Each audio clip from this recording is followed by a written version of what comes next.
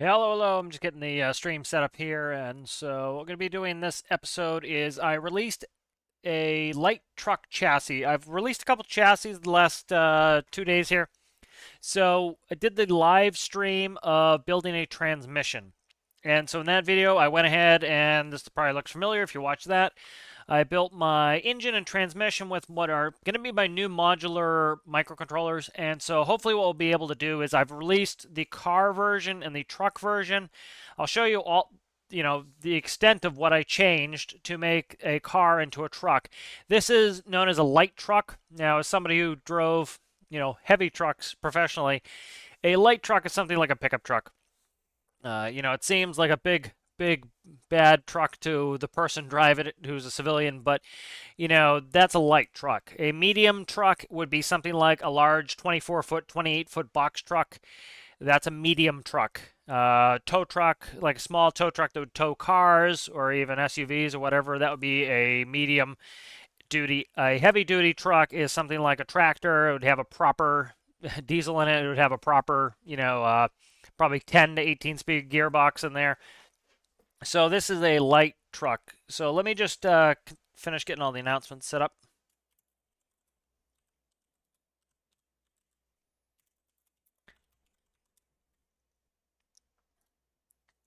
And just post one more, and I think we'll be good to go after that. So the plan is, so I released this chassis today. I'm going to show you quickly in the beginning of this video. I'll show you what the differences are. There are not much in the way of differences between the two.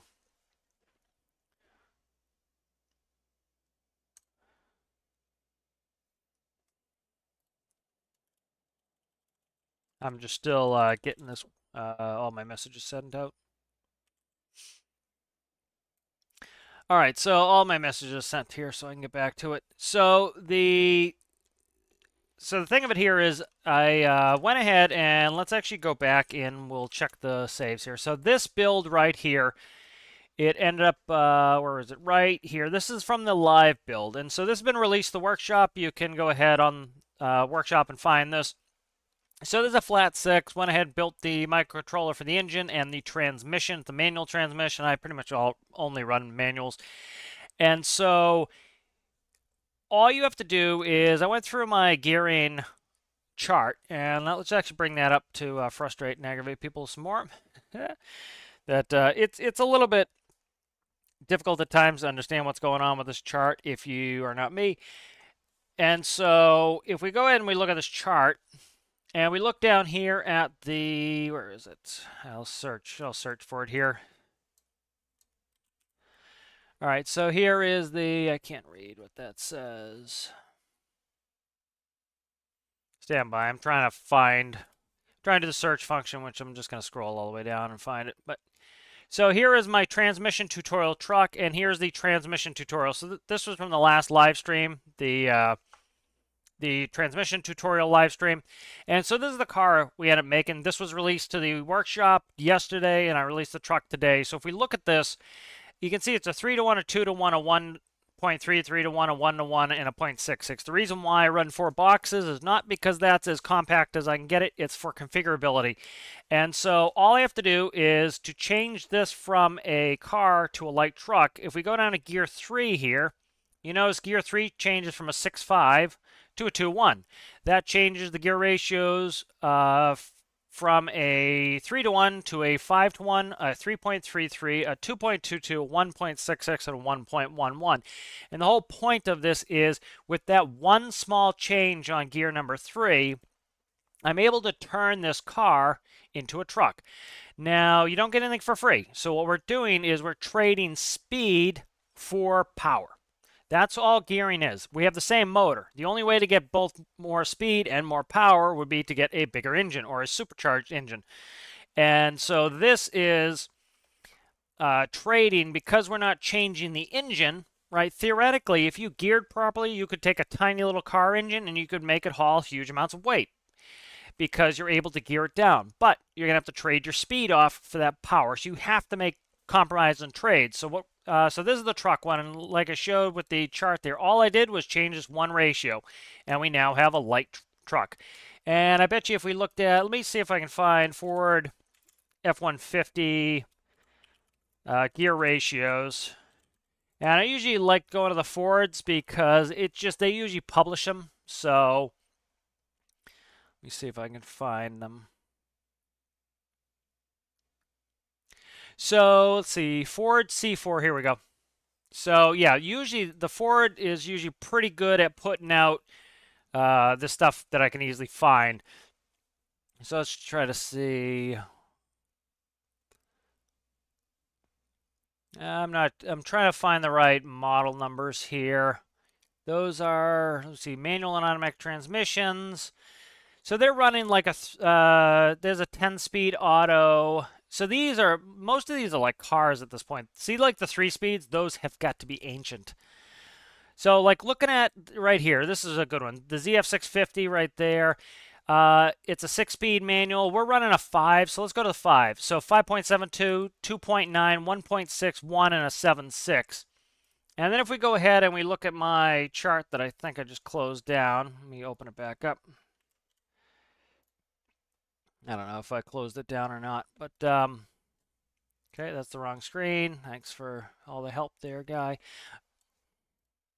All right, and so if we look at this one here, ours is, the one I just did is pretty close to that, and that was me just kind of guessing where a light truck would be, because really most of those trucks, people are not using as trucks, they're using them as cars. So you see a 5, 3, 2, 1, and a 1, 1. So pretty close to, you know, what I have in there. And so this is pretty well built for a truck, and we're trading that speed essentially for a little bit of power.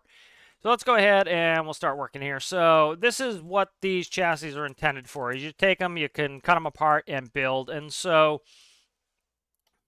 generally what I like to do when I'm building a truck this size is, you know, it's kind of small. It's like a car. I'm going to generally do about 9 wide. And so if we look at that, that is 7, 2 more blocks, 9. So we're on the money there. And so I'm going to start working out a bumper here. So I'll go 2 out on the bumper. And so this is going to be the width. And so what this will do is I'll bench seat it. So what I mean by that is I will put this seat, and I will also put 2 padded seats. And that allows me to get 3 across. Because it's going to be a pickup truck, I want to be able to use it in some missions. And so by having a 3 across seat, that's how they used to have them all the time, was they used to be 3 across when I was growing up. And the benefit of that is we can do a mission and we can haul 2 people. We often have those rescue missions that will, you know, be like haul, you know, we need to pull 2 people, you know, out of a wreck or something. So I do kind of what I call a sculpt in method, where what I do is I make my things really boxy, and then I deboxify them after that. And the reason I do this is, you know, it's just kind of my way. I don't like to start trying to sculpt it right away. I get the general shapes. I know if things are going to fit, and then it tells me right away, okay, it's not going to fit. I have to do something else. Then I try to make it pretty, and then I spend all this time making it pretty and realize it's not going to work anyway. So with this truck, I'm going to lift it up a little bit, and we're going to go max size. These are 3x3s. The problem with going to 5x5s, 1, they'll be oversized, but 2, they'll also, like, I can drag these 3x3s and I can actually pull a block through them like that, as you can see. So it allows me to put in good fenders. If I do 5x5s, I cannot put a fender through there the way I would want. So let's go ahead and we'll work this up.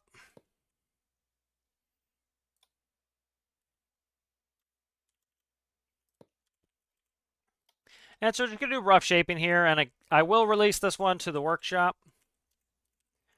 You know, it's not going to be insanely good or anything, but it'll be done. And that way people can use it as they like. I'm trying to get more things released to the workshop. I go in little phases where I'm releasing a bunch, I'm releasing nothing, I'm releasing a bunch, releasing nothing. So especially I've been really into some complex builds lately, and like complex builds are generally going to be very difficult to get to the workshop because of the complexity of them. So, and then what I'll often do here to kind of work this is, let's go like this. So I'm trying to get the general details going here. You'll actually gain some speed and definitely traction when you add some mass to these vehicles in game. And so this is a trick again. You need the 3x3s because the 5x5s, the collisions won't allow you to do this. But as you can see, I can put my fenders in. They're clipping. You can't really tell they're clipping all that much.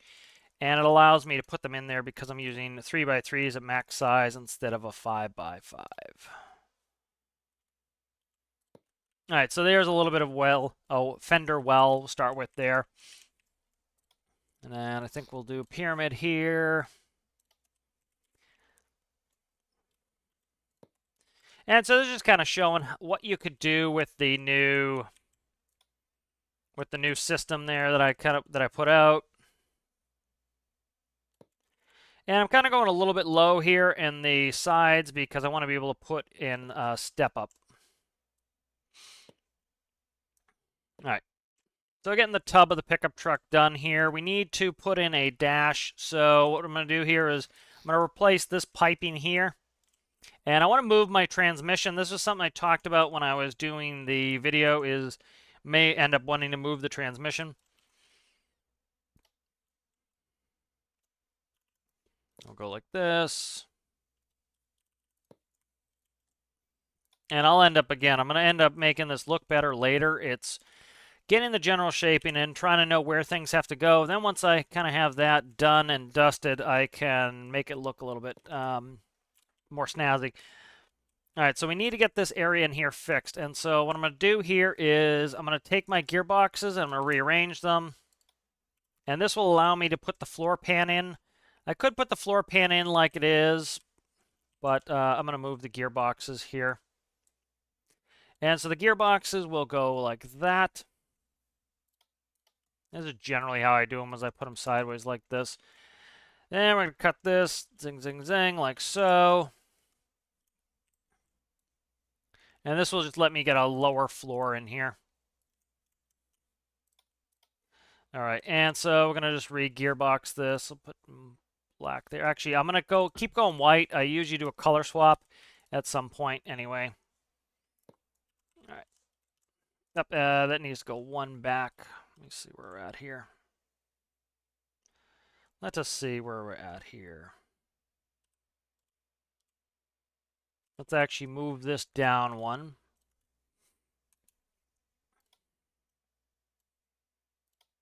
All right. And let's go like this.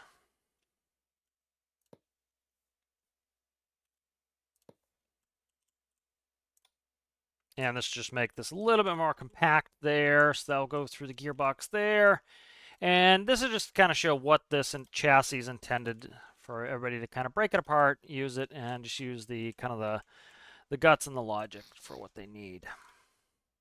All right, good. So that is now a transmission reconnected. All right, so my seat is going to go up against the left wall there. And then I want to put a dash in here so I can get rid of this linear speed for now.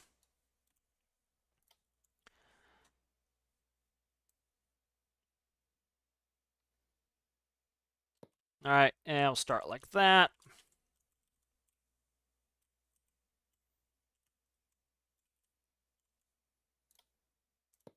All right, and now, so I think this is too high over here.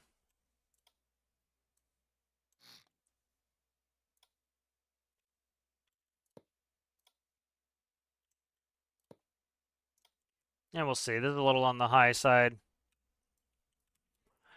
You know, it's very ugly to start with, but we will change it as necessary later. All right, and I'm going to delete out a lot of this piping anyway. This is, again, it was set up to be a car, so it was very low rider, and now I'm raising it up as it is going to be a truck.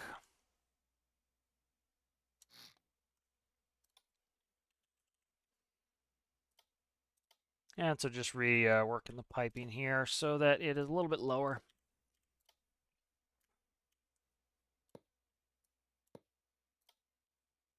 All right, we'll measure out rear axle and stuff like that later. Hey, how's it going there, Jackson? Yes, it's going to be a pickup. So I released my pickup chassis today, or light truck chassis today, and so you know, this is just starting with that as a basic building block and going from there. All right, let's see, where are we at here? So let's, I'm trying to turn more my flooring in. So I kind of want it a little bit high because I need to look over the hood anyway. So first, so what I'm going to do here is I'm going to spawn it in. And it didn't help that the wheels fell off. Let's fix that. And I'm just trying to get a sense of the height here.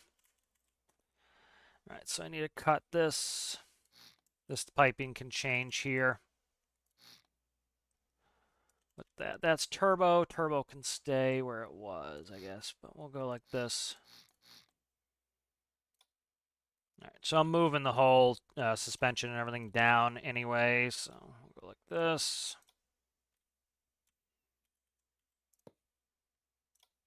And it has a flat 6 in there. You can put a bigger motor in, run it at lower RPS. But I'm just going with the chassis that I built. So, and I might change the height later. We'll see how it looks when we get going here. And again, I like to make my stuff boxy in the beginning and then start doing a little bit more, you know, shaping and designing after that. All right, so let's go ahead and let's jump in and see how it sits. All right, so that looks, the view is good. So that's important. I think, do we drop it down a little bit? Let's drop it down a little bit. So I think, I'm trying to see if there's anything that can't drop down in the motor. I don't think there is. I think we can drop everything down. Or what's going to be even easier is bring everything up. So let's raise a bunch of stuff here. And we can cut out some of the bottom.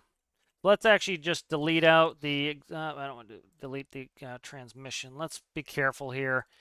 And I will get rid of symmetry. We'll delete the exhaust there. Let's see. This will delete. That will delete. This will be a T-piece. This is a fuel tank that will be plumbed in. That was, again, just part of the chassis system. That will go. And I think we can raise the wheels up here. Go ahead and I'll delete all you out. Symmetry's off, of course. There we go. Let's grab it all. Okay, so now we're grabbing the transmission too, which I don't want to do. So let's grab this out for now. All right, and let's grab the transmission. So I turn the transmission outside. This is how I like to put it usually. All right, and then we'll just jam that back in there in a second. So again, this is from the chassis I just released earlier today. And it's re-geared to be a truck. All right, good. So that's in there. Let's go ahead and grab the transmissions and hammer that back in there.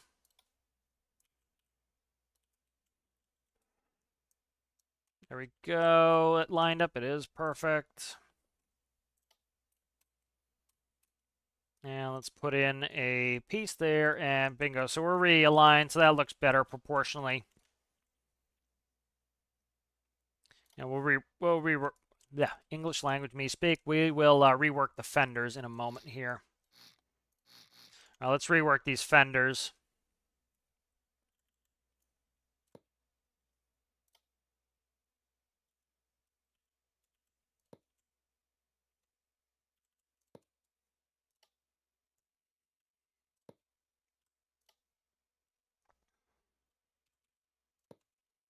All right. So fenders are in again. We'll see if I'll probably end up changing them a little bit anyway here. Probably go like that. Thankfully, symmetry's on. I wasn't sure for a second there. All right, so now fenders are in. We can work on that later as necessary, and then I am going to want to put in the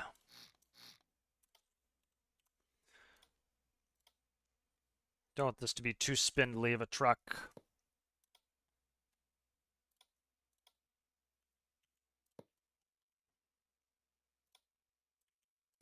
All right, so that's starting to come along there. Again, we'll do a bunch of design work later. Just trying to get this kind of the basics looking in there now. And this is what I like about using a max size 3x3 is like you see it's clipping through, so I can easily kind of cut out the fender wells and place them in where I want and need them. So we'll copy that.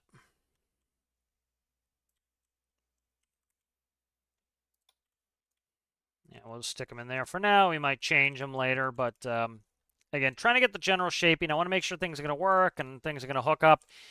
And then once we kind of get there, I can redo some of the design work in there. All right, good. So there is the hoods in there.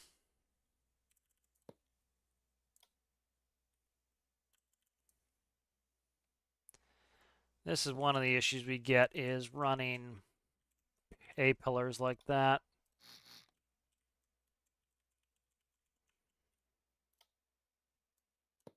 Yeah, I'm not huge on that. Let's play with that later. Running in pillars can be a pain. And looking a little bit too old school there, but I will work on it. So let's go. Let's actually undo that, and then don't want to get too much into aesthetics yet.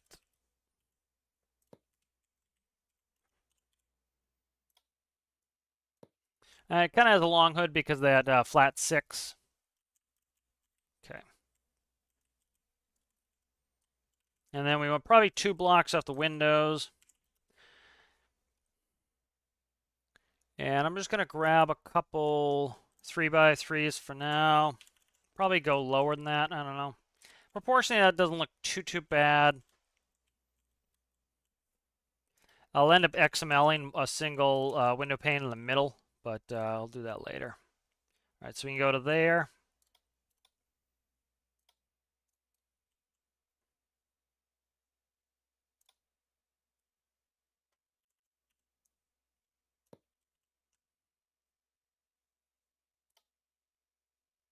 All right, and we'll play with this in a second here, how I want this to look on the A-pillars here. I have some A-pillars somewhere else. I'm just trying to see where how my roof height is working in there. All right. And then I want this to be just a bench seat. So we're going to put that back there. Okay, so that will be 2. So we need that to kind of be our back window. There, like so. Okay. And then we'll go fender well up to there for the bed of the truck.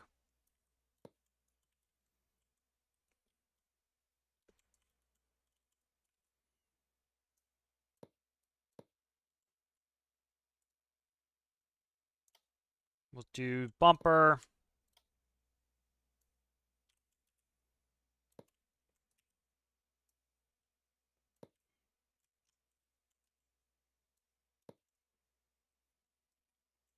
All right.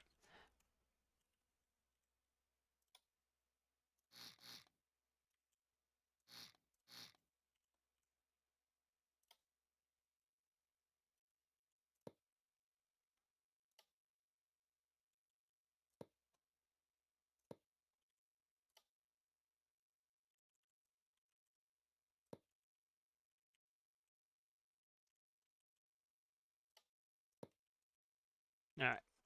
So working with it. It's not looking great yet, but hopefully we'll get some of these angles more where I'm looking for. And then we want to go get these in now. All right. Yeah, the Cybertruck that shan't ever come out. Let's go ahead and save this as pickup 2. There we go. And then let's load up my tow truck. We'll kind of look at some of the design choices there. So this is the tow truck that I built earlier. So I think I like these fenders better on this. I'm really disliking the fenders. Flared fenders will probably make the pickup truck look a little bit better. I think I'm going to flare the fenders maybe. So this is my seats in here. So I'm just going to grab these. That will save me some work.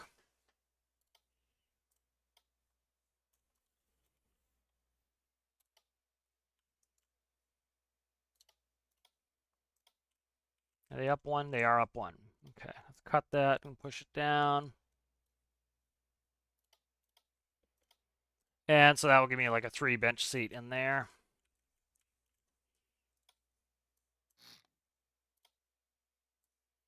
Just out of curiosity, I want to. Oh, I meant to go 1 forward and I didn't. Okay, there we go. Now let's measure the bed length. So 2.75. That's probably a little bit long for a real pickup bed, but not too shabby at the moment. Okay, let's save that again. Let's look back at the tow truck. Kind of want to see some of the design cues that I used last time. Try to see what I did in the corner. So I put corner windows in there. It's tough to get this side looking right without XMLing a block in there, but we'll try to figure out what we want to do with the side here. This area here can be a pain.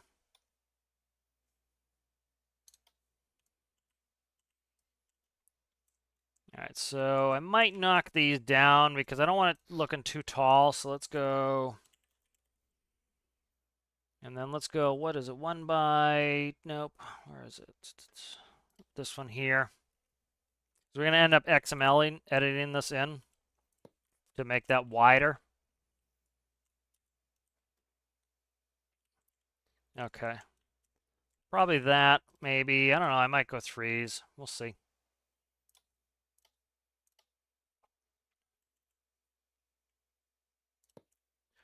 Trying to get the height right here. If I do that, I can... Yeah, if I do that, I can do that. The problem is these are 3s instead of 4s, and so kind of have to go...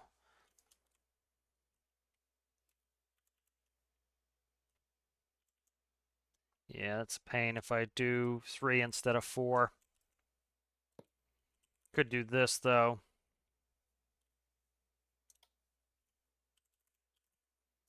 There's some little tricks to get the height of the ceiling up a little bit, like so.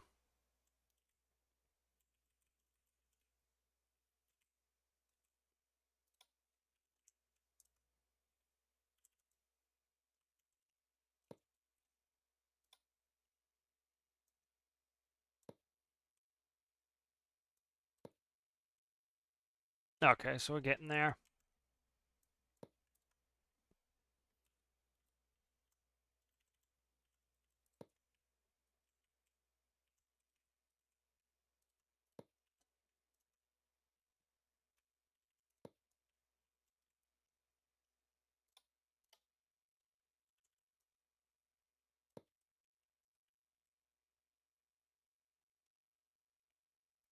Yeah, this just becomes ultra cumbersome to do that, so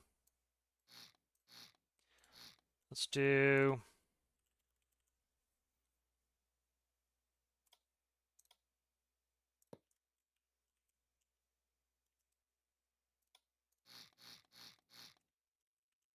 Okay, so we don't want it this tall. I've kind of already decided that's going to be too tall.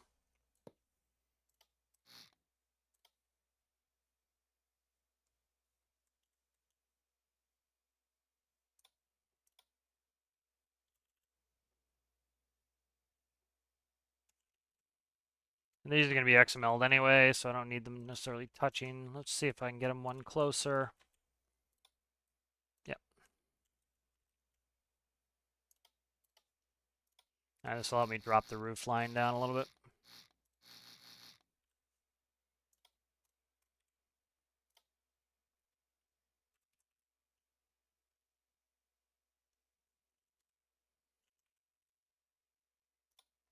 Let's see how this is going to turn out. This might be wonky as hell.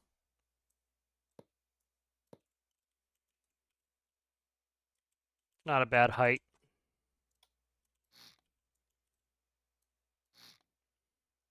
Doing a little bit flatter like that will make it look a little bit more old school, but laying it out a little bit more angled like this will look a little bit newer.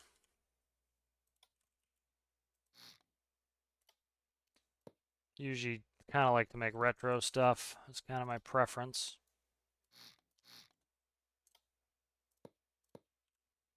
Those 2x3s, 2x3s right there. All right, the shaping's starting to come along here.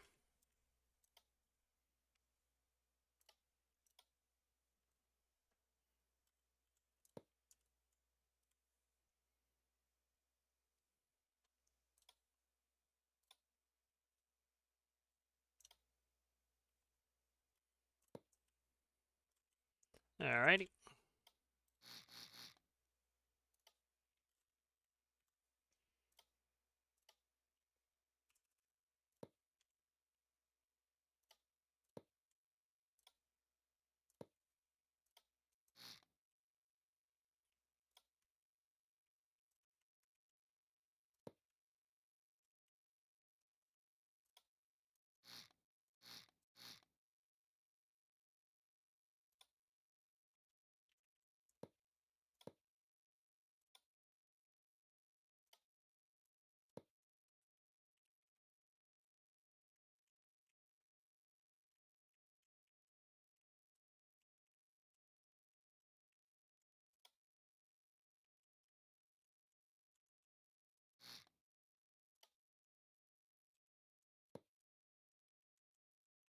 Looks a little bit high on this.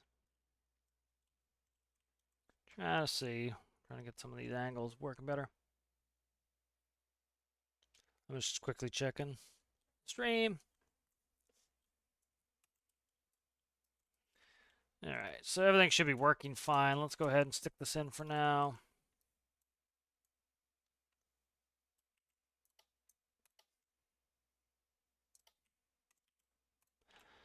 Alright, let's flare the rear, kind of go old school on the back. I think will make this look a lot better.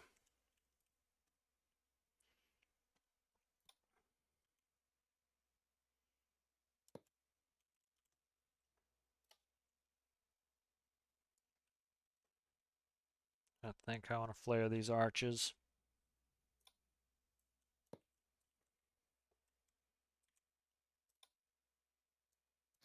Let's get rid of some of this archwork I'm not digging right now. Sometimes making the wheel arches can be a pain. It just doesn't, it's hard to get it to look right sometimes.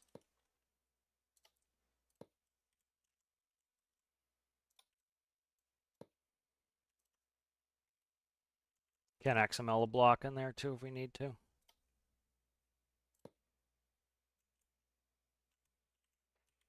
We'll leave that for now.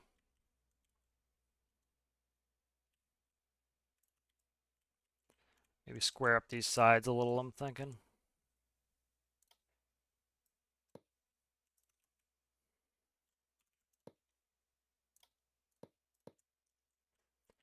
I think if I want, I'm thinking flared arches are just going to look cool.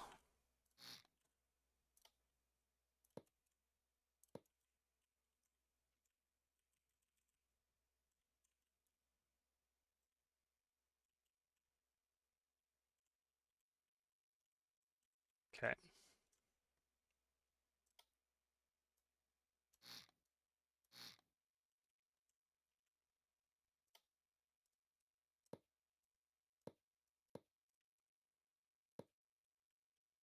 I just put that exactly in the same spot I did last time. I think I did, yeah.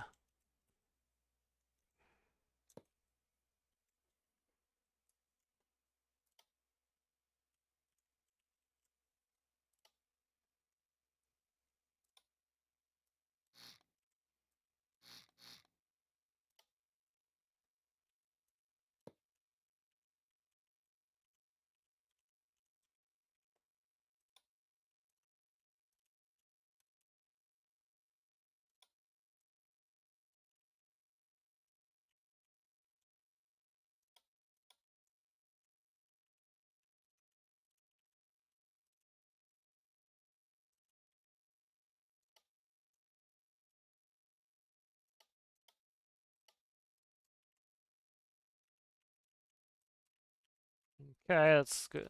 Better size, I think.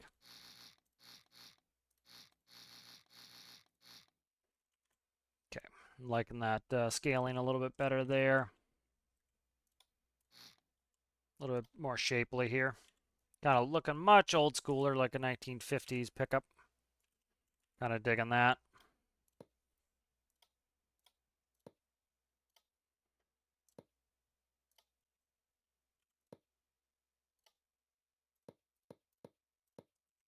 That's better.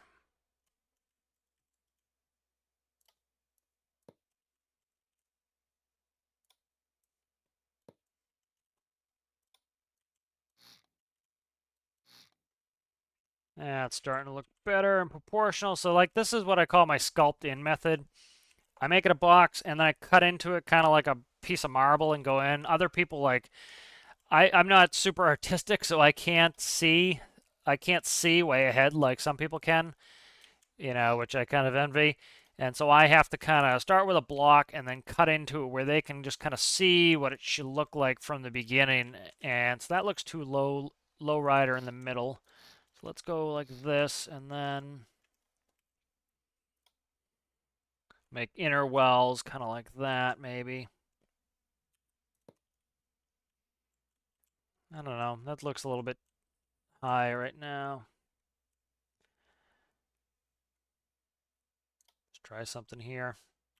The hood looks a little bit. It's a little bit alongside the hood. Kind of want it a little bit on the lowrider end. Let's see where we're at here space-wise. How bad are we trespassing in on space? We're in the cab on space. So actually, we can go one back. That saves us. Okay, good. So we can actually go one back. So that will be nice. Okay, let's do that. Shrink this up a little. I try to build modern stuff every once in a while, but I always end up going back because it's just like I much prefer the older school stuff. I think it just looked so much better. Oh, what's hitting there? Oh, okay, I know what's hitting. So let's move this out. And how many blocks are you in? 3 in.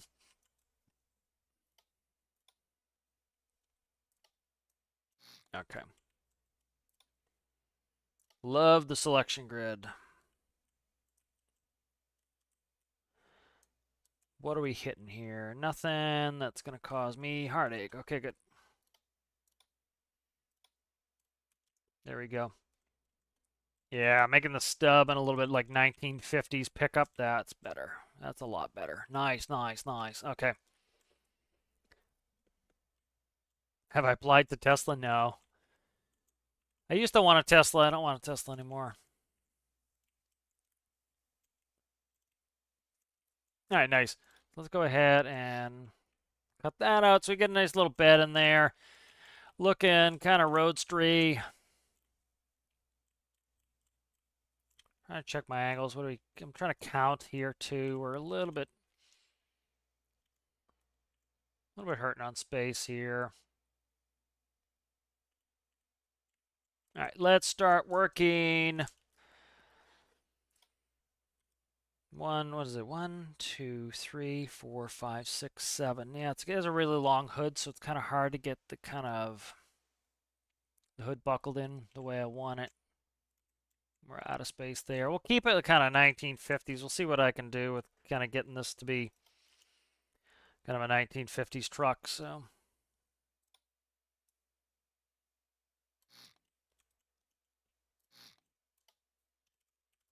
All right, so grab paintable sign. Symmetry can be off for this one. And actually, what do I need? I need that, and I need this pretty much. Okay. I meant to do that. There we go.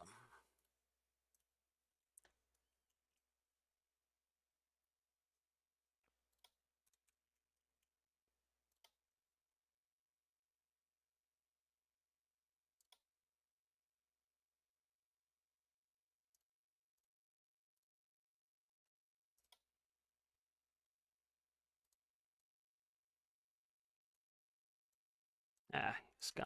Don't do that.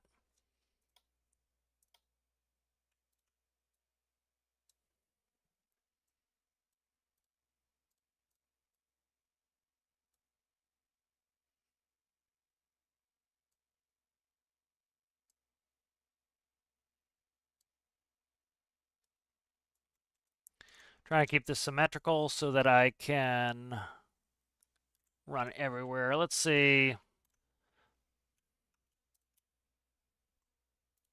If I keep this symmetrical, I can place them everywhere. I think it's going to be too fat, though.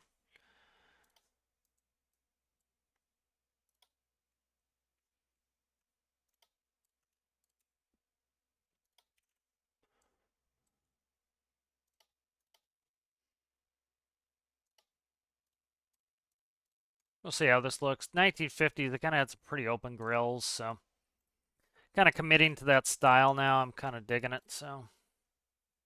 Just some of the new stuff is just so absolutely boring to me, the way they kind of design them. I'd much rather kind of go old school.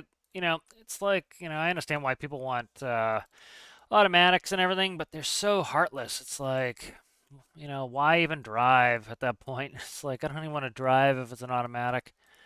It's like, no thanks. Like, my car is hybrid, so it's electric and it's gas.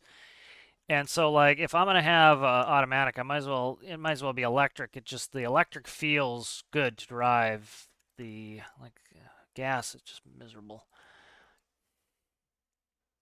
You have the instant torque, so it's kind of nice. It's like the manual, I think, is so much more engaging than having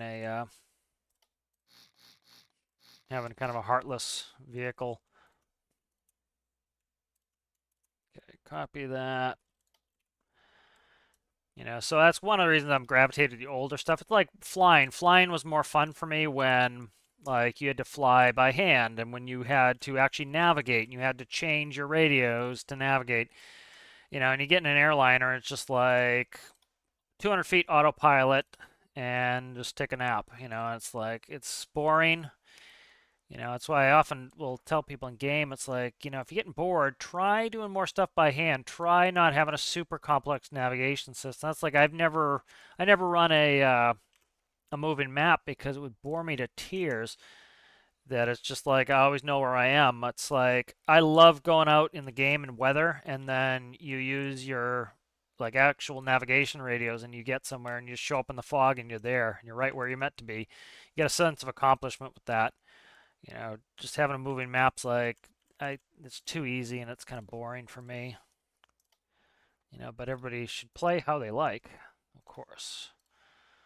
So I'm in and out of chat. I'm just kind of finally vibing with getting this grill done. So kind of a big, fat, thick, nice, rounded. The 50s they had a lot of rounding and stuff, so kind of round that out. All right, and let's try. Let's get that on.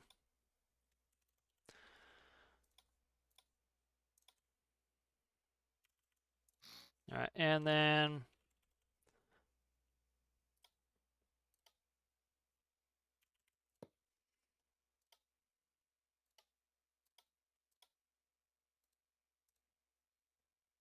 that one I'm not going to even use probably, but let's go brush. This is kind of my chrome paint. The chrome it shows up very white in game, so I kind of have to end up editing it a little bit. Sometimes it looks too white.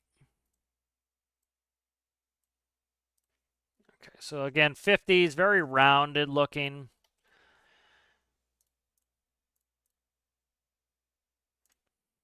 Nope, don't do that, you devil. There maybe? No. Have to alternate in the corners there a little bit more. Okay, so it's going to be there. Okay, that's better.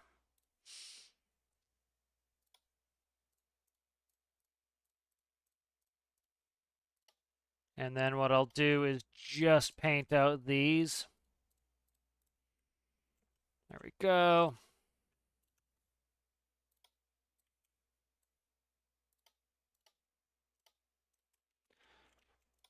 All right, so I like the front of that. Don't know if I want to cut this down. I do, definitely. Okay. That was easy. I looked at it and instantly knew, yep, that's what I want.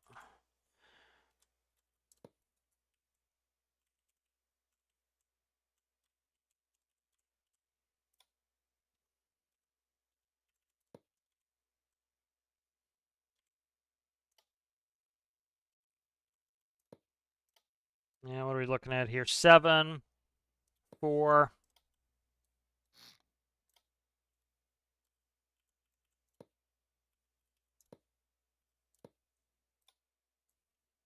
Okay. That will be a dropping tailgate. Where's my bed? Bed right here? Yep, bed's there. Perfect. Okay.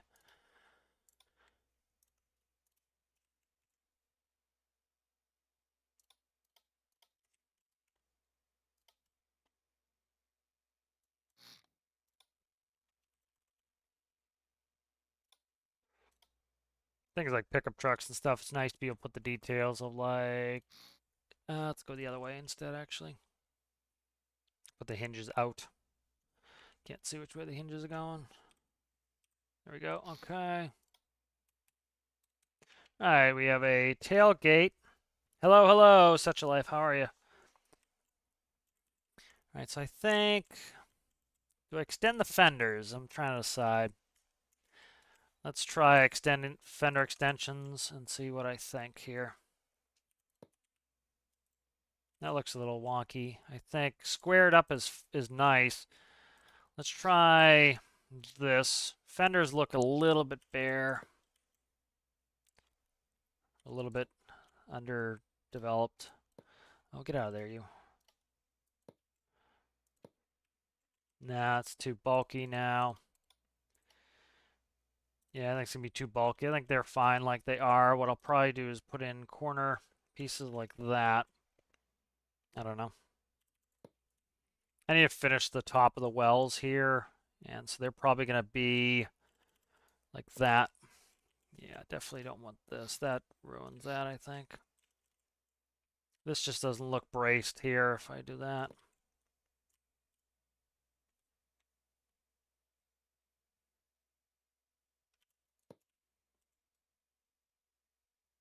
Yeah, it's ugly like that. Try one more idea here.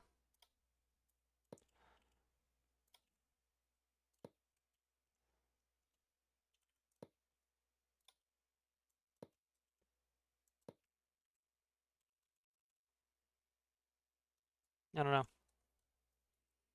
We'll come back to it.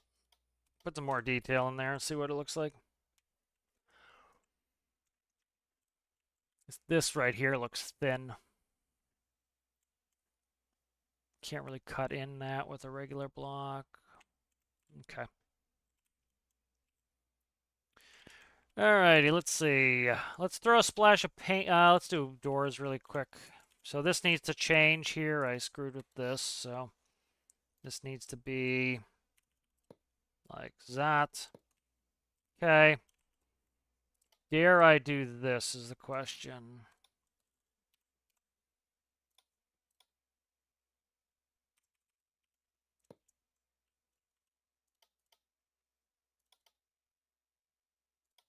I think that's what I want. All right, let's do doors here.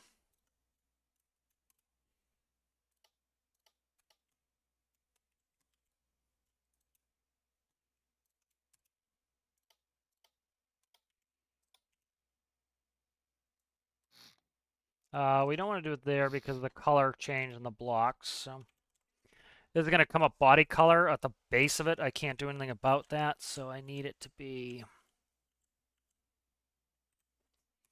that. And then I want to cut my door. And this way I can put the door button on the door itself.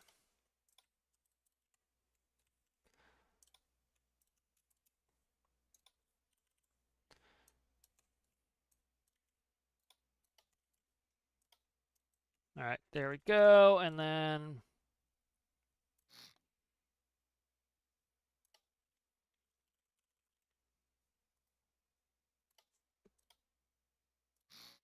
alrighty, that's in there.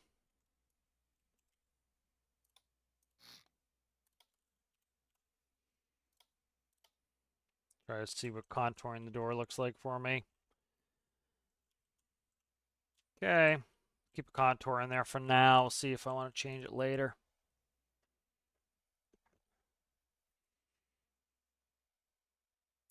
I'm doing all right. It's got a bunch of stuff released today, which was nice. Let's do fire extinguisher on this side. So I want to be able to do some missions with this and a torch on the other. Got this truck chassis released today, so able to start working on this now a little bit. All right, let's see. Like a pretty good 1950s. Let's get a feel. I'm liking its low, how it sits low. I'm digging that. That's fun.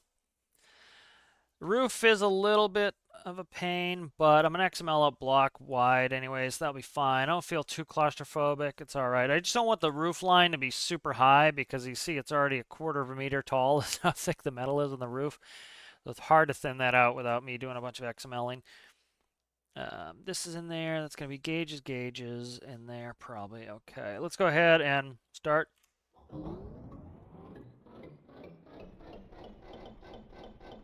Okay, I cut the exhaust off. I need to put that back. So we could, dare I side pipe this bad sucker? Let's see.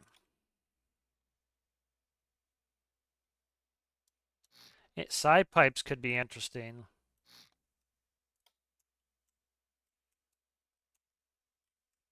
I can't go through there, so I could put a faux side pipe on there. Let's go one and we'll faux side pipe the other side. It's tragedy to put in a faux side pipe, but whatever.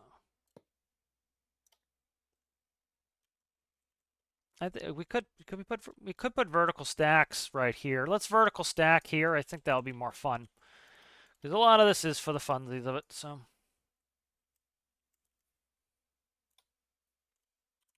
Maybe we'll air cleaner on the other side. In a truck, I kind of like to have an exposed drive shaft we can see. Let's undo this and go back on this like so. Cat.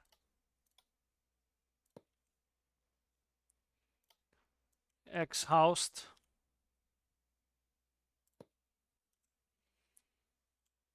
Yeah, we'll maybe do air cleaner on the other side. We'll do a single pipe on this side and an air cleaner on the other. Makes it just a lot cooler. Yeah, it's unlike real life, we don't have to pay for any of the stuff ourselves, so it comes up cheap. It comes up free.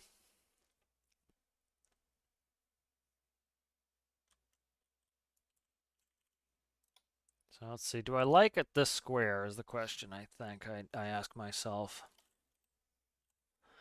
Let's try this really quick. We'll square the bottom. I think I like the squared bottom better. And then what we'll do is we'll go like such. And then we'll do a, that's not going to work right there. Let's do air.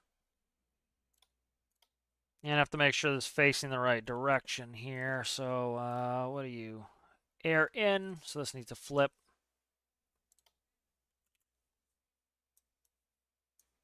I thought I cut it. Did I not cut it? I didn't cut it. I copied it. Okay.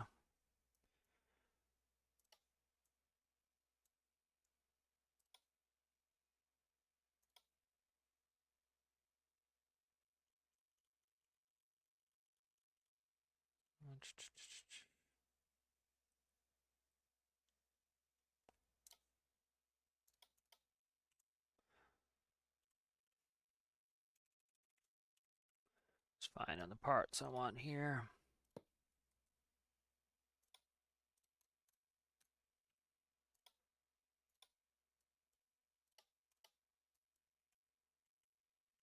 Not digging that right now. It's kind of gross. Let's not do that right now. I'll do some decoration there later if I want. This can be fixed while we're here.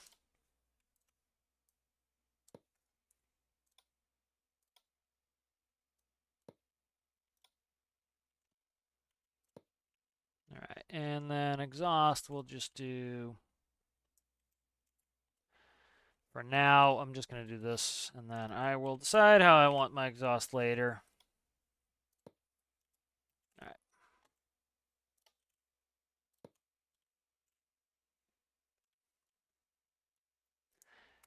right. It's just going to be general purpose. Like, I can go do a quick, like, two-person rescue repair mission in this. So I just like to have a ton of vehicles, and I made that, the truck chassis I released to the workshop today, so I wanted to kind of get a model out. something. Let's see. Let's try something here. Let's put an eyebrow on, so kind of like a visor.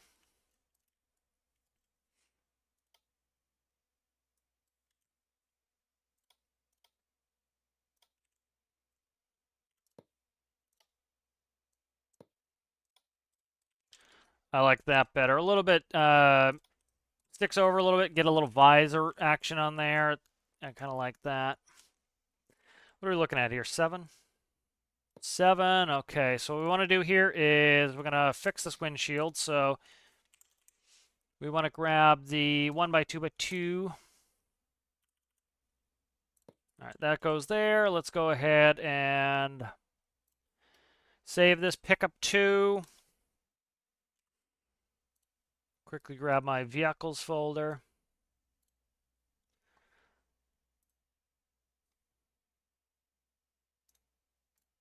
All right, let's see where are we at here. So I want to do Control F, window. Window narrow. I think it comes up. Window small angle. Window narrow. Window small angle. Window small. Okay, here it is right here. Window small angle 1x2x2. It should be one of these two here, so we'll play with it. So 7, save. And then we will upload this. And that went, it's always the wrong way the first time. I never get it right the first time. So, where are you at there, window? All right, here. So this 7 here, oh, I knew I was going to do the wrong one. That should be a 7 here. Upload or load the new one in, and bingo, we have now a wide window in there. So there's our new window. So one pane of glass going across. All right, let's check our dash out here. So symmetry, I just deleted something. Okay, symmetry off. Zing, 1, 2, 3, 4. Pyramid, what are we looking for here?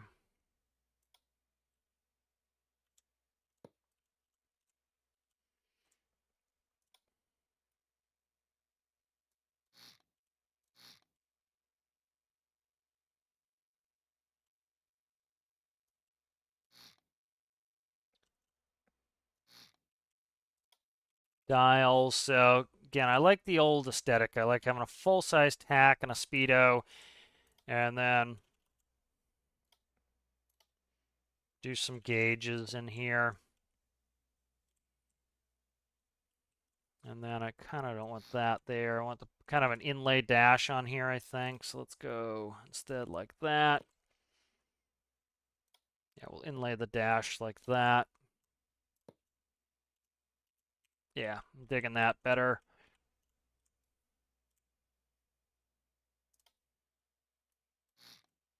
Okay, I need that there.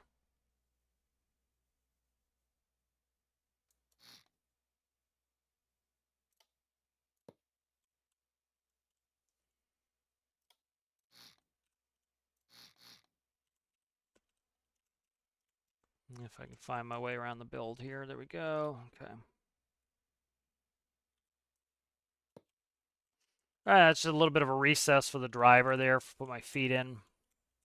And I can put like some pedals in there.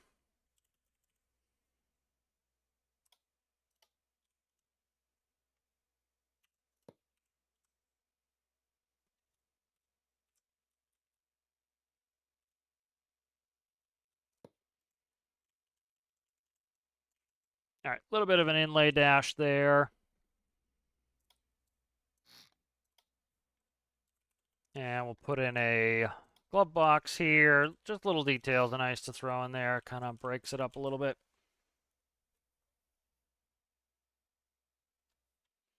Yeah, I pretty much redo every one of my instruments panels. I do them for some like cars and stuff. I'll keep the same. Like this one, I'm redoing it. I'm so fast at them now. It's not really a big deal. I kind of like that better, I think. Nah, I don't think I like that better. I think that squared off a little bit. Squared off makes this area a little bit better, I think. All right, there we go. Let's see. All right, let's do this. So I get to a point where I need the color in there. So I'm going to go and I'm going to paint it this ultra black. And the reason is now I can additive change to this black and it will keep all of the undercarriage black as it can get. So that's why I kind of like to do that. And then I'm just going to look at like 1950s pickups. And I'm going to kind of give it a looky-loo at what. So I'm kind of just looking at some color schemes here. Ooh, so they have some neat grills in some of these. Kind of one of a couple of these are giving me some. Ooh, they're giving me some of the feelings. So let's see what I can do. So let's do lights down here. Let's do this. Let's do. So usually I start with reference material, but I kind of waited on this one, and it's not the worst thing in the world to kind of wait.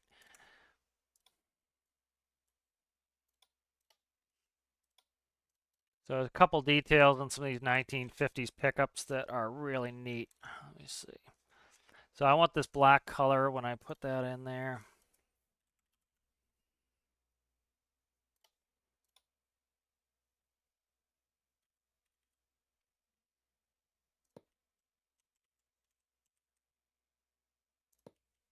And this I think will look interesting if I do this here. So they have like a really thick chrome bar in the middle and it's rounded and it extends. So it's kind of like a decorative chrome piece here.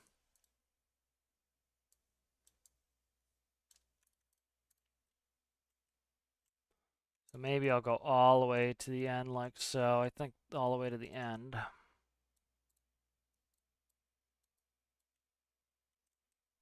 That's like the one I'm looking at, and it splits the lights, which is kind of cool.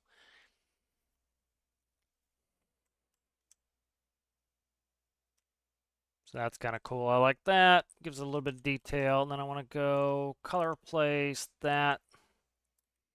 It's not going to be black all around. I'm probably thinking like, there's a couple of nice, like almost baby blues. Let's see.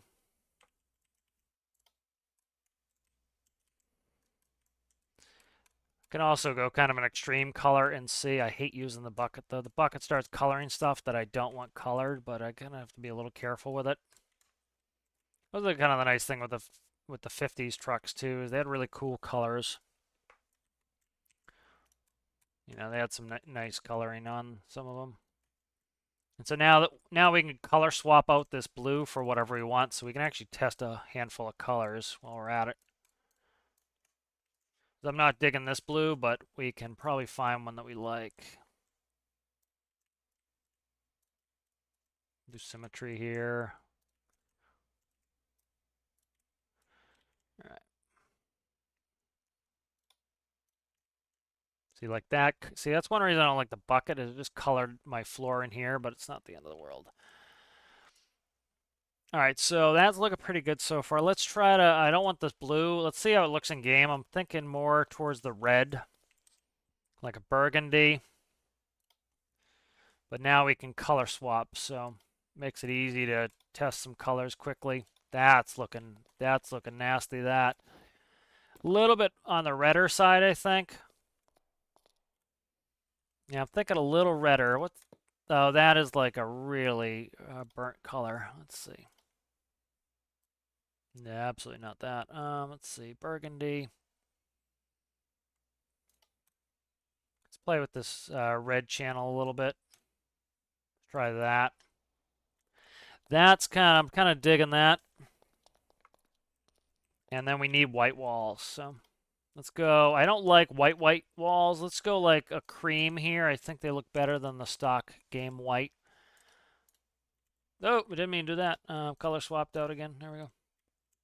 There we go. This burgundy with those cream tires are pretty cool. All right, good. Let's color swap out all my paintables here. And then I can't color swap the cornering here, also screw everything up. So I have to hand paint these, which isn't the end of the world. So I think I found my color here, just kind of a edited burgundy here.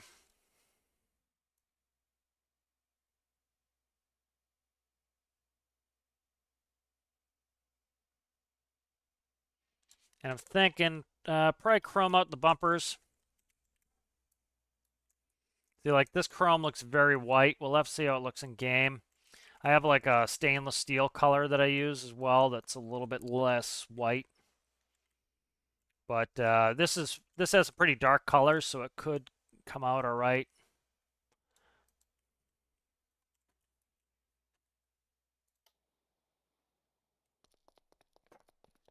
You know, it looks like a completely different vehicle, and you put a little color on it. Yeah, see how white these bumpers come out? So I think this bumper shouldn't probably extend to the rear. I'm trying to look at some of the back bumpers. They stick out pretty far. What I could do here to kind of isolate this bumper a little here is let's do... I think I want to set this up here. Try something here. Sorry, I'm out of chat for a little bit here, so I'm just kind of... I'm on a roll, so I'm kind of just working. I think this here is... Try that.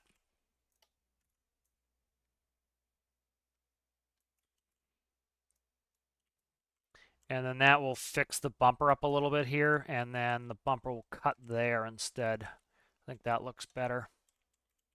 And then I don't want this chrome color. Let's go to my stainless steel color. That tends to work a little bit better in game, I think. Sorry, I'm out of chat. Let me get back in chat here. Okay, nice. So I'm digging on this color scheme. Is pretty good. Yeah, this is feeling nice here. These fender wells I need to work on. I'm probably end up XMLing a block in there. Try to get what I could probably do that would actually be alright is make this a half size larger. That'll stick out here if I do that though. I just need a little bit of fender well in there, so we'll figure something out here. It's not terrible in there. Let's paint it body color and see what I can get to here. That's better, I think. That's good there. This needs the same treatment. So what did I do? Just half block across that. Yep. Okay, let's do the same here. Yeah, let's do that and then just body color it out. There we go. I think that looks good. Yeah, that's good. Digging the cream colored the walls there on the tires. And then I want burgundy in the bed. The bed will put in some false wood in there. Kind of do maybe... let's see where we at here. I don't want bucket. I want paintbrush, symmetry, bing, bang, boom.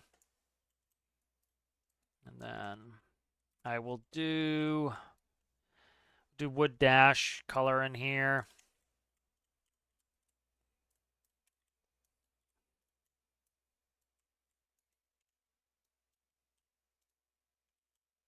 Okay. And I'll do this and try to fix it in a second here. What happened to the seat? Is the seat not... Did I paint the seat wrong? I painted the seat, so I need to paint the seat that. There we go. All right, and I need to fix these pedals here. Pedals don't look great, but they're whatever.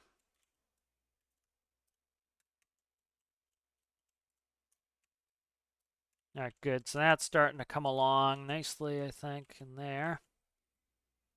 All right, what do I want for an interior? I'm thinking... I'm digging on this cream color here for some reason. That didn't give me the cream color, did it? Though that's it right there. Okay.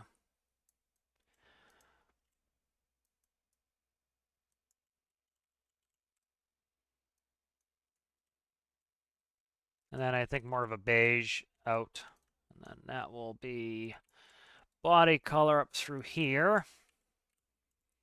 Body color on the post, and then the doors where the doors close in. That will be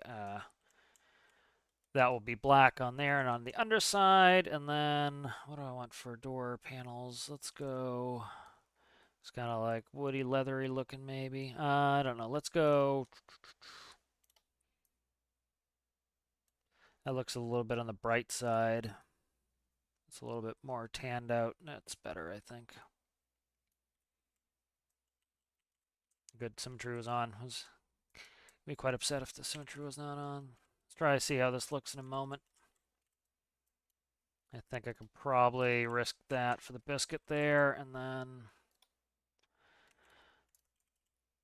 don't do that. There. Okay. Let's go see how that feels when we get in.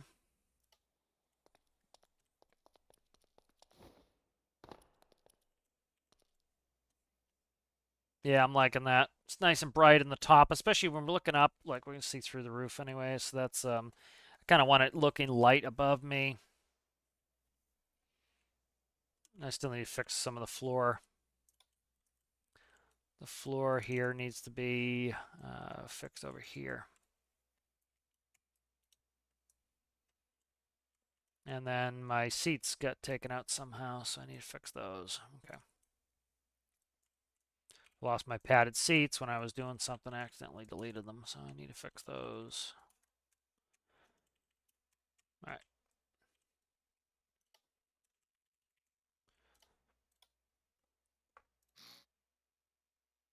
All right, good. So padded seats are back in. Looking pretty good there. Let's go ahead and take this for a quick drive. Yeah, it's got my chassis in there. It's one of the reasons why I built the chassis is you just kind of know it's going to work. Exhaust. I remember we did this before and I screwed the pooch on air. Was it air? Air's in. Air's right there. Exhaust, fuel. I need to put in fuel. So that's what I deleted something, and that was fuel when I went and did this. So let's see, where do I want to put my fuel tank here? Okay.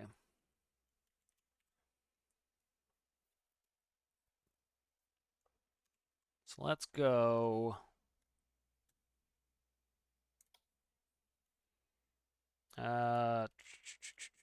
Where am I going to do this here? I'm trying to decide where my panels are going first. Let's put these panels away.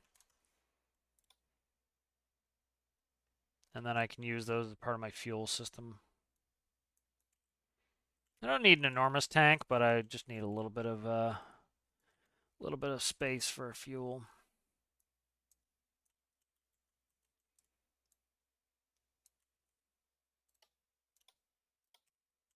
And because of the land vehicle, it doesn't have to be as stable as, say an air vehicle does. Let's do this. This will add a little bit of interest here. How high is my bumper? I have a pretty low bumper. Pretty low bumper. I could put exhaust through the bumper. That would be kind of cool. I'll do it later, though. Just want to kind of get this fixed for fuel tank. So transmissions on this side, and I have these going there.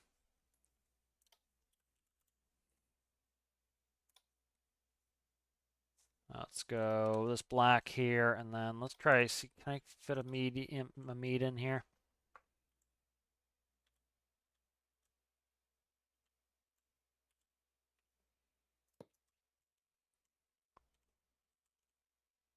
Okay, that will fit, so that's fine. We'll put that in. Get rid of symmetry. Not worried about the weight and balance all that much, so it doesn't need to be perfect. Weight and balance. It's kind of an old pickup truck. It doesn't need to it's not a race car. It doesn't need to have a perfect 50-50 on it. So, and where's my fuel on this side? Let's actually move the fuel to the other side if I can. I already have it in there. And then can I go close to the transmission? I can. Perfect. Beautiful. That goes there now. Beautiful, beautiful, beautiful. Okay, good. And then this is the fuel here. We'll cut that. We'll turn it.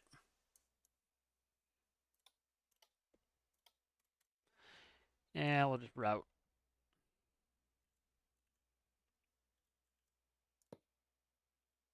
And I'll worry about putting some sort of filler cap on it later. Let's crank it and run it. See how it runs. It should be fine. That's, like I said, why I built the chassis, is it makes it so much easier. You can grab a chassis and you know this system's going to work. All right.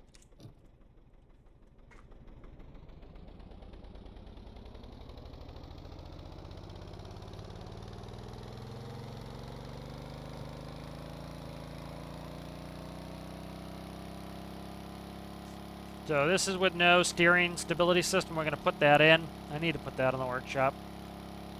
But works pretty well with no steering stability system. Let's put that in here really quick. I'll make it fresh. Okay. We're going to make the steering stability system fresh. So this is a pickup truck. It's especially an old pickup truck, so I don't want it working like it's brand spanking new. 10% is fine on sensitivity. Let's make the microcontroller here. You guys can see it. All right, so make it fresh. All right, steering stability. And so we're going to want number input. We want composite input. Seat. Number input. Angular. Number output. Port. Number output. Starboard. All right, here we go.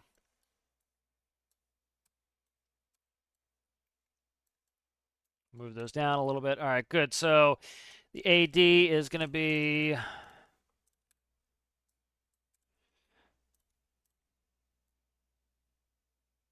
AD is 1. Okay.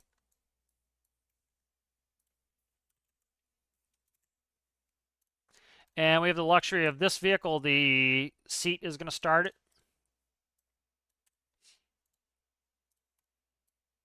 A little less complex than some of my other stuff. So that will kick the PID.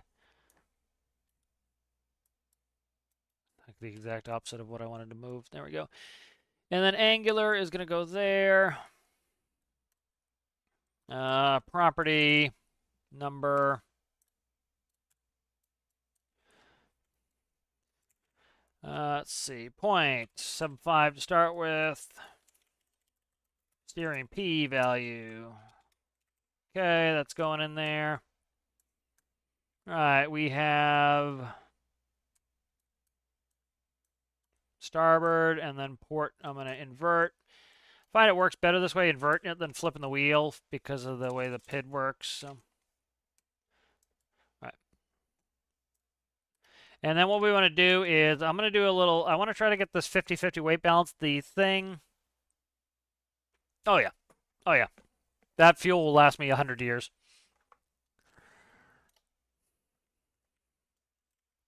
Let's see. What are we talking? 16. So we're talking the neighborhood of 8. Perfect. We already have 50-50 weight distribution right now. So we're good on that. Let's go ahead and put in, it felt pretty good. Weight balance wise. Steering. This one here I need to flip. So I'm just going to cut that out. And doopy.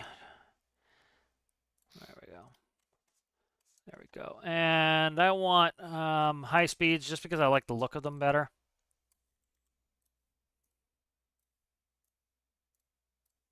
Okay, and let's go starboard, port, angular. So I want the angular as close to the center of gravity as humanly possible. And so what do I have here? I have a med kit right there, but I think I have a space behind the seat right here, don't I? All right, so right there is where I want to cut that in. Okay. I thought I painted this, but I guess I friggin' didn't. Let's see where we at. Paint, regular paint, we're regular paint. There we go, and then bingo, bango there, and then we'll put angular right here. Yeah, let's get the color right first. There we go. All right, we'll put our angular speed sensor in here and make sure it's facing the right way. So I'm gonna drop it in. Selection grid's often helpful just because you can drop it right where you want, and I can look at it. There we go. All right. So that's 1 block off of center of gravity, so it's close. So it should be fine. Should be fine. Where we at angular speed here. Let's go in there. Check all of our electricity. We're pretty good. What's this? Extinguisher, that's fine.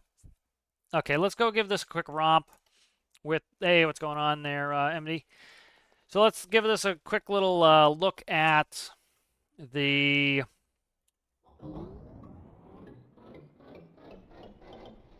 Let's look at its performance with the new steering controller in there. So what's happening is the PID is... did I not hook it up? I don't think I've hooked up 6. Nope, that's 6. Okay, 6 is PID. Angular 1 is AD. I didn't hook the seat up. Okay, that would be why. I had no steering, so it was because the seat wasn't hooked up. All right, so what's going to happen is I no longer control the wheels directly. I control the wheels. I thought I copied this wheel here. Let me see. Give me the color. There we go. I no longer control the wheels directly. I tell the PID what I want the wheel to do, and it compares it with the angular speed. So I'm telling it what angular speed I want it to do now. And that's going to smooth out my driving. So see, I can still steer how I want, but it's going to smooth out. So it's going to try to always keep the same angular speed. So I'm essentially setting my angular speed.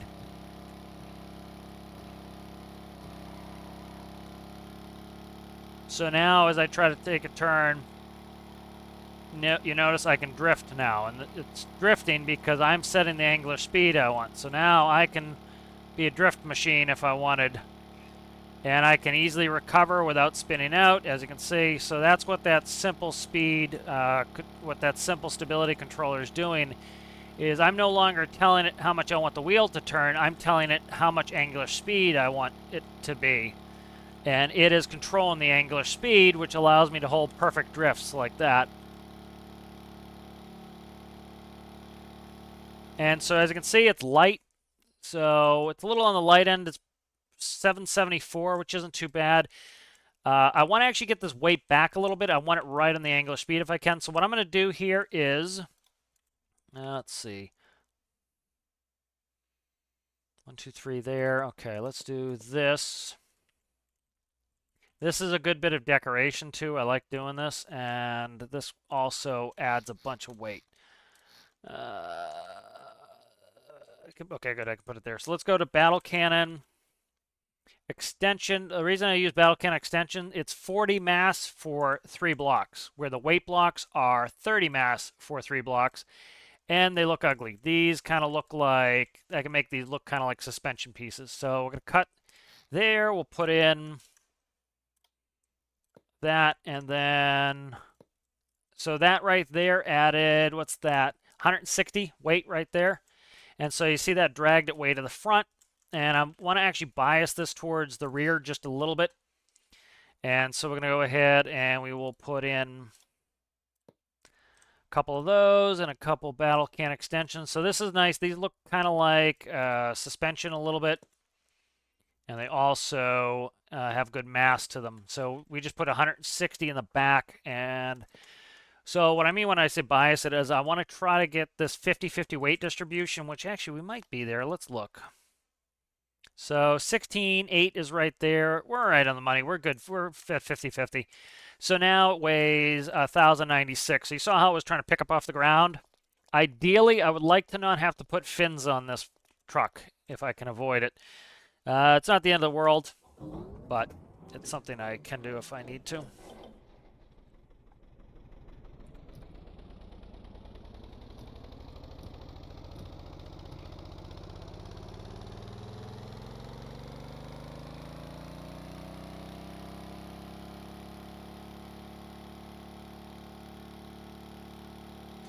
All right, so now let's turn, and you saw last time we were almost tipping over. No more. Sitting nice and flat now because I just added 320 mass to it, so 320 kilograms. So, and it's all really super low weight. It's right at the wheels, at the hubs of the wheels. So that super low weight is making it so that it does not want to tip or act a fool. So it's steering beautifully. Let's go. I know there's a bump up here. Let's go banging off this bump. And I'd rather not add fins to it if I can. So see how it lands pretty nicely, and that's because it has 50-50 weight distribution.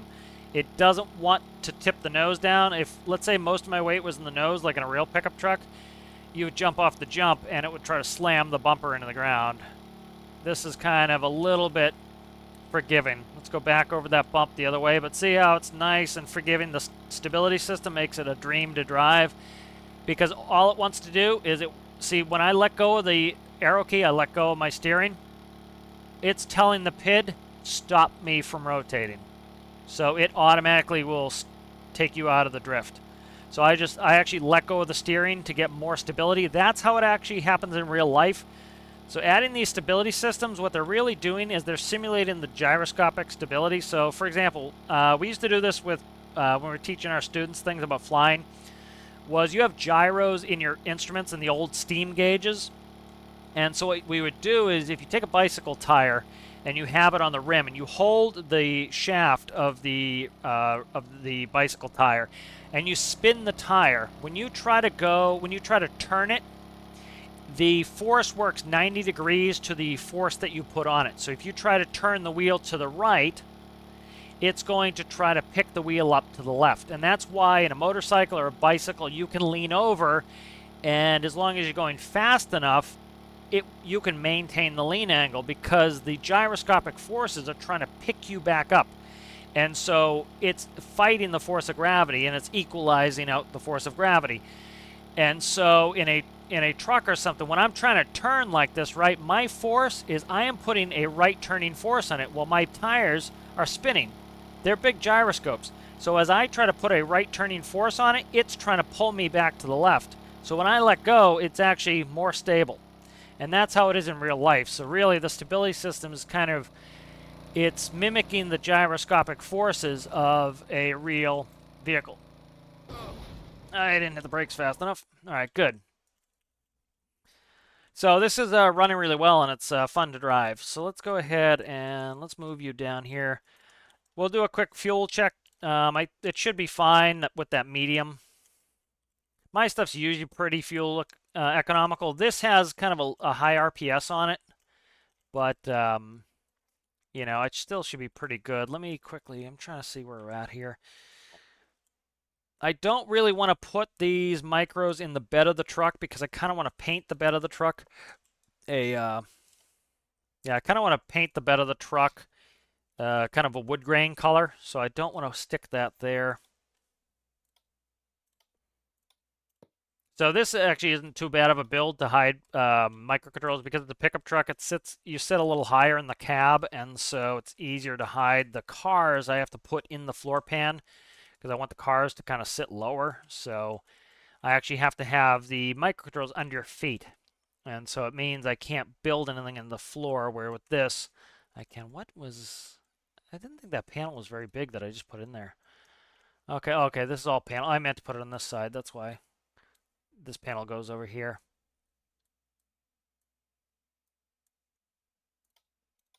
I can also put in custom fuel tanks if need be. I can also put another one over there. I doubt that I'm going to need a ton of fuel. Let's see. Where do I want to put this filler neck?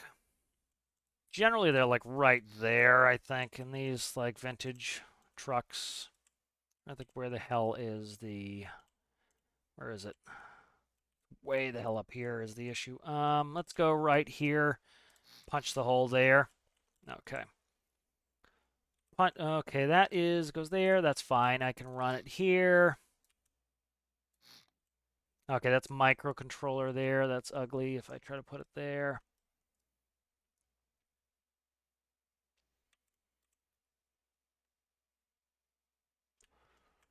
Yeah, I'm trying to kind of put it where it really be, but I don't know if I need to do that. Let's see.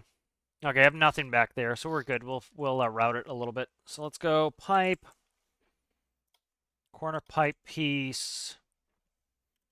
I don't see any issue routing it this direction here. Let's actually do this instead. Try not to put it in the side as much as possible. So do this on like the rub rails here. Okay. Where are you? Why are you not dragging? Because you snatched on the wrong block. There you go. Okay.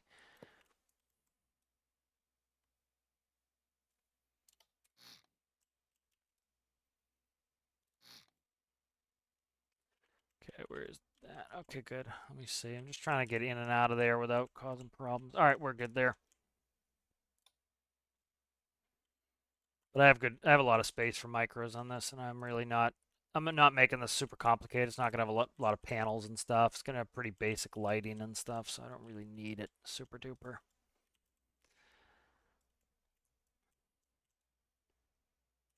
You see, how do I want to set this up?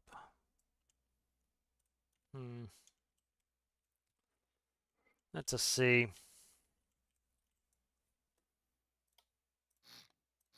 Okay.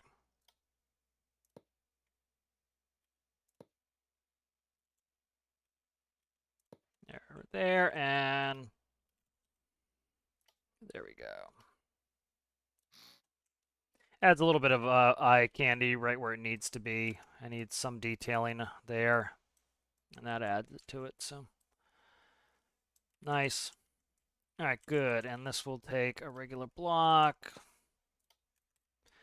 All right, so that now has a fuel filler neck. Let's start working some panels.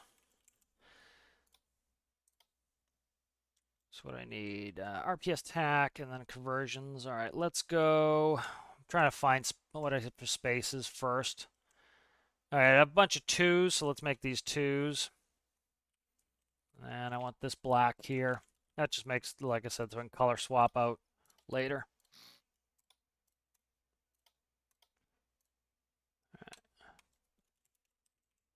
Speed O.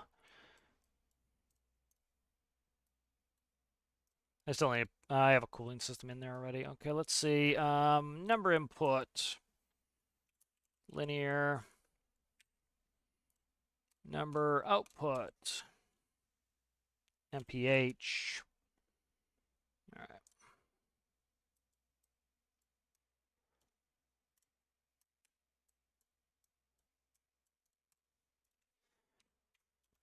I think it's 2.3. Is it 2.38? I can't remember. Let me look it up here.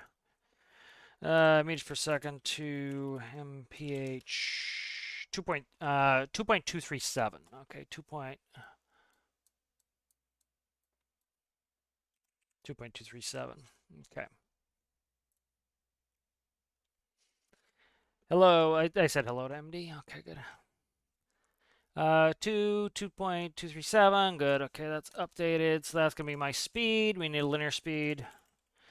And so I'm gonna stick it right here. I already got the spot in mind. So where the hell was it? Right here.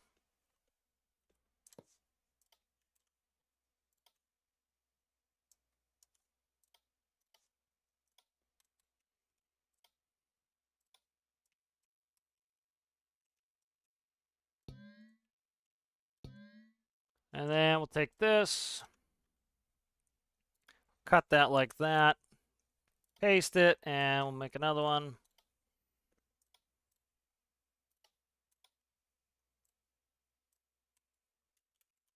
Tack.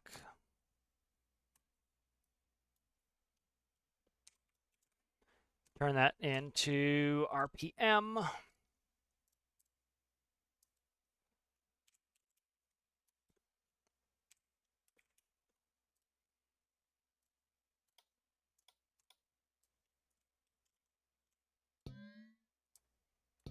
Tack there. Okay, good.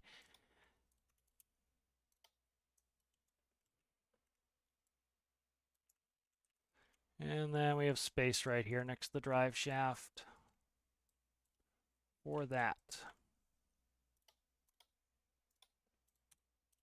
Okay, those are converted. All right, so let's go and we'll make a panel for running some stuff out here, what I need here. So let's see, we have speed and tack. Let's go ahead and we will do, what do we want to do here for engine instrumentation? I might want to put in, I don't know if I want to put in a key starter. I have to kind of decide that. I'll have to decide that. So temp,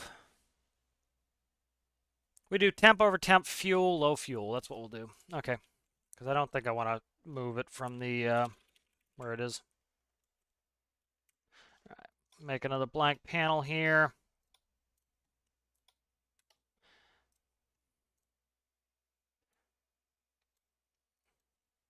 All right, info display. Info display. Okay, let's go.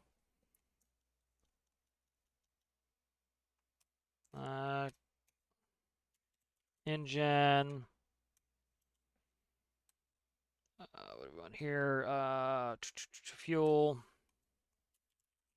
Okay. And then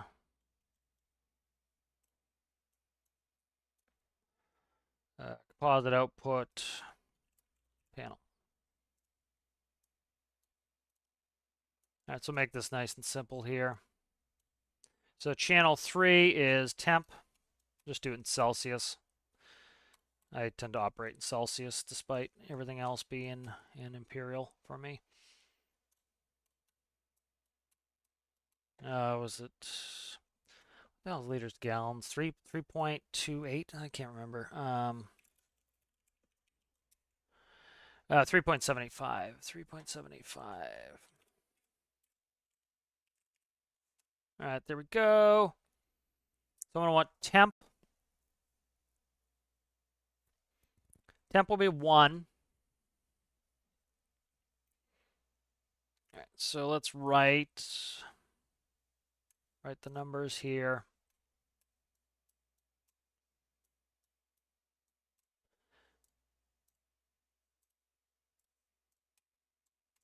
All right, panel. I don't need panel in, do I? No, I don't. I need engine panel out. That's what I needed. Okay. That'll be why I was confused what that was about. Okay, and so that's that. Then this will go to 3.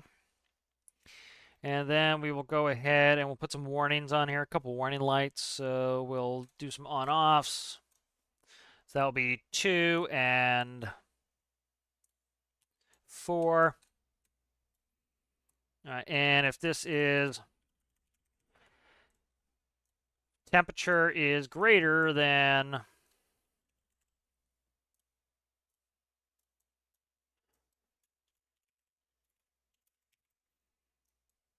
115, and I want the blinky blink.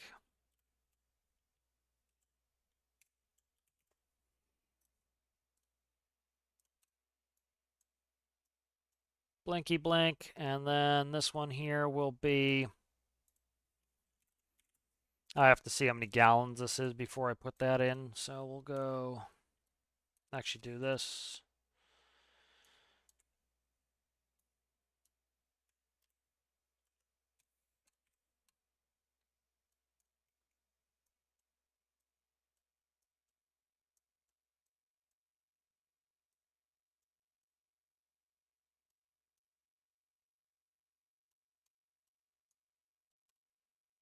And if that is there, oh, come on, give me, highlight what I want, please. Thank you. Okay. And I'm obsessed with making all my lines straight, so I have to do that or I'll die inside. All right, so that's good. So we'll get a blink if our, I have to put this in here, so min fuel. All right, minimum fuel or fuel warning. Fuel warning. Okay, and that's going to be less than indeterminate amount for now. And we'll figure those out in a sec. So let's update those. Let's go ahead and plumb in the electricity on this stuff. Zing, zang, zong. And where are we at here? Boom, boom, boom, boom, boom. I might plug into, where is it? Where the hell did I have a relay on this? No, I didn't. I think I'm running super simple mode on this. I am, okay. Yeah, so that's super simple mode there. Okay.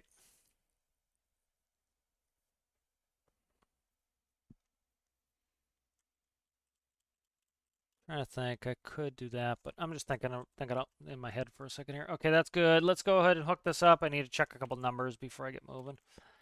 That goes there. Engine goes to the engine node, and then we need the fuel tank there. Let's check these and index the gauges. What's that? It's got to be temp. All right. temp, and why are you there? Oh, I didn't change any of these numbers in the panel. That'll be why. They're all reading channel 1. All right, so you are temp, dial 0, 120. You are an indicator. You are high temp. You are 2. You are a dial. Nope, you're a gauge vertical. You are fuel in gallons.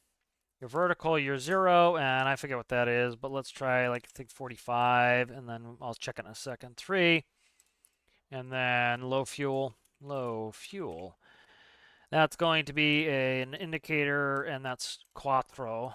3, 2, beautiful. All right, so that should be better now. Check the numbers on these. All right, and so we're talking 600. Get out of here, man. Divide. I do that every time, I think. Big difference, multiplication and division. All right, let's do that. 47, that was close. So 47 gallons we have in here. That's good, good, good. Let's go ahead and paint those up. I want red backlights. I don't know, do I? Maybe an amber would be kind of cool. They have like a really dirty amber. Nah, that's too bright. Almost like an orange, maybe. And then I want this to be a... And I want this sucker to be red, so high temp is important. That's less important. Do I have my engine temp going into my 6 panel? Probably not. I do right here. Engine temp. So this is another thing I'm going to add in here. I should add this into the other one. So this is overheat protection. So for example, we have the PID here. It starts with 6, which is on the seat. And so what we can do here is this. Do an and. So if it's 6, and this will automatically give us overheat protection.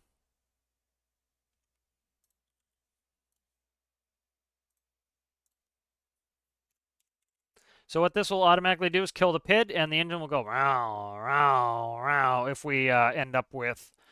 I'm here all day for sound effects. If we over temp the engine, it will automatically shut it down so we don't burn it up. Very simple and easy to put on there. So all it is I start the PID for the engine with my 6 key. And the condition is it has to have 6 on, and the temperature needs to be less than. And we're going to do 115. That's 5 degrees short of us lighting on fire. So we'll do property number. Let's see, max temp. Max temp protection is going to be 115. And so if this engine hits 115, it will shut the engine down so we don't light on fire. I'm working on, so if you watch the live stream I did a couple days ago, it's about 2 hours long. I go through for gearbox from start to finish. I highly recommend you watch that. It's long, but I've been talking about it a lot. You know, a lot of people are out there searching for the 5-minute tutorial. And the problem with the 5-minute tutorial is if you don't understand the concepts behind why something works, you don't know why it doesn't work. And so people will watch a 5-minute tutorial, and then they will spend the next 3 hours pulling their hair out trying to figure it out on their own because the tutorial didn't teach them anything. And then they finally get frustrated, and they go to Reddit, Discord, YouTube, everywhere, and they are already in an annoyed mood because they've been working on this for so long. And now, well, they're frustrated. They're trying to ask people for help. And a lot of people don't know what they're talking about. I would recommend watch that video. I go through building the transmission. I talk about how you can easily change a car transmission into a truck transmission. I go over every element of the transmission. Let me quickly link to it. That is my preferred way to do it. I do comprehensive tutorials because, you know, there are plenty of 5-minute tutorials, and they don't really teach you much, which is fine. They show you the basics, which is okay. But if you understand the intricacies of it, you can then solve your own problems. So there's the link to the live stream. And so that's how I built this chassis essentially, was in that live stream. So you can follow that, and that has everything. I'm going to try to put together a quicker comprehensive tutorial. It's still going to probably be 40 minutes. I have to go through and explain when this happens, you need to think of this. Gearing is complex because you have to take into consideration things like load. You need to understand that as you're always trading things off. You're trading your speed for power, your power for speed. You don't get anything for free. The only way you can have power and speed is to get a bigger engine. So at some point, your engine's going to be at the max speed it can output, because if you add any more speed, you're decreasing power. And if you decrease that power, you're no longer able to get the speed, and you're at a point where you cannot keep increasing the gear ratios. You're just going to lose speed. Yeah, most of that video, you can kind of go through that. There are sections of it where I pretty much just build up so part of that video, one reason that video is so long is I go through how to build the engine as well. So if you fast forward through that video, you'll find when I start the transmission, and I don't think that's that long. It's probably 35, 40 minutes of me actually working on the transmission itself. So you can go through that. That's probably going to be the best way. Let's see. So we have max temp protection here. We have cooling minimum temp. So let's go. So that looks good there. All right. And so let's give it a run. Let's see how we burn fuel. I don't think we're going to have a problem. We'll give it a good long run here. Let's do this. I want to get this a little bit more completed. So what is this? This is all hooked up, I think. Yeah, that's all hooked up. Let's grab this. Cut you. And so one of the things, I've been building these long panels because I kind of looked in here first, and I can see I have these long spaces. And so that's why I did started doing these long panels. Where do I want to put you? Right here, I think. No, I don't want to get right in there on the... I don't want to get right in there on the side rails. I'm going to kind of keep those unmolested for right now. All right, so that is now in. Let's do door. And so I have a couple door controllers. This one is composite. This one is on-off. Let's use the on-off one. And why are they this color? I have no clue.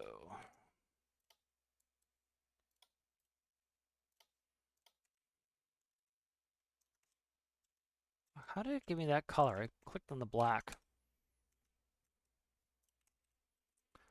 Oh, it's additive. I have additive on, that's why. Okay. All right, let's go ahead, and this one is button, pivot, and I need to make sure the numbers are correct. I don't think they're going to be correct, so let's look at it.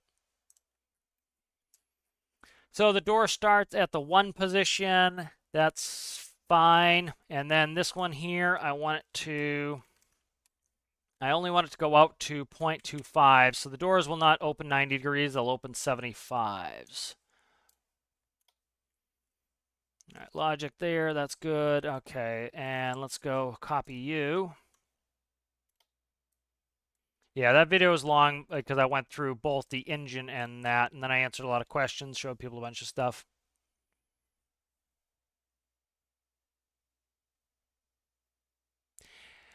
Yeah, Stormworks, you have to actually make a transmission. Most games, they fake it. And so that's why a lot of people have problems. They kind of expect it to be easy. Well, the game is essentially cheating for you and making it just work. This, you actually have to understand the fundamentals of gearing. I'm going to put out a gearing video. It's, a big reason why it takes me so long to do something like that is I have to try to shorten it and make it reasonable. And it's tough to get it comprehensive enough. It's tough to get a good balance where it teaches you enough that it's actually useful and that it's not ultra long, because, there's a lot of people, they don't want to watch something long, or they don't have the time to watch something super duper long. It's you can't afford to have a college course on some of this stuff sometimes, and you just don't have the time, and so it's tough to strike that right balance where it's short enough that you can have the time to watch it, and it's long enough that you actually learn something. But I should be able to do it. One of the reasons I did that live stream was to try to kind of, get it, make sure I've said it once, and that way I know, okay, I've been over this once, and I've kind of got it where it needs to be, and then people can, I can make the video a little bit more quick and comprehensive, and because I've already gone through it once. So let's do quickly electricity. Where are you at? Electricity. So I need actually everything's kind of hot bus on this. So what I mean by hot bus is everything plugs directly into the battery. So I'll change that later, but that goes there. Let's move the battery. I'm going to put in a relay and a key at some point, but I want to get our little ride and check fuel economy. Should be fine. We have about 48 gallons in this sucker. That should be plenty. You know, I'm revving a little bit high with 20, but it's not that bad. You know, generally I usually run like 15. You know. Okay, that's it. Did I cut something? No, I didn't. Okay, so we're all set here. Tailgate, I need one more door for the tailgate.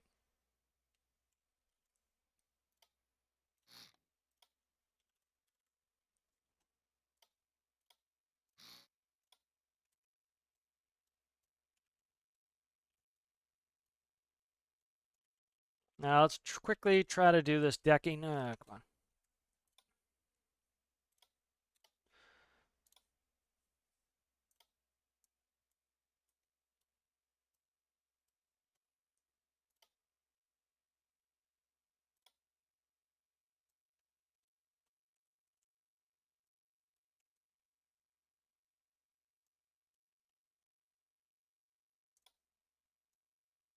These are like more beige woods than I like, but I can go back and I can fix these later and make them a little bit darker.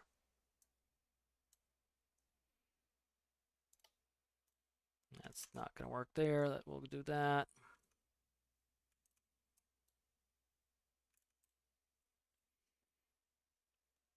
I'll go back and I'll fix these colors later. Not digging these colors right now.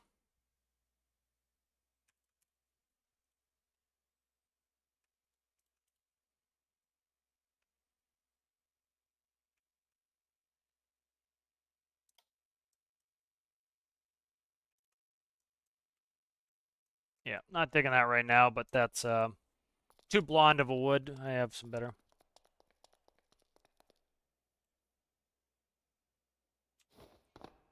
Yeah, let's see how blonde that is in game. I need to get some of the darker wood out.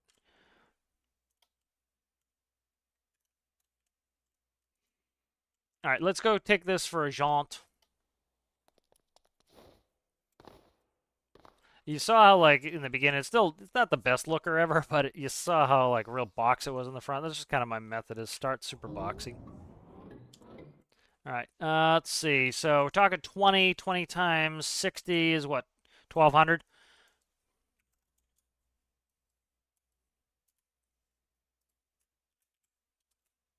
No, I always want to index my gauges so that the needle's not spinning.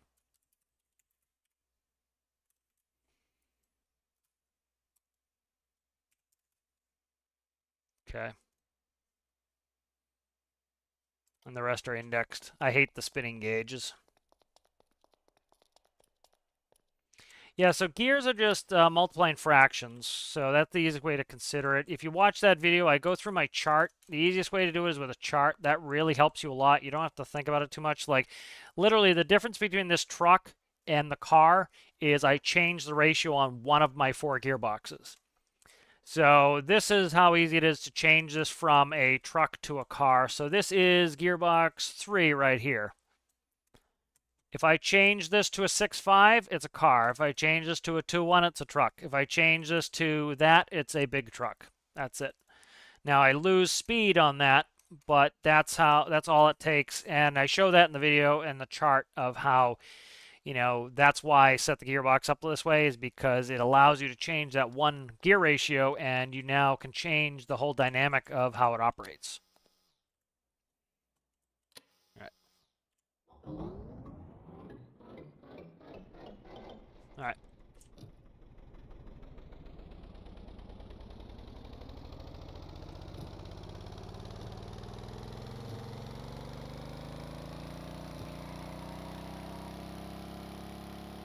So we're going over 100 miles an hour now. So what I want to probably do is, this is too fast for a truck, and I'm revving up.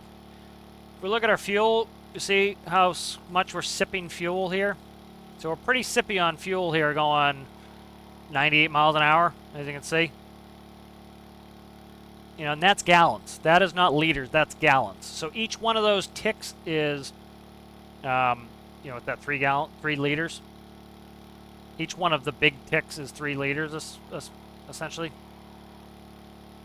But this has no suspension. As you can see, it's hitting bumps fine. I tend not to put suspension there. A little bit too dynamic. I end up having to put them really super stiff anyway. So see here how heavy this engine's revving? So I don't want my engine... I want about maybe 80 miles an hour. This is a 1950s truck, so what we can do is... again, this is based off of that chassis. If we go in here to the engine microcontroller and we look right here, we have max RPS. I'm going to go down to 15. That's going to cut our speed down, but I don't want to be going 110 in this truck. 80 is probably where I want to be maxed out. The distance is a short game. 80 miles an hour is fast.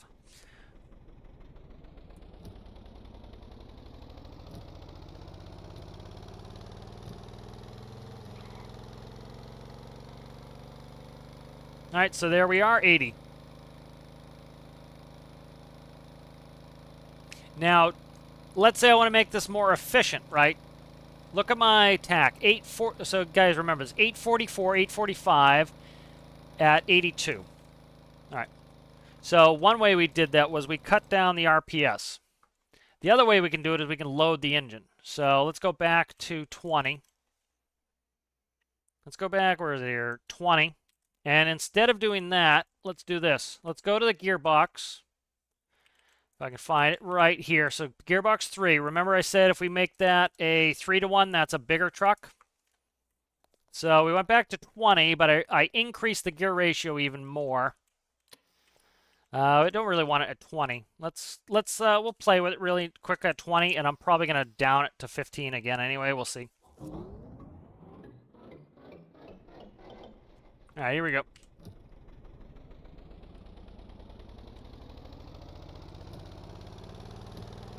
This is a 1950s pickup truck. I don't want this to be a sports car.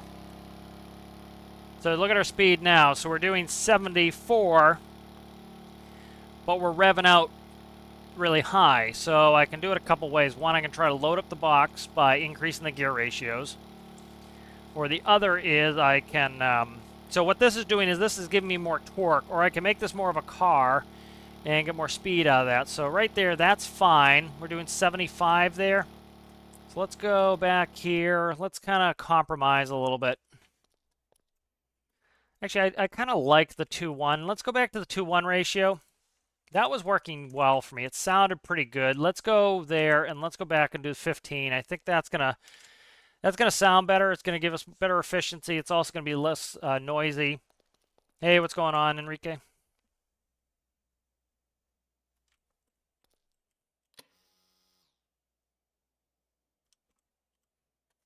Sorry, I looked at that. I looked at that really quickly. I didn't see your name correctly.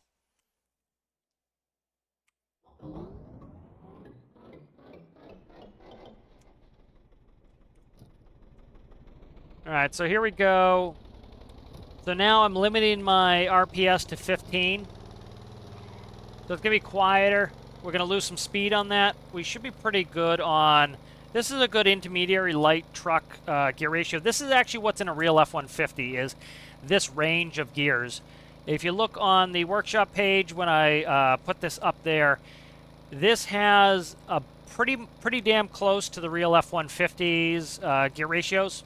And so I talked in that long video there that I linked that the best and the easiest way to start doing your gearing is to look at real gear ratios of the real vehicles you're trying to shoot for. So if you want a car, look at cars.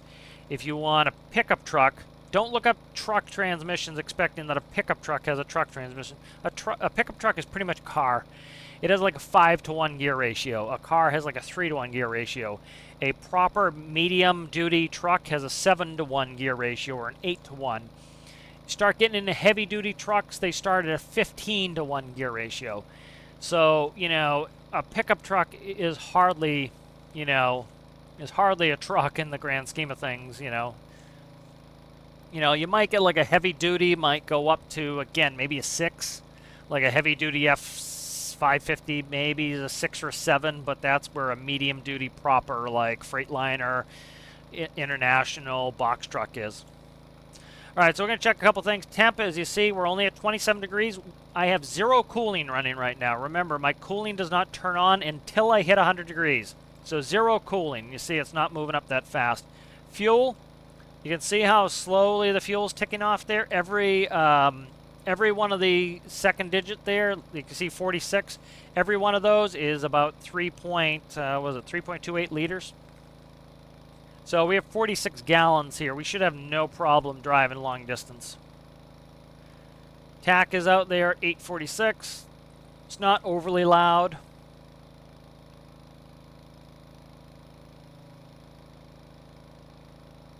Now, one thing I could do is that this truck really doesn't weigh very much. I could decrease the gear ratios even more. I could go down from a 2 to 1 on gearbox 3. And that would make it so that I can probably run an even lower tack on there, but I lose any ability for this to haul any weight, and I'd like to be able to haul a little trailer with this full of fuel. I like to have something like this that can go haul fuel in style, and so I'd like to put a little trailer on this and have this tow a little fuel bowser, and so I want it to be able to hold a little bit of weight. And I might make a little trailer that I can hold something else. So I don't want to neuter this thing. It's only a flat 6. This only has a 6-cylinder motor in there. It's not running like a 10. You know, I think my tractors, my big rigs are running 20s. I think they're running 20s. You know, and they have an 18-speed gearbox in them, is what most of them I'm running now are. But this is giving me a good speed. I'm happy with this. Like 82 miles an hour, dude. I don't need more than this. You know, I don't want more than this in this truck. This is supposed to be a 1950s pickup, so it makes sense. It goes 82 miles an hour. And I don't want to crash. You know, I have the Vice car. I can buzz around here at 135 miles an hour, and that's fun. That's what that's for. But I'd have to, so you have to trade your power, your torque, for RPS, speed. And so that car, if I tried pulling a trailer, it would stall. And so this is a pickup truck that should be doing, it's a light-duty pickup truck, as the workshop says. And so it can do light duty. It can carry a trailer. And 82 is not bad. As you see, if I wanted to go faster, I could up it to 20. As you notice, we're still only at 36 degrees. The cooling system is yet to turn on. We have just dropped below. We started at 47 gallons and we're down to 45, 66. And if we look where we are halfway across the continent. So this is going to have no fuel problems. So what's that? That's just a rock. So I'm just going to head across the continent over here to this base. So that's heading all the way across the continent. It's a good test. I doubt that we're going to overheat even at that. Like I said, the cooling system is not even on yet. Should see if I can see the radiator. I can't go in there to see the radiator. So I need to hook up lights, so I'll make a little light panel before I finish up.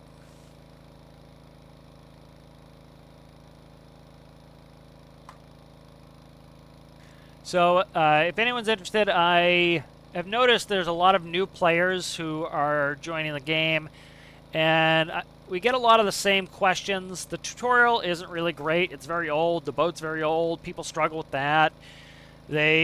People do not go through the options really well when they start a save because they just don't know it yet. They don't know some of the interface of the game. So I went ahead and I started a new player career build series focused on new players. The first video will come out. I may have released it. I can't remember if I released it. I'll check on my phone while I'm doing this. Let me check my phone. I don't know if I released that today or not. If not, it's going out tomorrow. Let's see. I don't see it yet. I'll have to look. It is. It's released. Yep, I released that. So the second one I have to do that. Hey, how's it going there, Mark, buddy? Doing well. Yeah, so that one's out. That one is, you know, so that whole series, I don't expect that one to go long, maybe like 10 episodes. But the point is, a lot of people, you know, they, for obvious reasons, they don't have any ability to navigate. You know, you know, I'll do the old man rant. Back in my day, you know, for the most, I even joke in one of the videos, you know, for the vast majority of human history, we did not have GPS, and people still were able to, you know, navigate. And so the distances are really short in game, and so I'll go over a little bit of early navigation. I think a lot of people, you know, when you start using GPS, it becomes a crutch. You can't get places without GPS, and I've talked to people before, is like when, you know, I drive professionally, and I will go many states over without ever turning on the GPS or using the phone. And you look at the phone and you do it, and what you start to do is you start to remember the route, and you start to remember the highway numbers, and you start to remember, you know, you start to remember the terrain, and you're like, oh, at this bridge I've got another about mile, and then I take my exit, and then at that bridge I need to switch lanes to the left lane. And so you start to remember that stuff, and it's kind of similar in game, is if you're constantly looking at a moving map, you will forget, you won't notice any of the terrain around you. And then, you know, navigating with a compass is all you need early game, and it seems like a lot of new players, they're afraid to ignore a mission. You know, there's no penalty if you ignore a mission. You don't go to, you know, non-mission jail if you skip a mission. You know, if it's super foggy out, man, and you don't feel confident doing the mission, don't do it. Let it expire. You know, you'll often get that message, another rescue service has completed the mission. You know, let the other rescue service do it. You know, and skip it, you know, and a lot of these missions, you know, people say, oh, you know, I don't know how I'm supposed to do this. The missions are so far away, and they'll show you, and it's like literally within eyesight of the base.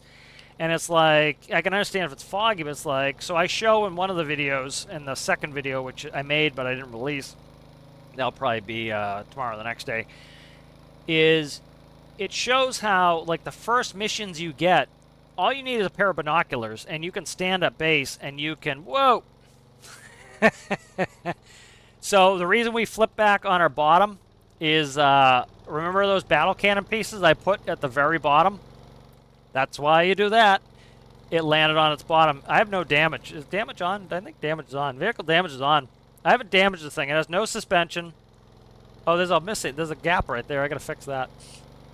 But you see, you know, so that's another thing for stability. Add some weight at the bottom, and you'll notice it doesn't want to roll on you.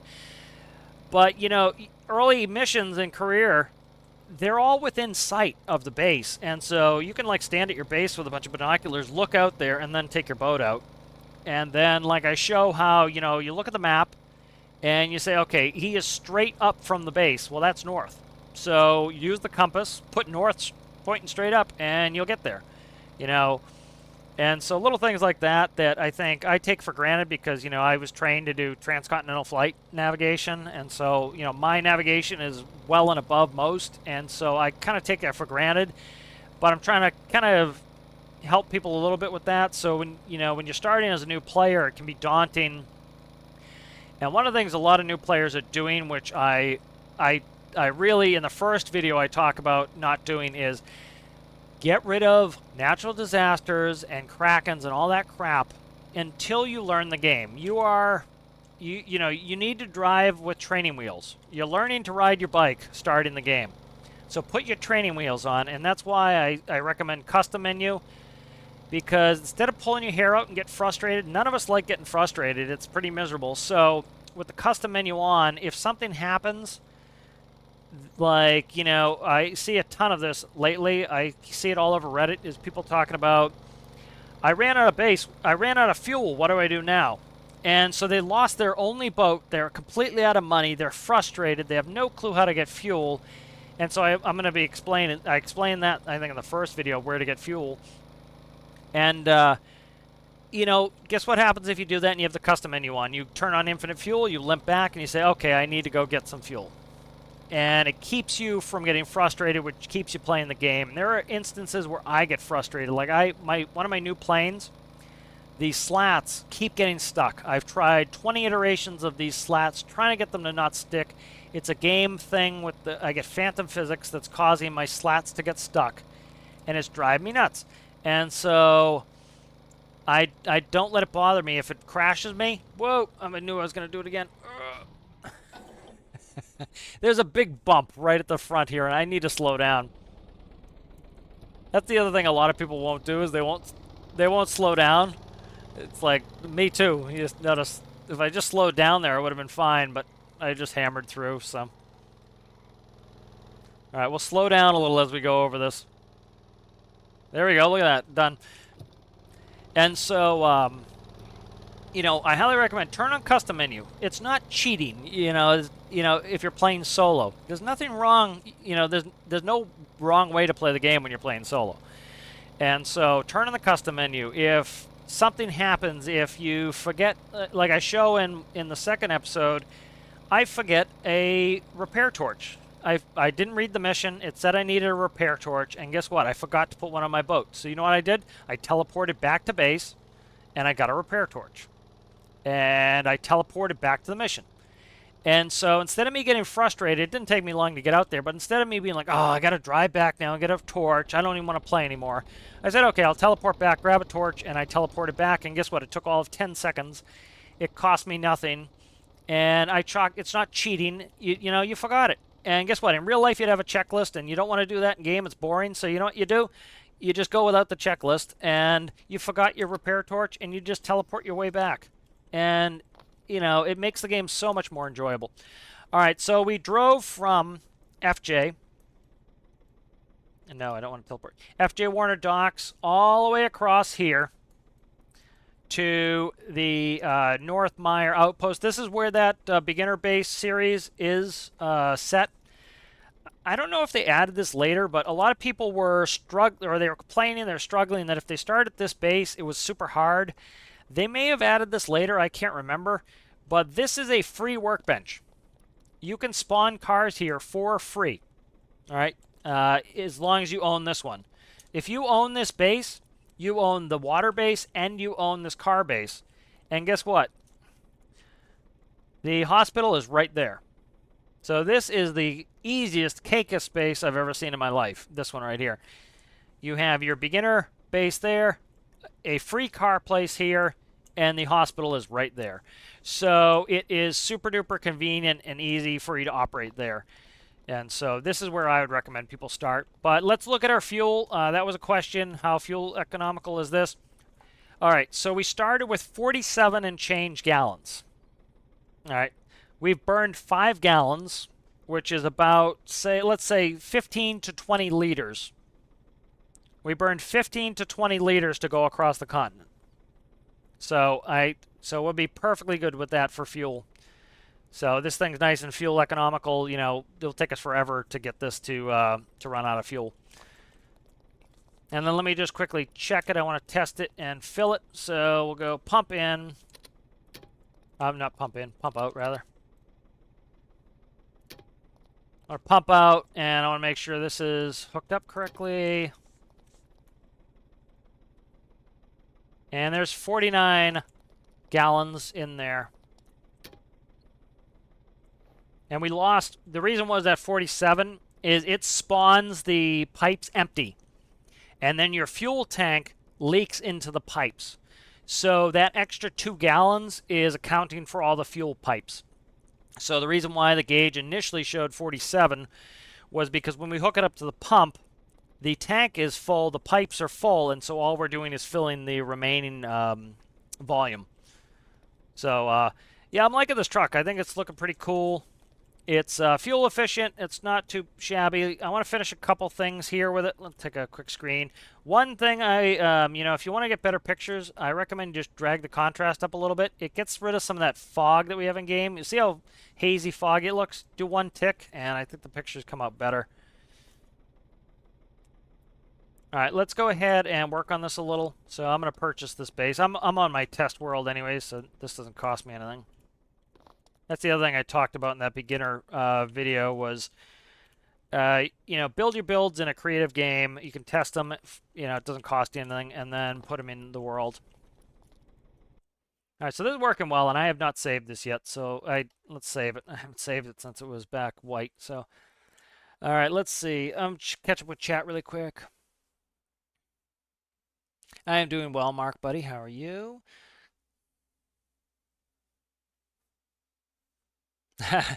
Yeah, so navigation to me is easy, and like I said, I take it for granted. So it's like, you know, it makes sense, navigation. Let's grab a quick compass here, and I'm stick it on the nose and quickly.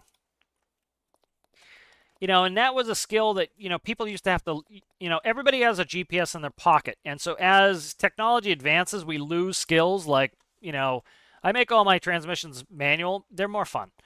It's so boring driving around an automatic transmission, and so people lose that skill. And so it's like right here, that's north.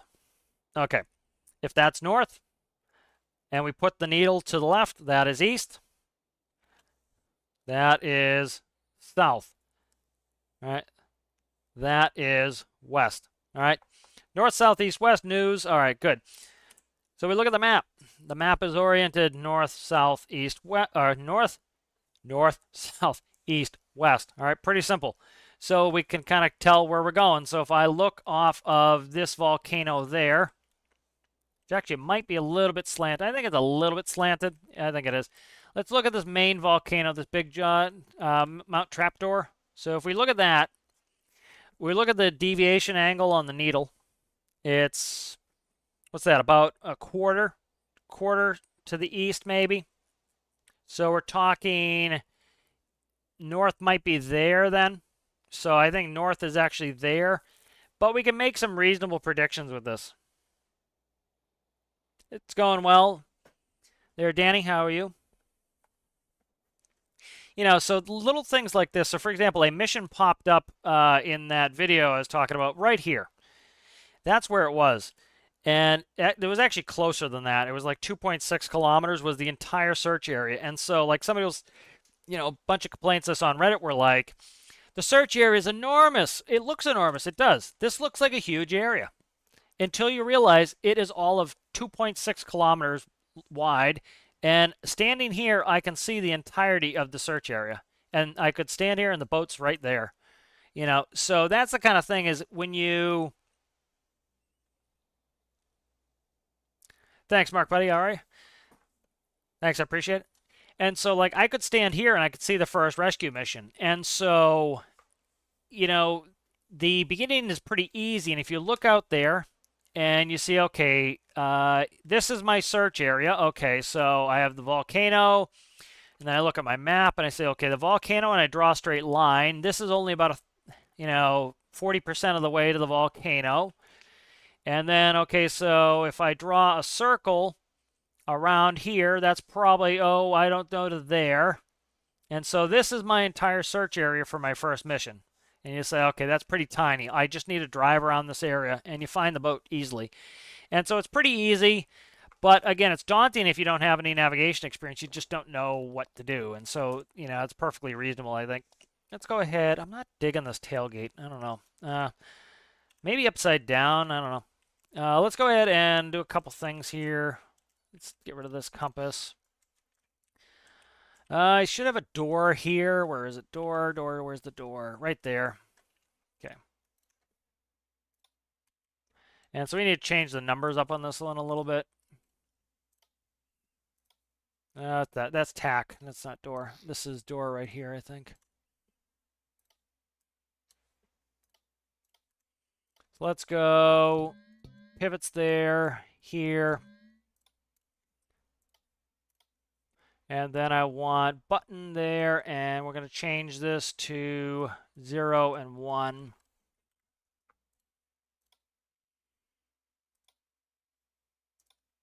All right, so tailgate's now connected. Did I do the electricity? I think I did. I can't remember. Nope. There's battery. Battery's right there. All right, that's hooked up now. Let's do some lights.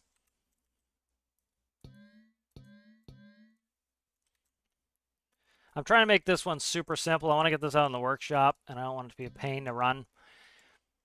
So that's all that. Good, good, good.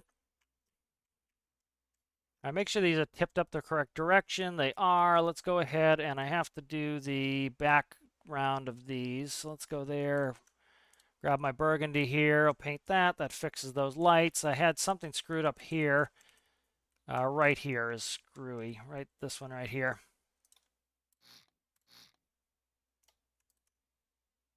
So this should be, nope. Where is it? What is screwed up here? Something is screwed up here. I remember this being screwed up. Right here is screwed up. Yeah, this is the correct spot that's screwy.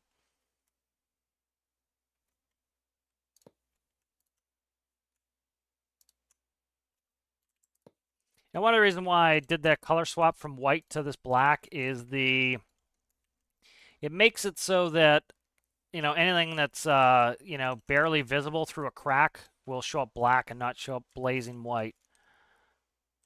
Okay, good. That just makes it, hides it a little bit better. Okay, that's good. What else did I want to do here? I had some 1950s pickups. They have really cool looking hoods. My hood's kind of blah, but let's see. I don't know too much what I can do to remedy it. I could try some stuff here. Let's try some stuff. What's that? 1, 2, 3, 4. Can't do that. It's got to be 2s there. That's kind of fender wells, and then there. Let's try some things here to. Still haven't got all my design stuff done the way I want it.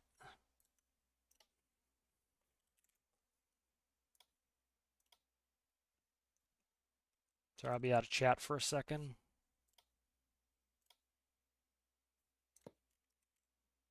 Kind of maybe boxy up this hood a little bit. I don't know. We'll see. I might push these back a hair, but we'll see how these fenders turn out here. Sorry, bringing up chat again. Let's see.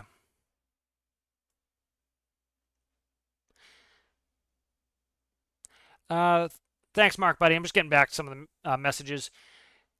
Yep, thanks for the sub, and we'll see you another time if you're going to have to go to bed. I don't ever do the classic career. It is my understanding that you do get research points for that. I want all my parts, because part of the reason I don't want to build a vehicle that doesn't have the parts that I want on it just to satisfy the game mechanics. So I usually only ever play regular career. I'll bring up my I did a hull tutorial video, Oceanic 620. Go ahead and look at that. Ideally, what you want to do is you don't want the back to be heavier than the front. You always want the center of gravity at the center of buoyancy. And so you want to make sure the boat floats levelly. And so you want to put in weight blocks in the bottom. Make sure the boat is floating level. And then you can move on from there. And you always want to keep it balanced because you're going to have to start cheating and faking it. You want to put your fuel at the center of gravity. That's going to help you a lot. Hey, how's it going, officer?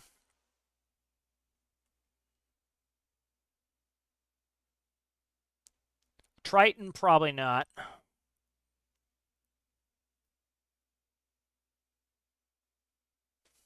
Yeah, Triton, I doubt I'm going to release Triton. It's a lot of work, and it's kind of my personal boat. Let's go ahead and try to get this looking a little bit better here. The problem is I need 4s to run this up. So this could look a little bit asymmetrical, not asymmetrical, but a little bit staggered, which could look nice.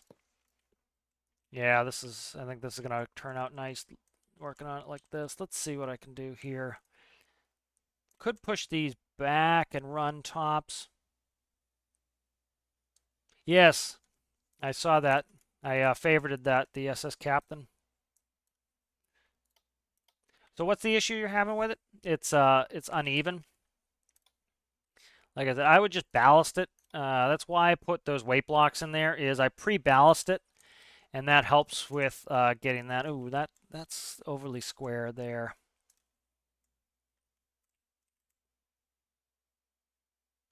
Let's try to re-stagger this and see if I like the stagger. I want to see how this looks when it's staggered. Yeah, that's looking beasty. I like that a lot. Try putting on. I'm just looking at some of these like 1950s pickups and trying to get a little bit of shape. They used to make things really cool and shapely.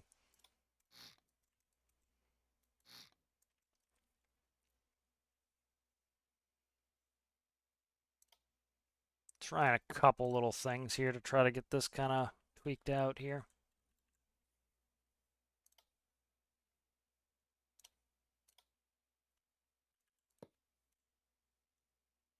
This is going to probably look weird like this. Yeah, it looks weird like that.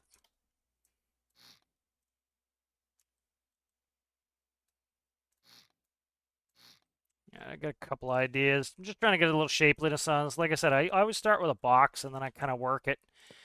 You know, once I kind of get it looking the way I want it.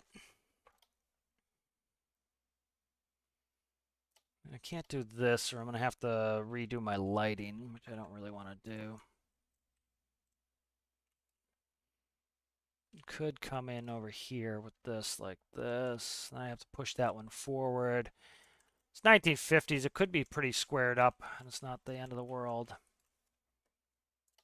Yeah, I don't want the lights that square, so I might do this.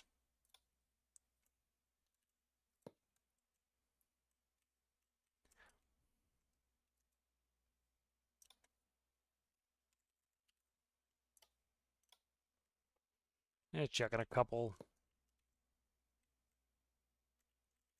I have to color this for me to be able to tell what it's going to look like shape-wise. So let's color this up and see. I'm not really digging it so far. I need to work in these corners here.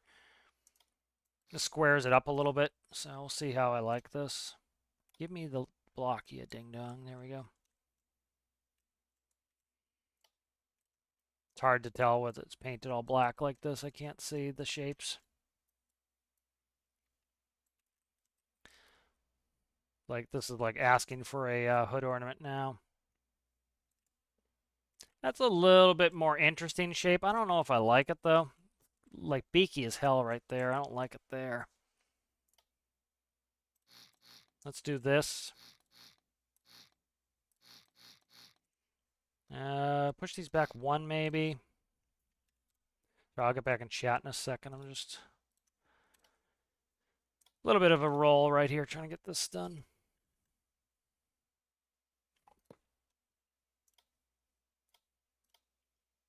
It's that headlight I'm not caring for right there. I kind of almost want to come in here on the corner piece. And then let's see, cut you here.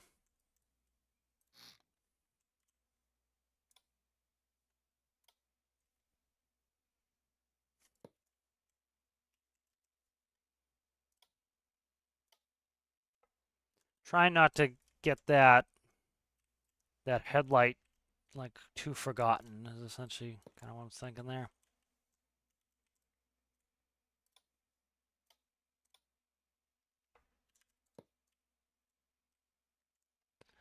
Yeah, that's a little shapely there. This is causing me problems here. Let's try something. I might have a solution here.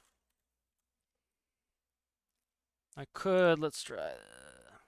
That's not going to work.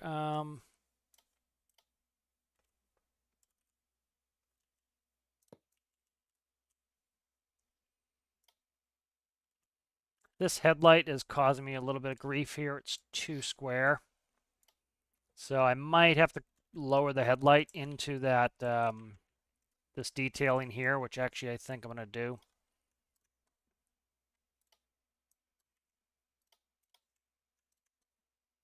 Because the hood was just way too square. It wasn't looking great. So it wasn't terrible, but it wasn't great. Give me this block, please. Thank you.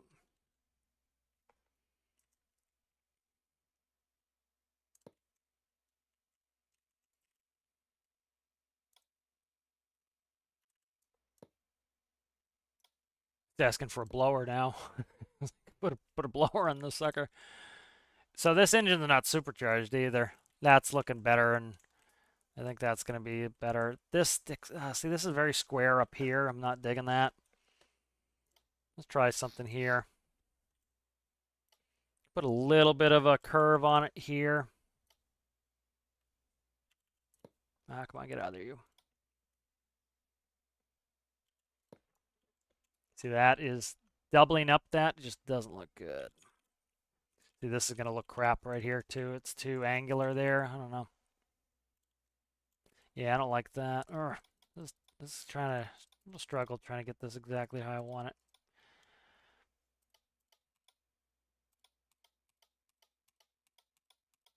I'll get in chat in a second here. I'm just trying to see what I'm doing.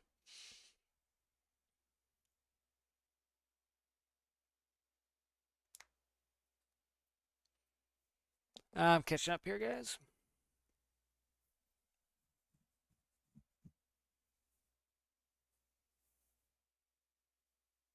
I don't know what I'm going to name it. I'll have to figure it out.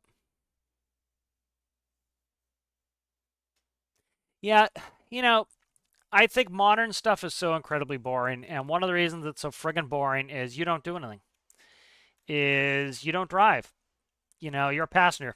Everybody's like, "Oh, I want this automated car that does everything for me." Okay, well, driving is now riding the bus. It's boring. Driving, should be an engaging experience for you to enjoy. And it's like friggin' boring. And so that's kind of, I'm not a huge fan of that. I think that's pretty damn boring. And so it's like that's why I do manual transmissions, why I have so little interest in an automatic, is it's like I want to be the guy driving, man. I don't want the car driving for me. It's so boring. It's convenient if you had a long commute to have an automatic car, and it's like people putting GPS systems in all their builds at all times, and it's just like, okay, what am I going to do when the boat does everything for me? And then they wonder why they get bored quickly. Is of course you're bored. You didn't do anything. You sat there and watched it do it. Of course you're bored. And so it's like sometimes I want, like, if I'm using a tugboat, I want automation because it's going to take like 2 hours, and that's when I go do chores around the house. It's like if I want to play, I drive a truck across the map like I just did. And it didn't take long, and it was engaging. I have to pay attention. I have to make all the turns. I don't know if that looks, I don't know. What about that? Ugh, there's something wrong with this, and I can't figure out what I want. I don't know. It just looks rounded and gross. Let me get back to the comments. Yeah, temp probe works well too. The what do you call it? Transponder beacon looks pretty good too. Yeah, compressed air I'm really looking forward to. You could, there's a bunch of different parts of the community. That looks worse than the square hood, I think. Okay. There are a bunch of parts of the community. There are people who never built a thing in their life and never will, and that's fine. They like to take something off the workshop. They're certainly entitled to play like everyone else, but they don't care if something new comes in. They don't want things to break because, they're not going to fix it anyway. And so, they're not really looking for that sort of thing. I love new parts. I love new challenges. Some of my builds, if the compressed air breaks, I probably won't go back and fix them. But I have other builds that I will make new builds for. So, I kind of have those options. And so I'm looking forward to compressed air. You know, I, I probably, I don't know, sometimes maybe to a fault, I give the devs too much leeway. But I think some people think the devs have no plan, and I think that's not going to, I don't think that's the case. I think they have a plan, and I think it shows with, for example, if you look at the latest animals, they've been putting in animals like crazy. And it's kind of like, people are like, who asked for this? Why? Well, one, we don't, as much as we think it's our game, we bought access to the game, but it's the devs' game, and they get to make it what they want for the good or bad. There are plenty of devs who drive their game right into the ground. But I think they have a vision that they want to do a bunch of animal stuff, and this could be interesting where we, for example, get animal husbandry like farming, right? We still don't know what the new what the DLC is gonna be in most likely October. I'm thinking it's fishing, but it could be something like farming. We're getting a bunch of animals that maybe that's what they're doing. Maybe they're moving more in that direction of trying to get farming going or something. And so they've been adding a bunch of animals. Maybe they're doing things where, we have interaction with, we got some dangerous animals this last week, and so we kind of have to, I think they have a coherent message that they're not going to share to us because they don't want to get the hype train going for good reason. And one thing they've been doing is people were screaming from the rooftops when they took away the old filters. And beginner, and there was a message. Beginner even explained why they took away the old filters, was because they were coming out with the new oil mechanic, and it was essentially going to be cheating if you could just by magic convert any liquid into any liquid, or separate any liquid by magic. And so they didn't want to convert liquid by magic. They wanted you to have to actually do a realistic process to convert liquid. And so, people were howling about this, and they did it right before Industrial Frontier for good reason, because they were coming up with the distillation mechanic. And then once they had the distillation mechanic out, they came out with the water separator for this latest oil spill. I would say they've been working on this oil spill stuff for a long time. It was probably a feature they had they initially intended to have in Industrial Frontier, and it never made it. And it needed more time, and they needed to work on it. So what do? They pushed it out to a major. That would be my conspiracy theory. And so they took out the filter that was a magic filter that just magicked up water, and they made a bunch of other things that will separate. I don't know. What do you think of that? I have to paint it to see, but let's paint it and see what this looks like. Starting to get more there. It's just I'm kind of hurting for blocks to get this a little bit where I want it. I'll go back to reference material and look. The square actually, wasn't too bad either. We'll kind of look at it. That I'm kind of digging more. I don't know. What are you guys thinking with this shaping of the hood? Let me see.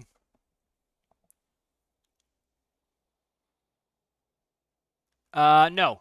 Well, what kind of engine? Old engine or a proper modular engine? Modular engine? No, you can read RPS comes right off of the crankcase.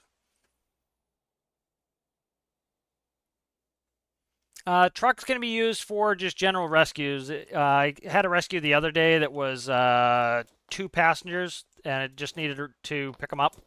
And so there's just another vehicle like that I can head across. I'm kind of digging this hood. What do you guys think of the hood? A little bit of shape, like here. Let me grab reference material here. This is kind of what I'm looking at here for reference material. I'm kind of looking at like something like this. If I could really flare out the fenders and bulb out the top, I'm trying to think something like that. I'm going to keep that off the side. I'm going to keep working on it and see what I can get. I can always back it up too.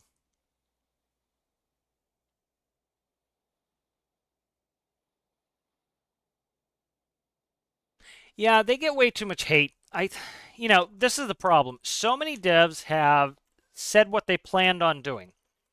Hey, we want to add this feature to the game. We want to add this feature to the game. We want to add this feature to the game. It's like me when I do a build, and I try to put myself in that first-person perspective of, let's say I want to build a build, and I get there, I'm like, oh my God, there's no way in hell that I'm ever going to get all this done. Or I want to add a million features, and I never get to it. And that's how it is with software development times a million. And they want to add these features. They think it's going to take X amount of time, and then 10 people call out sick because they've got COVID, back when they had COVID. And so everything gets delayed, and they still need to put their product out. And they still said, hey, our internal plan is to have a DLC out in October. And so things get cut from the DLC, and the DLC doesn't have all the features. And then you get to a point where, okay, we're caught up a little bit here. And I think one of the things that devs do a good job at is, somebody, I got in a little argument on Steam with somebody, and they were talking about how, I essentially said, you don't always have to do what makes the most amount of money. That's not the best way to make a product. And they're like, of course it is. The thing that makes the best money is the best product. Yeah, if you're late stage capitalism, you don't care about making a good product. Sometimes, one thing that devs do a good job at is they care about different parts of the community that might not be the most popular parts of the community. They'll put a part of the game in that, guess what, is not the most popular thing, because there's a certain audience that likes that part of the game. And, they could easily say, oh, weapons DLC is the most popular part. We'll never do anything else but build weapons. And that would be the most boring shit ever, is to only ever get weapons parts again. You know, and there are people in the community who are hung up on weapons who that's all they want, and that's fine. That's all you want. There are parts of the game that, I couldn't care less if they ever did X, Y, or Z again. But I realize that, guess what? I'm not the only customer, and other people have every right to play the game how they want as well. And so, as somebody who's not selfish, I say, you know what? This update was not for me, and that's fine. And some people, when the update is not for them, they freak out, and I just do not get it. It's like we got a big, the train community was very much feeling neglected before the Industrial Frontier DLC came out. They were feeling super neglected. They were not, they were not getting train parts. They kept asking for train parts. They wanted train parts, and they were feeling neglected. And guess what? Industrial Frontier came out, which I would say took them at least a year to work on. They're working on things in parallel. They have to be a successful business.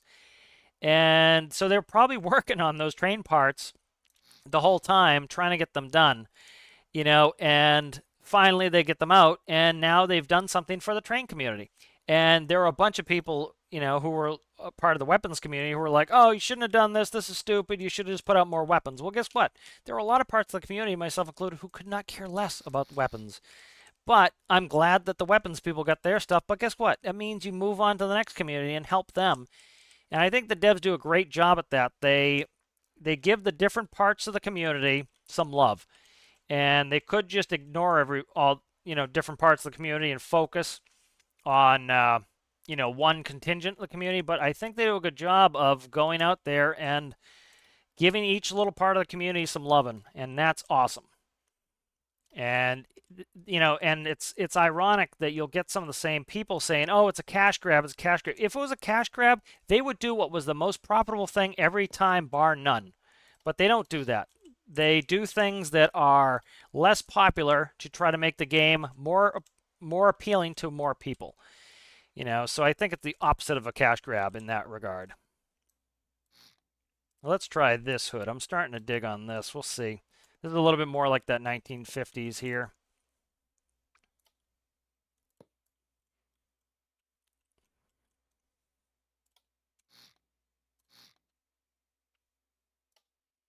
So they definitely, I think they're taking those risks to, to kind of go towards more parts of the community. Let's paint this up, see how this looks. This is a little bit more of a deep cut hood than the, and kind of how the one is that I showed you guys the picture of. I might like it like even all the way back like this here.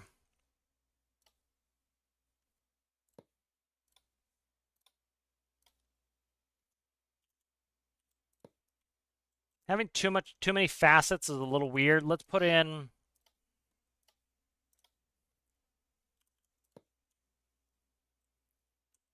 Let's paint this up, see how this looks. Like the reference material I showed you, it had a smaller grill like that. And I kind of want the hood to be interesting. That, I'm kind of digging that, man. That's looking pretty good. I could paint block up in here. Let's do this. Let's try to see how we like this. This will add a little bit of interest in there. Sorry, I'm going a little quiet with chat just because I'm kind of making some forward progress with this. Get out of there, you. What do I want? This. Yeah, clear that, please. There we go. Cut that, please. Drag, drag, drag. There we go.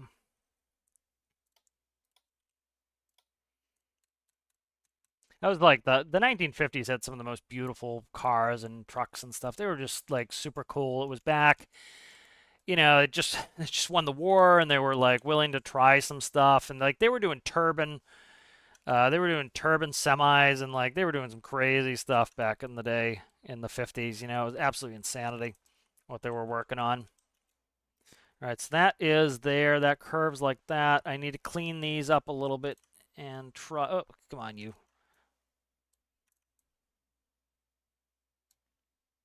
And I'll do a couple vertical strips in there as kind of like retainers. Yeah, so my whole I don't like building hype or crap like that, but I'm thinking potentially fishing for this update. I think that's a crowd pleaser. I think it's something within the scope of the game, but it's also within the capabilities of making it good. And that's important. Is it has to be good and it has to be doable. And I think that is good and doable to like they could do pots, right? We already have the hoppers. So essentially do fishing like the hoppers. And I don't think we're going to have like a fishing rod you stick in the water. I think it's going to be more of, you put a pot in the water and it's like a hopper, and eventually you get a bunch of fish in there. And after you get those fish in there, you pull it up and you have a certain amount of fish in there and you take it somewhere and you now have a hopper, which we already experienced, and we can already pull coal out with our hands, or we can dump it with a funnel and you put the exact same funnel and you dump out fish, but the sprites or whatever you want to call them, they now look like fish instead of coal. I think that is likely the way they would go, and I think it's smart and it's easy and it's quick and they can put it in the game, and we already know how to work the mechanics of it, so it's not adding too much complexity for us to make new builds. The crocodile made me think maybe they're doing a jungle biome, which people have been asking for. All right, let's look at that. I like the new grill. Let's go ahead and spawn it. Yeah, that's looking shapely to me. That's looking... What do you guys think of this, boss? Boss or butt cheeks? The only area I don't like is right here around the lights, but I think I'll grow to like it. All right, let me check some chat while you guys are looking at this. Let me know what you think of it. I got to get off display capture and get back in the game. All right, let's see.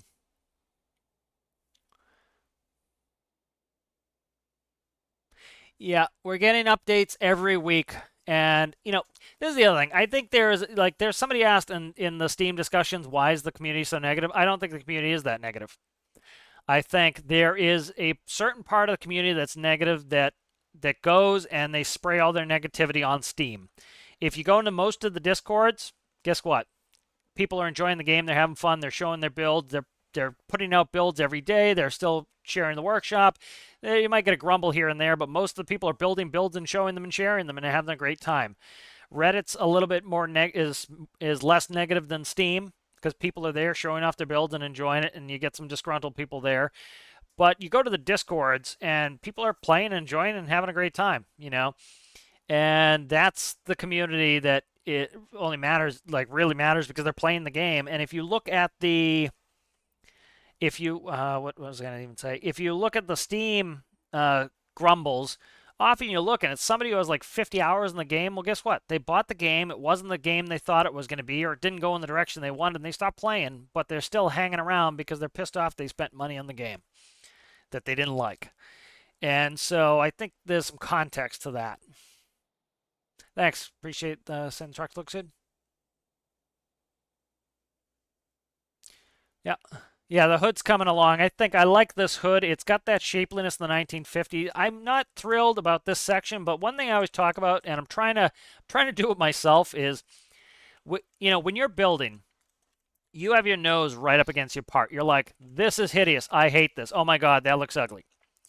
But you don't come out here and look at the whole picture and realize, oh yeah, the rest, it looks great. And the problem is, it's like people they'll like nitpick the bottom of their hull of their ship for like days, and they're like, oh, it's the bottom of my hull, this part that nobody will ever see in a million years. Oh, it's so ugly. And you will never see it again. And the people who download it, or even like you, if you show it off, will never see that part again. It's like, this is annoying me here, but guess what? I'm not going to care in 5 minutes. And you kind of have to get that after playing for a while. Like, okay, doesn't look perfect, move on. And you're like, yeah, I like it. So this is a little bit more shapely than that square-ass hood. I like that. It's got some good shape to it. All right, good. So one of the reasons I was kind of screwing around, dicking with this hood, was now we need to do this. We need to make it so that we can raise this hood. So let's see. Where are we at there? Hinge there. Perfect. Cut. All right. Paste. All right. Don't do that. Flicky camera business there. All right. Then what's in here? So this here, I want to go black block. How many blocks back is that? 3? Okay. And so this is just going to give the hood a little bit of girth so that it doesn't look so so blocky, chunky. Let's go like this instead, actually. And so this is going to give it some good sculpt on the interior. Again, like these little details, like the interior of the hood, like if you as the builder will pull your hair out being like, oh my God, that's so ugly, the interior of the hood, and it might get open like 10 times, you know? So it's like some of that stuff is like, chill out, man. You know, you're never going to see it. You know, so it's like some of that stuff is like, you gotta just be like, you know, it's not the end of the world. But I still do it myself. I'm like, oh, that's so ugly. And it's like, you need to have that confidence to be like, okay, I'll keep working at it. It'll get better. You know, so the other thought is I could take a little bit more of the hood. I think I will. Sometimes these hoods, like some of the grill comes with it. Like that. Actually, I want to extend it like that. And then this will go with the hood. So that will go up. This part of the grill will stay. It'll be a split grill. All right, good. So that's now done. I spent more time on that than I wanted. Let's see. Headlights are going to be, I want to make this super simple. One. Get in there. One. Toggle. Headlights. Okay. And then I want 2 is left directional. I want that to blink. I need a blinker in there. Let's do that. Start working on these lights. I have to put in backs. Okay, got space there.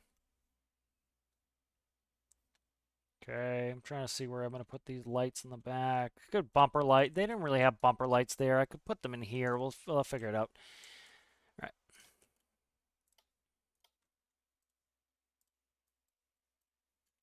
Lights. All right. I don't know how much space I'm going to have for lights. Let's go composite input, seat. Everything on this one's going to be controlled by the seat. Keep this panel on the small side. I'm just going to do things that need to flash. So let's go, which one's that? This one? There we go. All right, just things that need to flash. So it's going to be left-right directionals, on-off output, left directional, output, right directional. Check some chat real quick here.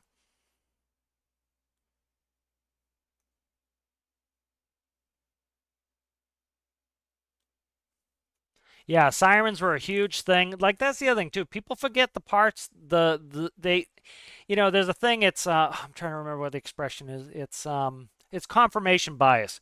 You count the hits and you ignore the misses. So it's like you go to work and you have 10 traffic lights, and out of the 10 traffic lights, you got stopped at 3 of them.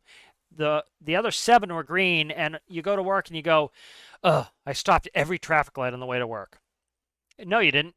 You know, you only hit 30% of the traffic lights on the way to work, but it sucked because you were sitting there for a longer period of time. And so it's kind of the same thing as when the devs do a good update, you know, unless it really was game changing, you know, you really weren't blown out of, you know, you weren't blown away by it. But you forget those times they did a really good update. For example, I think one of the best one was the new they called it the gimbal update, and it was that you can tip lights. We used to have to put those on pivots, and it was an absolute nightmare to put spotlights on pivots and everything else. Like I can now add lights that turn with my nose wheel on airplanes. That was awesome, you know. And then they added a part that I didn't like, and I said to myself, okay, this one's not for me. And some people were like, oh my God, they suck so bad, you know. And it's like, dude, chill, you know. Not everything's gonna be about you. Exactly. Play the game to have fun. Don't complain about it. You know, it's like, listen, dude, I used to be the most negative person for Star Citizen, and it was because I felt like I wasted my money on that, and I used to go in there and grouch, and I was like, what am I doing with my life? Just going in here, and I'm ruining my fun, I'm ruining my day, and I'm ruining the day of the people who are actually enjoying the game. So you know what I did? I moved on. And it's like, I wish some of these people would just move on. If you're that miserable, move on, man. It could be construction. I would be all for that, man. You know, I think the big thing is you need to give us something to do for us to engineer a solution for, and then the community will make a billion different builds. And so construction would be fantastic for that. Fishing would be fantastic for that. Let's see.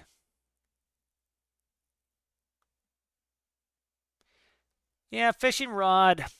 I could see a fishing rod, but it's like, you know, it's going to be a small part that you have to carry, and then, you have to have a rod holder to put it in the rod on the boat. Is that as good as just doing pots? Because they do fishing with pots. Like, they'll take crab pots and they'll bait them for, they bait them for cod. I can't remember. And so they'll do a cod run. So even those like crab fishermen, they do cod pots with the same pots. The doors are open in the workbench. I'll show you in a second here. Let's update this and I'll show you. So the doors are open in the workbench. For this reason, I put my toggle button here to hide it.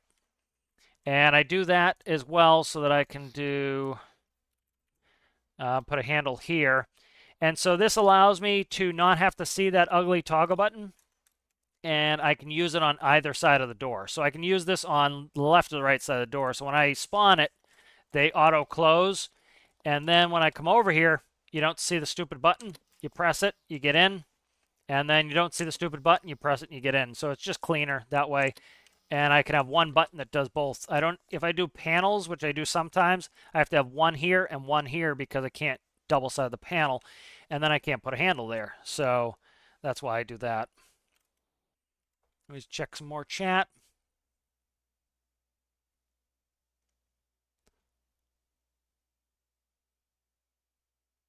Yeah, exactly. You as the builder have your nose right in front of that thing that's bothering you. As soon as you get away from it, it's like, why did I ever care about that? Yeah, I have a better mud flap trick. I'll show you. Yeah, the flop arounds are okay, but I'll show you my mud flaps. I like them. Yeah, Gimbal update was one of the best updates, and the complainers weren't around that week. They actually did have complaints. There are a couple of YouTubers who built up hype, which I don't like to do. And there are a couple of YouTubers who built up hype, and I even corrected some of them at the time when they thought that because they said gimbal update, their imagination took over, and gimbal update must mean a gimbal for a gun. And I said nowhere in the update did they say that that is what it's going to be. You're making that up in your head. Just keep that in mind. And then you had tons of people on Reddit and everyone else, oh, they're making a gimbal for guns. And I'd be like, temper your expectations. Nobody ever said that. And they're like, oh, yeah, somebody said that. I'm like, did the devs say it? And they're like, oh, I don't know. I didn't read the update. Read the update. And then it comes along and they said, oh, this is a good update, but, I thought there was going to be gimbals for guns. And it's like, yeah, you imagined that in your mind, and they never said that. They hyped themselves up, Let's see.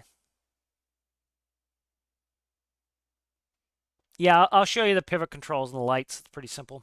Yeah, crab fishing. You could do crab. You could do pots of fish. I think it's going to be fishing just because they already did the fish, and it's like coal. And if you look at these updates, I think Clara she went into some of the game files, and she could see that they were working on Industrial Frontier for a long time. And so because they were working on it for a long time, I think, they put in certain parts early, and then they come back to them. And it was the same thing they took out the liquid magic filter that just magically filters things. They put in the desalinization first, I think. Then they put in the fractioning tower, which is again, that is an improvement. We actually have to engineer a solution to fraction out oil into diesel and jet fuel. We can't just have a magic, super duper magic filter that does it for us. We actually have to create a engineering solution to separate fuel in a realistic way. That's how they actually fraction IRL. I showed pictures of fractioning towers, how they really work in one of my videos. And then they added the water oil separator. There were a bunch of people complaining because what they used to do was some unrealistic stuff, which I'm all for unrealistic stuff in a sandbox game. Do whatever you want. But they were complaining that the devs took away their precious ability to be able to mix their oil and their water ballast together. And they were relieved, oh, now I have a way I can separate them. Yeah, because I bet you for 6 months at least they've been working on this oil spill update.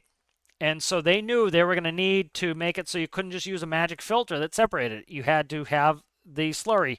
And I bet you they're going to come out with more, you know. Let's see. Auto close. I'll show you the auto close in a second. I'm almost caught up on chat. That's good. Glad you want to play some.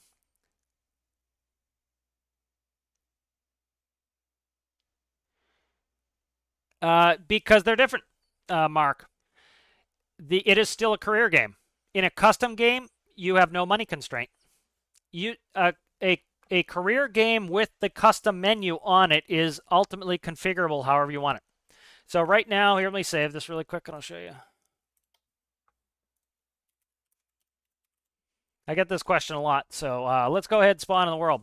So this is a custom game. No money. Everything is free. All right? Everything's free. So if I open up one of my career games, let's open up Career Build Series Save. I still have to make all my money. I still have to buy all my bases. If I die, I'm dead. All these things are taken away from me in custom. I can make my game a hybrid. The other thing, why do I personally need custom menu on? I can't make videos without custom menu. I can't do any time lapses. I can't do any third person. I can't do any intros. I can't do any outros. So here we are in the career build series. Okay, I need to go do something. Instead of having you watch me go do this, clean up some vehicles, I can teleport if I need to. That's why I do this on a career game. So, okay, I teleport over here. I do something before I make the video. Okay, this is still sitting out. Do I want this sitting out? Do I need to put this away? You know, I can do all this stuff like this. For example, in great detail, I explain. If you watch that video, you'll see why I do it. I think I spent 20 minutes explaining why. So look at the career game. Here I have money. I've earned all this money. All right. I've earned all that money. I can then go in career. I can go in here, and I can turn on any options I want. For example, like I said, for me to make videos, when I'm making a video, I go ahead and I do a time lapse in third person. Can't do that if I did a regular career game. I want all the career constraints. I want to have to earn money. I want to have to do all of that. So I want a career game where I have to earn my money. I have to buy my bases. I need that money constraint in there. That's why I play career and not custom. Custom, I don't have any of that. You know, I don't want infinite money. That I have zero interest in infinite. I spend 20 minutes in that video talking about why I put the custom menu on. And it's the ultimate way to cancel your frustration. I had a video a couple weeks ago. I hit an invisible barrier in game. It blew my boat up. Was that my fault? No. I was going all of like 0.2 miles an hour and I hit an invisible barrier and it blew my boat up. That's a game glitch, right? That is a point of frustration where I just want to quit the game. Well, guess what? All I did was I despawned. I brought the vehicle back to the workbench. It wasn't my fault the boat blew up, so I brought it back to the workbench. So guess what? I wasn't frustrated by it. So I spent 20 minutes explaining in that video why I do career with the menu on. Let's turn that on. Let's turn that on. Okay, or color that. Let's see. Okay. There was a question here I want to get to. Let me see. There are a couple questions here. One is turn normal pivots. Okay, that was there. I'm just trying to get some of these questions there to show you. Let me find. There are a couple questions. I'm trying to find them and do them. You can use normal pivots, mud flaps. Let me see. How do you make them auto close? Okay, Ocean. So pretty simple. So the doors are open. Look at the arrow. So the arrow is going this direction. I made sure they're going this direction. You could do it either direction, but this is, so the closed direction is this way. So they're currently sitting at 0. And then 1 is closed. All right. So 1 is closed. So if we go over here and we look at, this door here. So we look at them. The off position is 1. So when you spawn in, they're off. So the microcontroller tells the doors, hey, go to 1. So that tells them, hey, close. And then when I press the button, they go to 0.25. So they start at 0, and then they automatically go to 1, which is closed, and then when I press the button, they go to 0.25. So that's all you do for that. Let's see.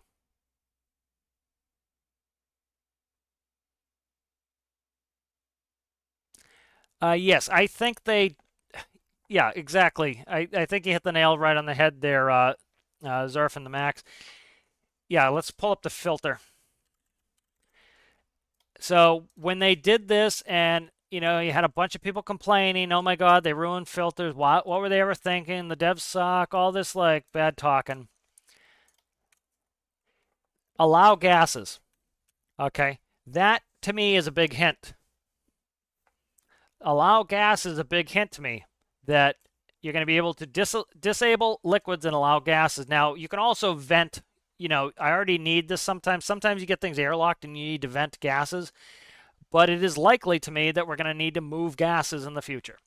And this is a thing that they know because they know what their plan is for the game, that they're going to add in compressed gases. I would say they're already deep into compressed gases. They're not, super close.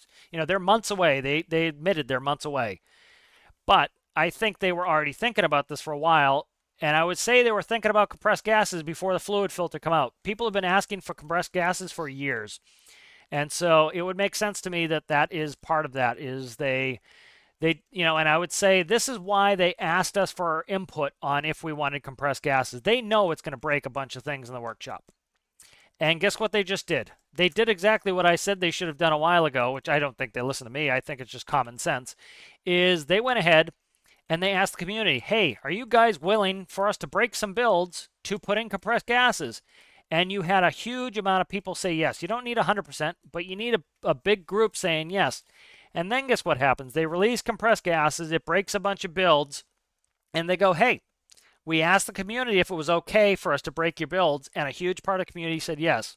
We're listening to our community. And it's true. They are. And I think that's what they're doing there. It's CYA. It's cover your ass. They're covering their ass so that when some people come back and complain that they broke their builds, they can say, hey, man, look at all these people that wanted this. We did what the community asked us, which was to put in compressed gases. And I think it's going to be beneficial. I think it's going to far outweigh it. If I have to go in and fix a bunch of builds because of it, I have no problem with that. So, that's why they did it. I think that's exactly why they did it was because they knew that was coming.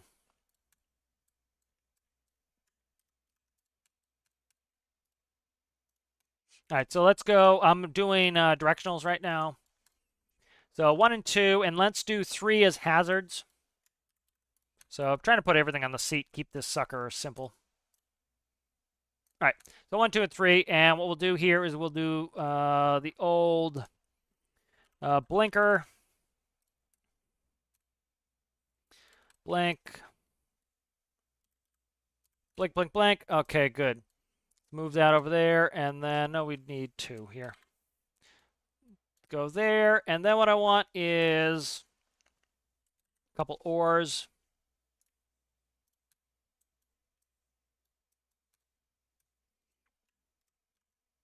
Yeah, so I think if you read between the lines and you look at why they do some of the things they're doing, I think what they're doing is priming it for future updates. They've already talked. They already have, I think, I'm trying to remember the exact wording. They may have let on that they're actually doing 2 major updates in 2024. I think, if I remember that correctly, that's what they said. They already plan on a DLC which I would say October. I'm pretty much 99% sure it's October. Guess what? Every other DLC has been in October. I'm thinking the next DLC is in October. And so I'm thinking that's what's going on there. And let me just quickly get this configured here really quick. And then I think they're already working on major updates for coming years. They've already got a lot of this planned out. They don't have all of it, but, I would say they're thinking, at least have some good idea of what they want to do.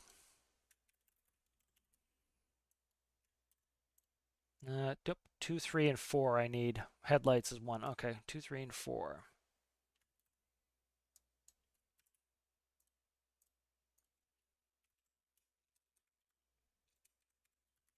Do you guys know what hazards are? I know in the U.S. We'll call the flashing lights the hazards. So I put some of these things in, and I'm just wondering if everybody knows if that terminology is what other people use. So it'll be 2, 3, and 4. 2, 3, and 4. All right, 2, 3, and 4. Now we have those. Let's go ahead and give these a looky-loo. And I need to bang in some backlights too. All right, that's hooked. All right, so somebody asked for the, let me just check chat really quick. Oh, wow, the chat just updated. There we go, okay.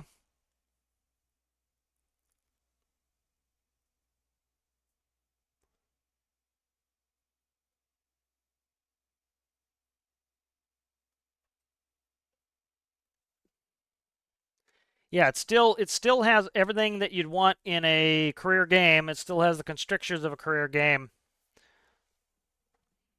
but it's more configurable. That's why I do it. How do the light pivots work? Do they act like normal pivots? I don't know what you mean. There are two types. There's velocity pivots, which you give a speed and they turn 360 degrees forever, and then there are robotic pivots you give -1 to 1. All right, so somebody had asked for tilts on the headlights. So let's go ahead in here. I just made it. Where did I put it? Right here. Okay, let's make this one bigger. Let's cut this, move this down 1. And we'll go like this. Lights. We'll expand that. We'll go composite output.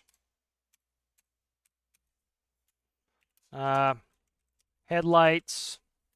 All right, and we'll come in here, and so we'll then go update that. We'll look at the node on the headlights, and it tells us value 1 is pivot X, value 2 is pivot Y. All right, so it's 1 or 2. Let's go ahead, and we want this node here.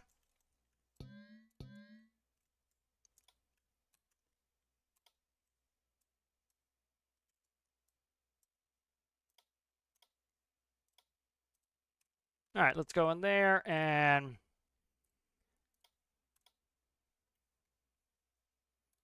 so I forget what I usually put.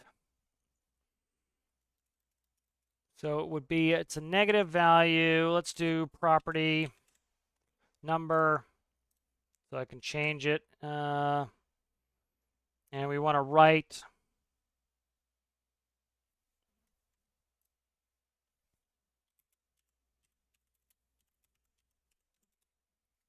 come on. I'm trying to type something over here. Let's see, X.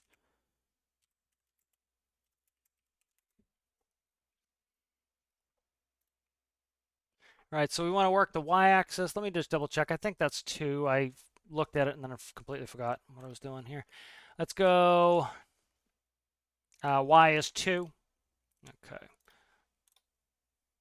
And then so we want to write 2. And that will go to the headlights. And then I just need to cozy that back in. Did I put it back in already? I did. Okay. And then what we want to do is let's try a -0.25. All right, let's go. I need to go to night. Go on the wrong thing here. There we go.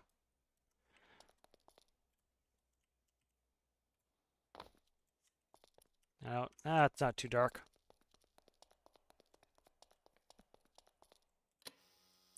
All right, and let's kick on. These freaking headlights aren't working now. Why are the headlights not working? Let's see. 1 is headlights. The electricity. I never hooked the electricity up. No, I did. Okay. I need a. Nope, that's battery. Hard connect. This is why. Okay. Additive needs to go to. I don't want super duper bright. There we go. All right, so we'll do headlights. I might put high beams on there if I have an extra spot. All right, so that looks pretty good for where the lights are hitting. So you change them with that. So that right there, if we look at where they're hitting, see how they're hitting right in front of the truck? All right. So if we go in here and then I click on that lighting panel I just made, which if I can find it right there. So negative 0.25. All right, let's do a positive 0.25. So that'll be the opposite direction. Spawn that. Light should be angled the same way but opposite on the y-axis. And now see how they're hitting the ceiling?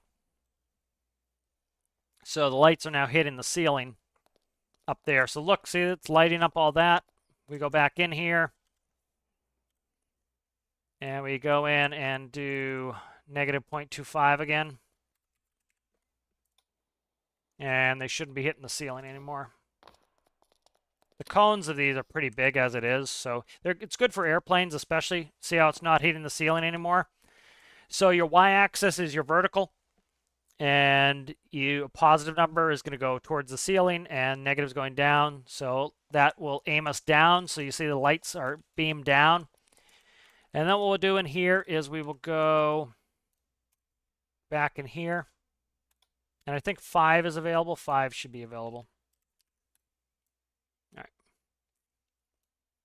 And what we'll do is this. We'll move that down. This will be low beams.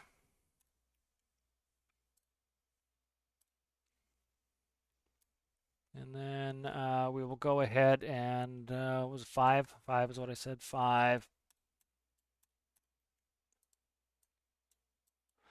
All right, and then we want to do a numerical switch box.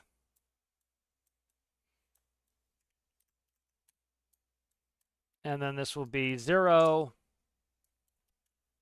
high beams, and now we have low and high beams. So again, this was a great addition as far as I'm concerned, the ability to do this, because people used to put their lights on pivots to do this, and now you don't have to. You can just bend them, and they'd have to have separate lights, highs and lows. You know, it's just such annoying. Dude, do what you want, Mark. It's my preference.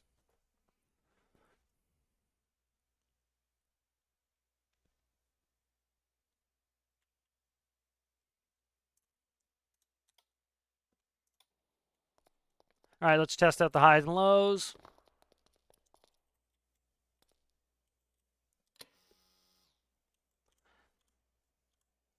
All right, here's the low beams and high beams. You see, you can switch them. So that was an awesome update. I really like that update. It's like little stuff like this, little details are fun. All right, and then like things like lasers, cameras was huge. That was huge with cameras. Is I used to have to try to tilt the camera in my in the tail of my plane. So like here, let's save this really quick. So let's find, what did I have? Cap Airjet have one? I think it did. So like here, I have a camera in the tail.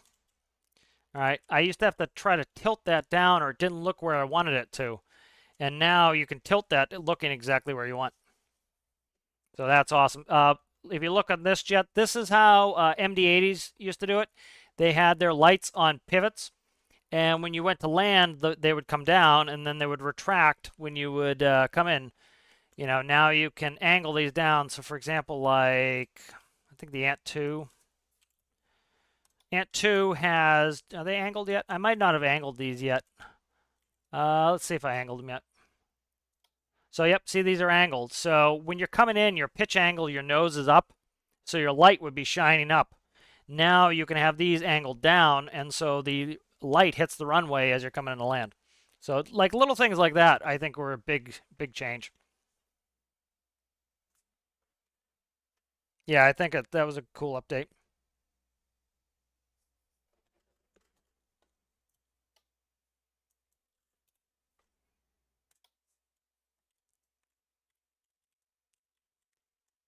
All right, let's check this. What else does this need?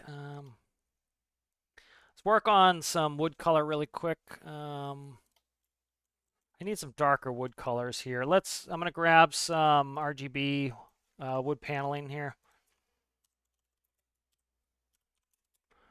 All right, and so I'm just going to try to grab a set of these and see what I can get. So the game really will make things super duper light, and so try to go darker than you think you need. I often find comes out better. for wood colors and stuff. Why it always wants to give me hexes. I hate the hexes because it's like, just give me the friggin' RGBs because I have to click on them like it's a pain. All right, so let's find some wood colors here. So let's go. It doesn't matter. I'm not gonna save them, but let's see. 7948. Now we're at 79. 48. 48. 31. 31. All right, and we will swap out this palest. And then what's the next one here?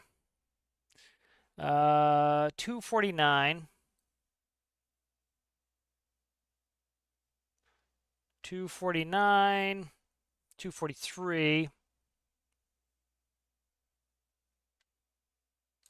And then we have 240.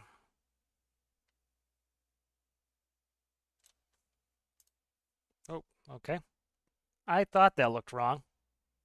There's no way they're that high. What the hell is... It's giving me the wrong RGBs for this. What stupid website is this? Yeah, it's giving me super light RGBs. What the hell is that? Okay. That one broken? That one has the wrong RGBs. Are they all wrong? What the... I don't get that. What the hell is up with these RGBs? I'm looking on a website for these pieces of wood, and it's giving me insane RGB values. I don't know. Weird. They're almost white, and it's colored wood. I think they have the hexes right, and they have the RGBs wrong. I was like thinking, there's no way they're that high. Okay. And then let's go here. All right, that's better.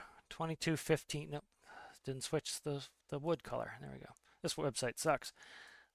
Oh my God, they're all the same. They didn't fill out any of their RGBs on this website. They advertise they have RGB values on there, but some of them they don't even fill out. Okay, that is frustrating. It's like I'm trying to do RGBs here, man.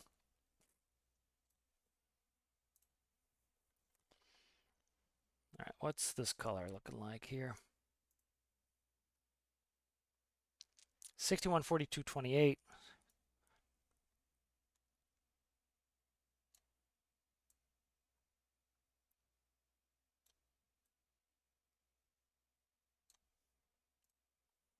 All right, let's look at that, see how that looks.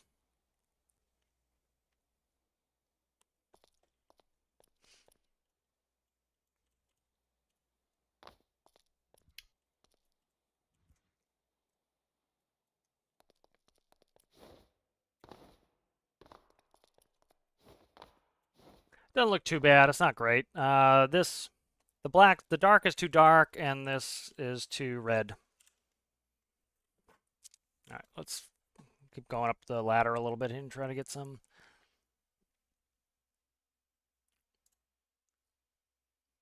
117.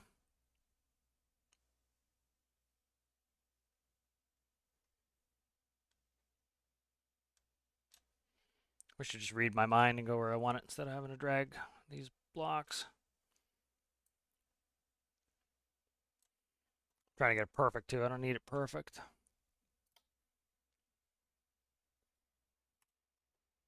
Okay.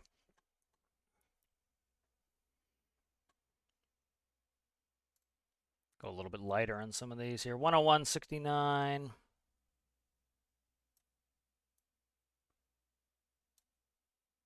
And 45. All right, and then we'll go a shade lighter on this. The lighter colors, I think, are coming out better. You gonna change website, or are you gonna make me click on you 3 times again? There we go. 107. 73.47. Did I already do this one? I don't think so.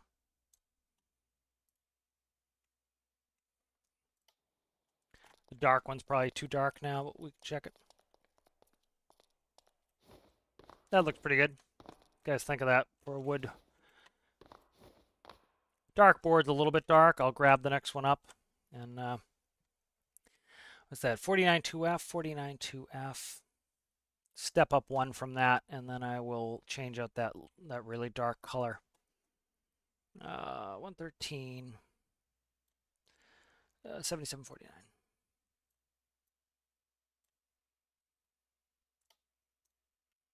All right.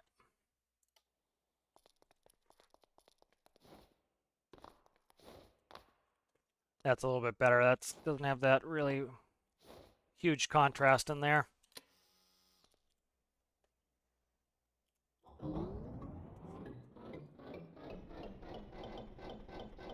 Nope. What did I delete? Delete something. It's not running now. I bet I deleted something when I screwed with it. Let me see. What did I delete? Ah, fuel tank, I bet. Nope, fuel tank's in there. Did I screw with the exhaust? I bet I screwed with the exhaust. Nope, exhaust is good. All right, hunting down problems now. Exhaust. That. Did I screw something up when I put on the... Nope. The manifold is still in there. What is that? Why is this sitting there? I don't know what this is all about here. That can go bye-bye. That can go bye-bye. What did I delete? There is air. Air is going into this into a supercharger. Fuel's going there. We have fuel, we have exhaust, we have air. Let me make sure we have fuel. We might be out at this base. Let me just double check here real quick, see what we're looking at here. It would give me the message if it was. I don't have any hood hooked up yet. Let's see.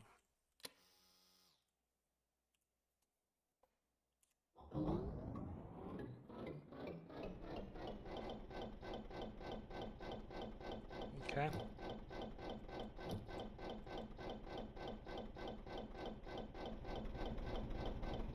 All right, let's see what's up with this. Why are you now misbehaving there, guy? Okay, this manifold section here, I accidentally grabbed when I did the hood. So there we go. Had to be something. Simple. All right, let's try it now. Oh, what's this red block that doesn't want to be? This red block is supposed to be part of the engine. Okay. Ah, come on, don't delete random shit.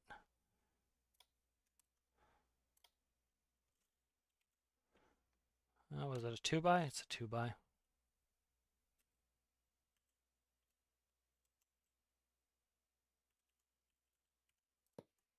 right, that in. Did I put symmetry on like a good boy? Yes, I did. Okay, good. I think do that there. Maybe I don't have symmetry on. No, I don't have symmetry on. I don't have symmetry on, so this is probably still screwy on this side. Nope, that one side was fine. What did I do? Did I do these asymmetrical? No, they're good. Okay. All right, so let's do hood. Do I have anything hooking up the hood yet? Probably not. The hood I probably should use. I need a toggle for the hood, so let's see. The hell can I toggle the hood that's not going to be annoying? I have to figure something out for that. Oh, that sucks. Let's see. What's behind here? Ooh, there it goes right there. Right here is our hood. Bingo. Okay.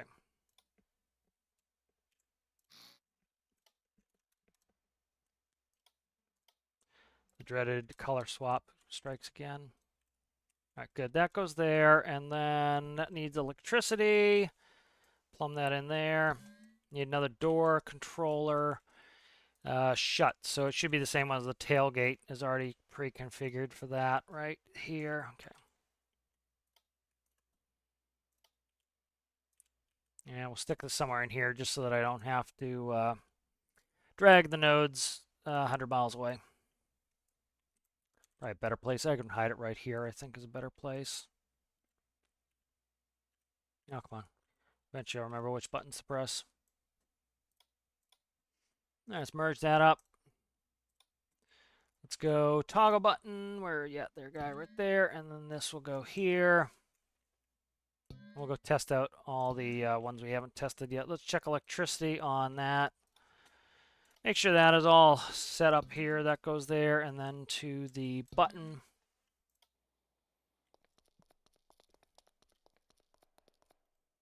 No, it's fine. It's fine there, Mark. It's just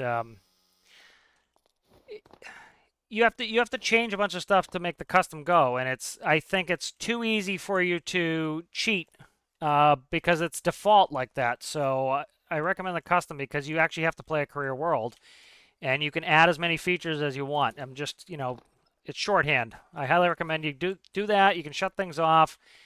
You know, it's very tempting in a creative game to just go ahead and essentially not do the strictures of career. That's why I do it that way.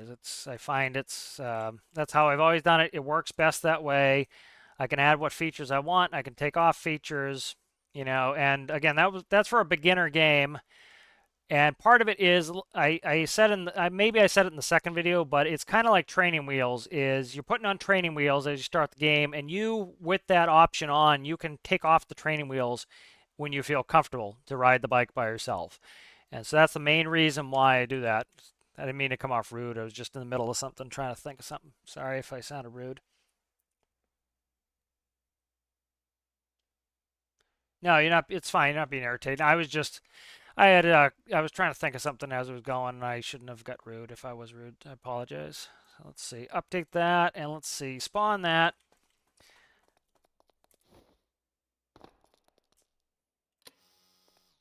Yeah, it's a custom game is set up default to be essentially cheaty, and a career game is set up default to be non-cheaty, and you're adding some elements at your will that you want to kind of reconfigure the game. So I'm liking this new hood. There's the hood opening. Nice to see. It looks nice and clean in there. It doesn't look too like junky, like there's a bunch of stuff that shouldn't be in there. Parking brake. I need a parking brake. Starting to run out of space here on the seat. I was trying to put everything on the seat. I might add a couple things in here to take it off the seat. Let's do this. So we'll do 666 as park brake. Okay, toggle that. The only issue with using this is park brake is you can't tell it's toggled, but that's not the end of the world. You'll keep trying to move and you can't move. All right, 6 is going there. All right, and then what I want to do is I need to revamp my, when I was making this chassis for people to use, I wanted to make it so that it was as easy as possible, and then if they wanted to change some things, they can. So, I'm going to end up doing the changes that I would have done if it was me using it. Let's see. Variable brakes, starter, engine, alternator, pump clutch from transmission, engine raid, starter, air manifold, alt, battery. Okay, that's not going to work if I do that. RPS, clutch, battery, pump clutch. I'm at 6. Crap. This is maxed. Engine, air manifold, fuel manifold, pump clutch, alternator, battery, RPS. I am thoroughly out of space on here.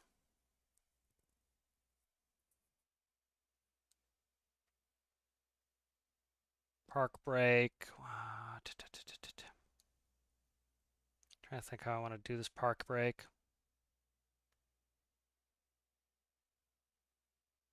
All right, let's not do what I just did. Let's go back. This is gonna be a pain. All right, let's keep this how it was. I should keep that as it is. I have another way to do this that's gonna be better, I think. I was gonna add in a key, but then I have to redo that panel, so let's not do that. Start stop goes back there. 6 is like that. And then let's add something to do a park brake. So let's see. I'm trying to see. We don't have a ton of real estate in here that I can put that. Let's see.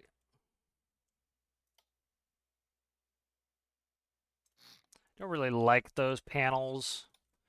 I was going to put a straight toggle in there. I could do that. Let's see.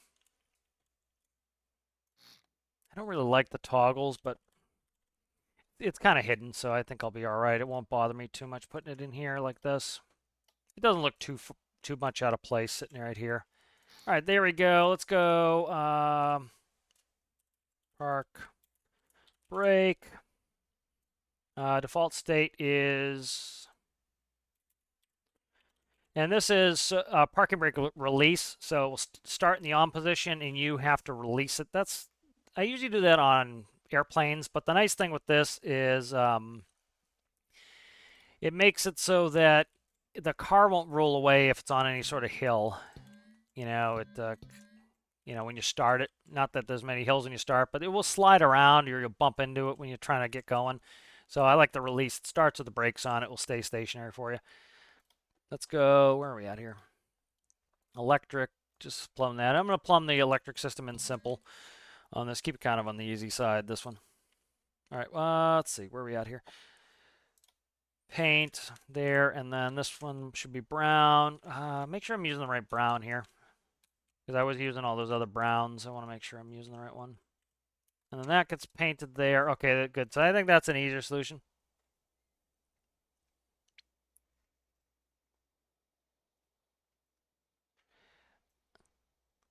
For the sound, I loathe that sound, the connector sound. I hear it in my nightmares.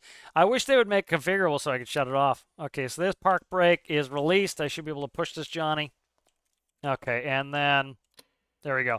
Park brakes on. I think that's a simple solution. I'm trying to make this a little bit on the simpler side of some of the stuff I build. Yeah, see, like this color's wrong here. Yeah, see, this one here, I had some default brown in the back, and I painted it all this color on the doors. The doors were that color. Okay. I'm seeing what I did now. So I was wondering, I'm like, those look off the color of the brown doors. It was because they got traded out with something on the back. This one here needs to be browned up there. You need to be painted roja. I think it's roja. What do you think of these black rails in the back? I'm gonna paint those a color. They're wood in real life. They will look goofy, I think, as brown. I don't know. What do you think of that as brown? We can tell they're pipes. Maybe if I put a bronze on there. La Roja, yeah, see? See? Yeah, brown's gross. Let's try, do I have a rusty color? Rust. I think, try this rust color, maybe. I don't know. No, I'm not. It's too red. Maybe more like a stainless steel. I have a stainless color. Let's try stainless. Same as the bumpers. I think those complement the bumpers. What do you think of the stainless? Stainless or darker than that?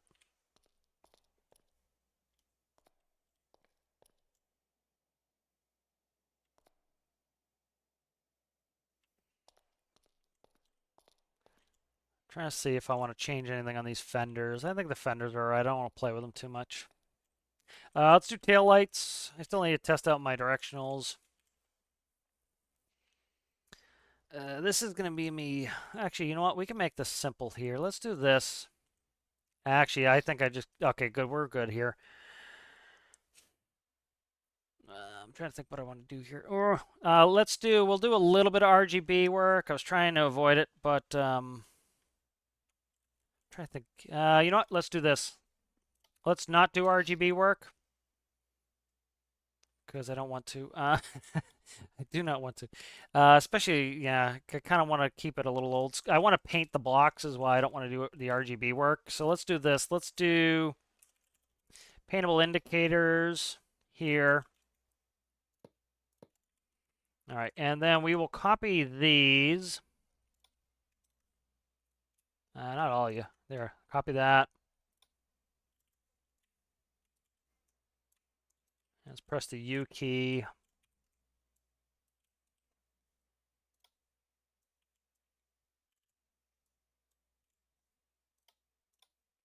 All right, we'll merge that to there, that to there. These should be set. Let's look at them.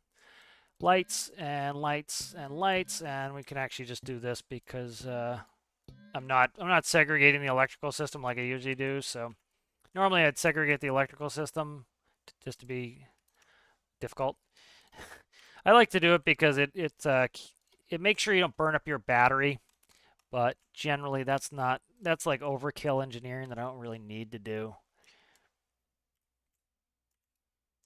especially on this build. All right, so that is there, and then I actually do the same ones, so we'll do copy that, up you, there we go, copy that, up you. So has anybody been watching or playing BattleBit? I've been streaming some BattleBit. BattleBit's super fun if you're looking for like a run around shooter game. Let's check where I'm at. Darker, yeah. Oh, stainless is better than darker. Copy.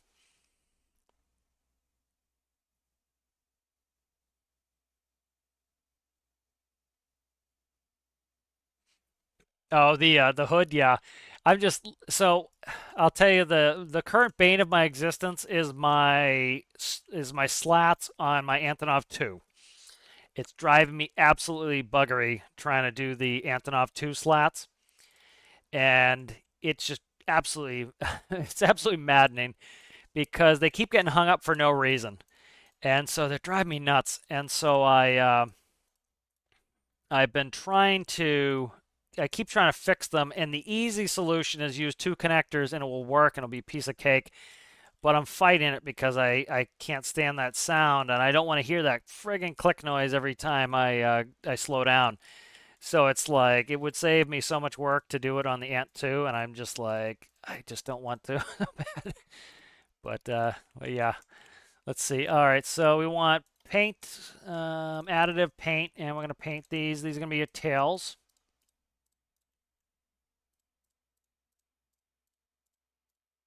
All right, so those are tails, those are directionals, and then I'm gonna grab one of these. Bingo, bango, bongo. Let's go. I need this color down here. So where are we at here? Paintable indicator, and then this will be the reverse light here. So of course I have to change this again. There we go. All right, you go there too. There we go, guy. All right, let's go ahead and let's see. I want to paint this one a little bit different.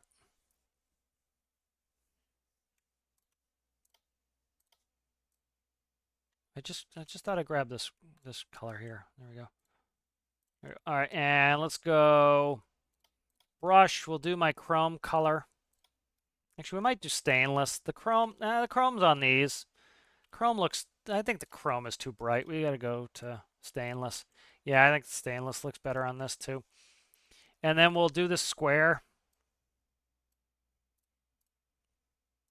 I'm off one. There we go. All right, and then we will do a dark gray here. And we will do a lighter yet gray there. And we will go ahead and do additive of the darker gray in there. And that is our reverse light. So we have reverse directionals. I think this looks better. I would love them to do RGB paintable indicators. That would be the cat's pajamas there. So what we do here is we go to the reverse node, which is gearbox 3, which is right here. 3, that goes to the reverse light, piece of cake. This here is going to left directional. Right directional is right, or right directional is right. Right directional is there, and then can't really do brightness on these. I'll just do brakes. Yeah, I kind of want brake lights. So I could do brakes or headlights, but then we don't have brake lights on headlights. That's kind of annoying. That's why I do RGBs, but I don't think it's worth it to get into that. Let's make a quick controller for that. It's going to be easy to do. I want this color. Trying to keep it all this dark color just because you don't accidentally see. See, I grabbed the friggin' cream color again. All right. It's easier to hide this, I think, with the black. You can't see it as well. Like this is the blackest black you can get.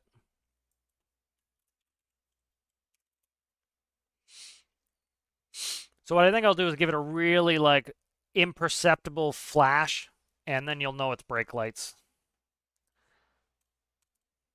Let's go seat. Where's seat? Seat. This is the nice thing about having most of this crap on the seat. And then we want on-off output to brake lights. Okay. So we have brake lights, we have seats. So this is going to control a couple things. High beams are, or headlights are 1. So if it is 1,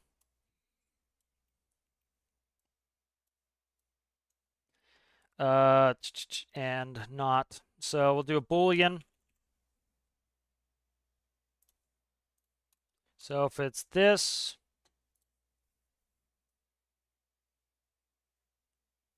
what are we doing? So if it's X, where are we at here? And not Y.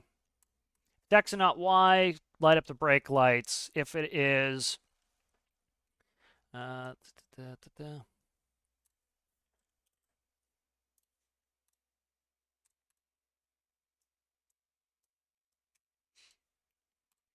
then if this is, what does it say?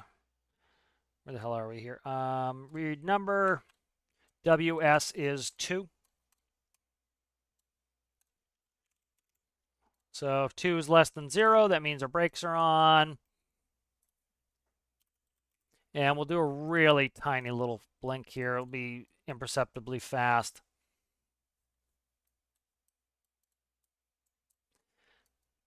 All right, and so that will just give us a really super fast brake flash on that. So it will try to differentiate. On RGBs, I like to do RGBs just because I could change how bright they are. And so when they're brake lights, they light up bright. And when they're running lights, they light up darker. But it's way overkill. And they don't look as good as being able to paint my own stuff. So, okay, where are you at there? Right here. Okay, good. Cut you.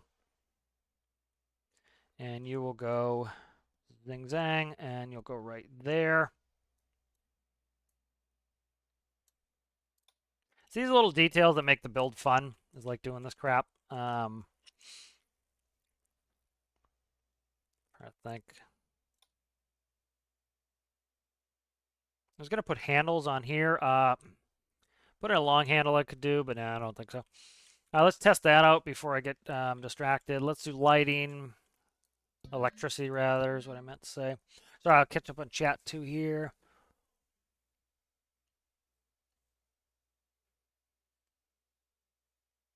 Yeah, shut quietly and you didn't hear the noise. Yeah, it's a little bit of a jarring noise. I really love anything that has an option on it. So what I think they should do is make it so the connector has a click box. So you go select tool, connector. Do I want the name? Do I want it to make the noise or not? That would give us, hey, you want the noise? You can have the noise. You don't want the noise? You don't have to have the noise. I always am a huge fan for that. Let's just play how we want. Because there are certain circumstances I don't mind it or I like it to make the noise, and there are other ones that I'm like, nope. Yeah, I don't like the Hoda seats. They take up too much space. That's why. Like, that's the only reason I don't. I don't think I've ever used one because they just like take up a lot of space. You can see. But this one's not too bad. We're starting to get pretty close on space, but I think we're good. I think I don't need to add any more there. Let's see, what else do I need? Let's test out those brake lights here. Let's test all the lights. The lights add a good level of fun to it, I think. All right, headlights and high beams. High beams, low beams, good. 2 is left directional. That looks good. That looks pretty period correct, I think, for 1950s. Big round globes. I think those look pretty good. 3. 4. Just making sure they're all running here. 3, they're all running. Okay, 4 is hazards, so we're flashing on all. And then brakes. So brakes, we get a little flash. For brakes, push W, we get rid of it. If I turn on 1, we get the lights solid ons. And then if I step on the brake, okay, that's not working right now. I have to fix that. Okay. So let's quickly check this. I can do it a different way. Where's brakes? Brake. do lights so I remember what that is. Okay, I never did this, that's why.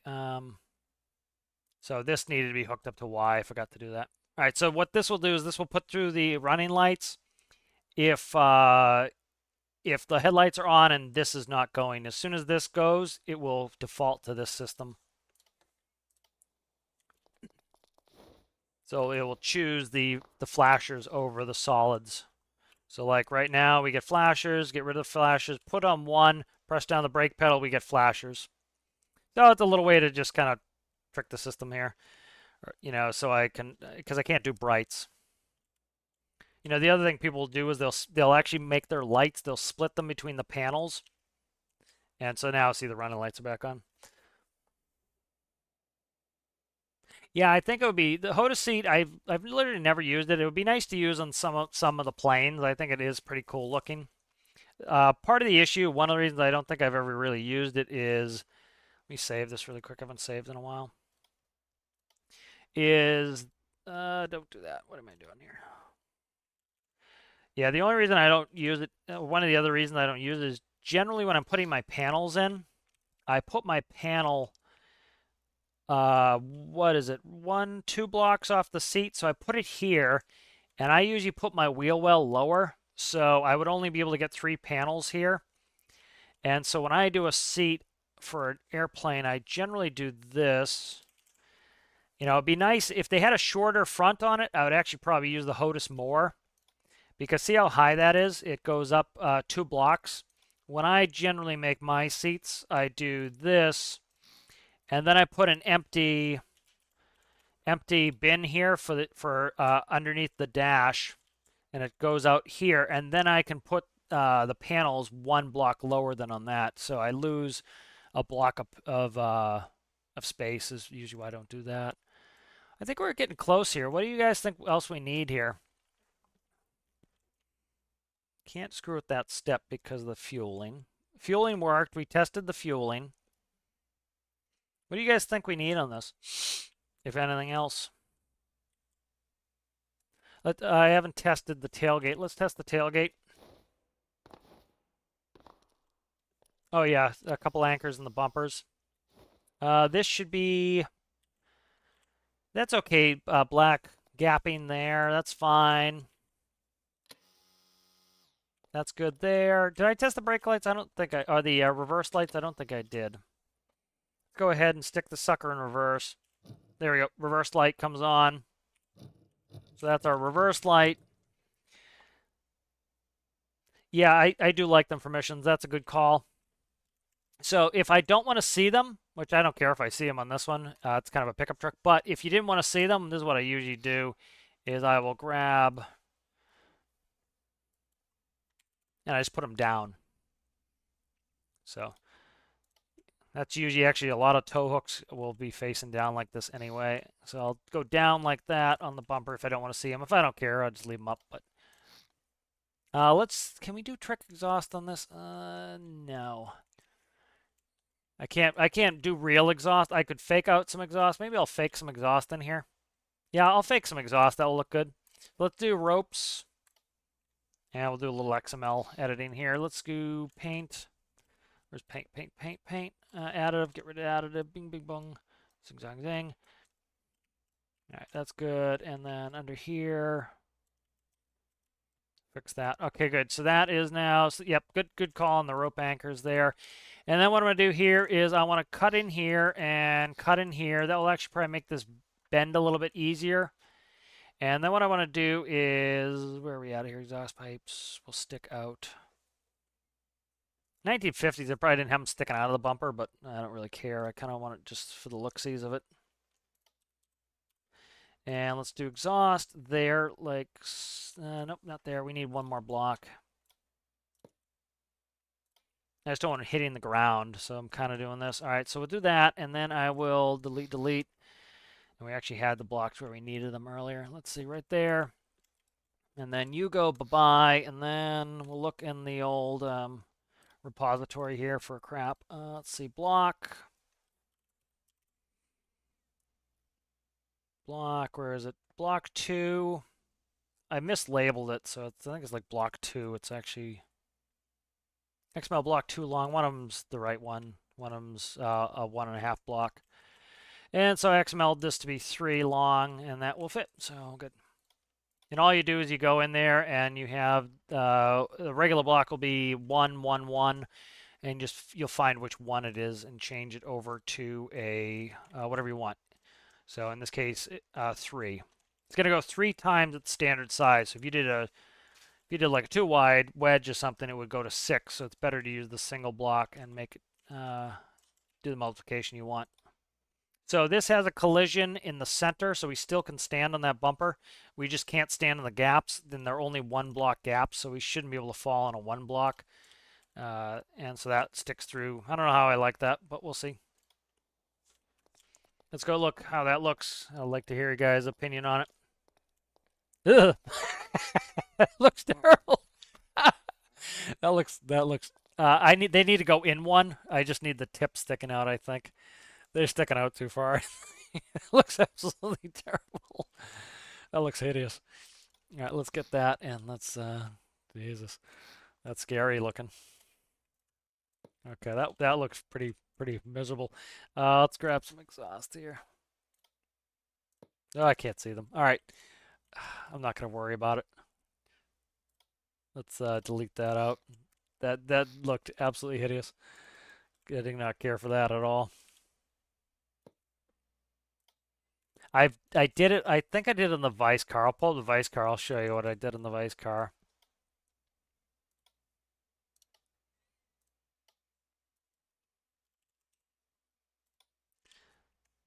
There's the Vice car. They're on wedges. That's why they look all right in the Vice cars. They're on wedges. So they kind of just poke a little bit out. Yeah. The Vice ones are pokey. Let's see. Let's bring that back. Maybe we'll put wedges just there and poke them. Let's see. But yeah, that looked absolutely horrendous. It didn't look as bad in the editor as it did when I spawned it. It looked friggin' terrible when I spawned it. I think we'll do black tips on it maybe, and then what we'll do is I have to do a 3 across wedge if I do that. That's fine. We could wedge the center section. Let's bring in a wedge. I have to have one.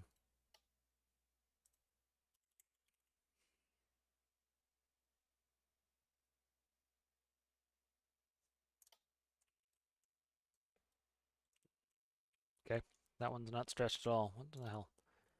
Some of these I didn't finish them. I have like duplicates I need to delete. Okay.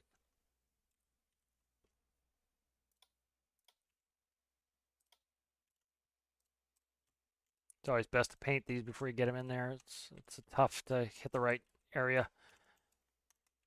Got painted now, all sides. The sides sometimes is a pain. Okay, good. I actually got all the sides. That's better, I think. What do you guys think of that?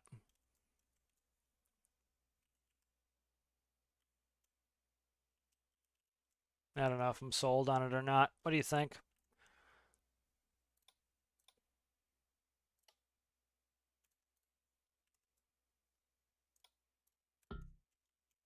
Yeah, this needs a helper block. I'm not going to be able to drop it in there.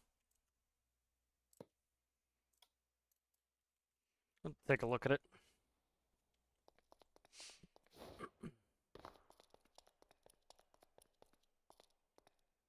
Why does it look so dark under there? I don't know. The shadows darkened it up. I don't know. I'm not digging it. 1950s. If it wasn't 1950s, I think it'll look all right, but it's kind of gross.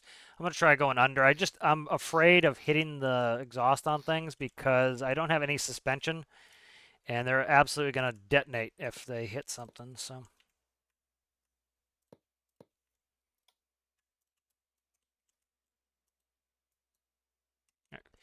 And let's see, where do we want to go here? I have this exhaust here. I was almost gonna do. I could do a. Do I have space to do verts? If I could do verts, I see I can't get to verts. I could put fake exhaust in there. I could just fake it till you make it here. Let's try something here. Probably not gonna like this, but Do this. This is excessive American nonsense, this.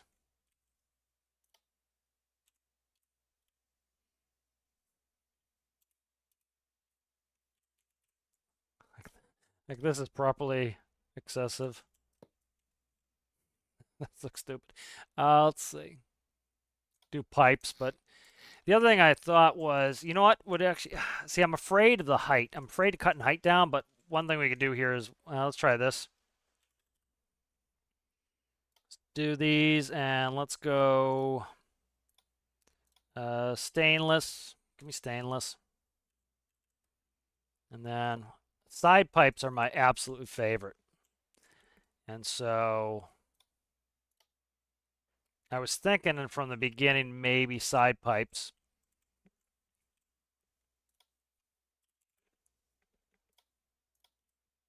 I might darken them up, but see, they're too low.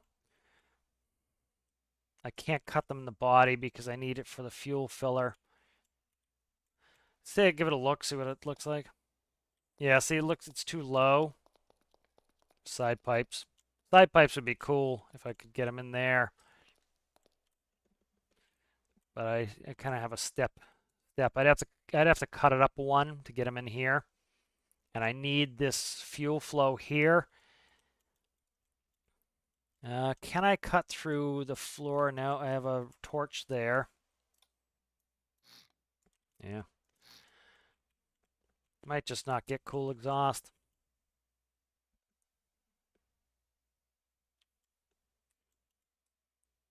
Let's try something here. Let's try. This is just to kind of see if they look wonky hanging out the back like this.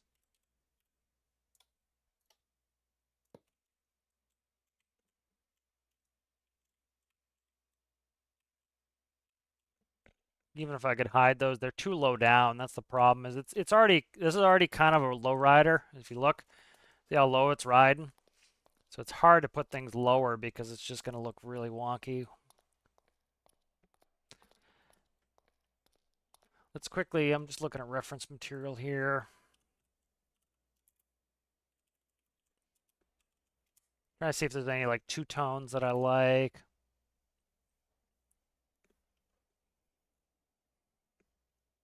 See it walking to the right on me.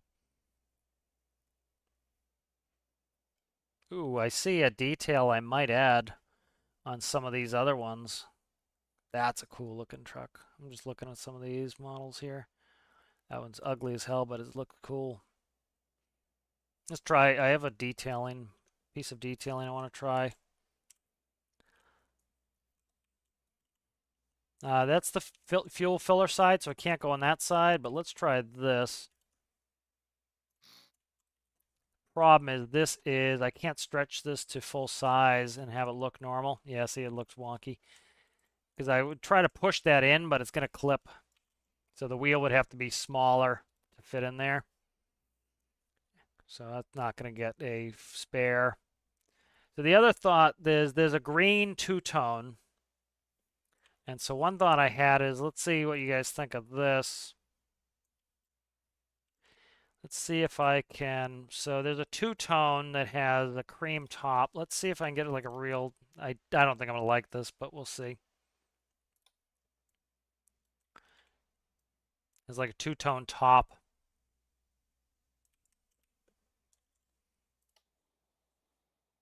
I don't know, I might like the two-tone. What do you guys think of the two-tone?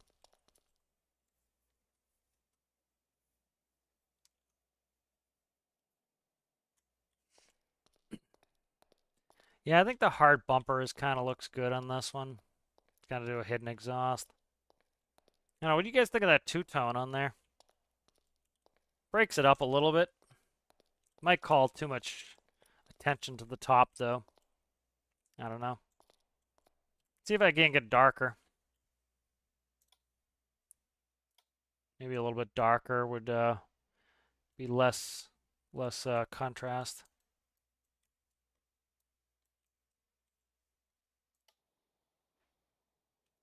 Kind of digging the two-tone. What do you guys think of the two-tone?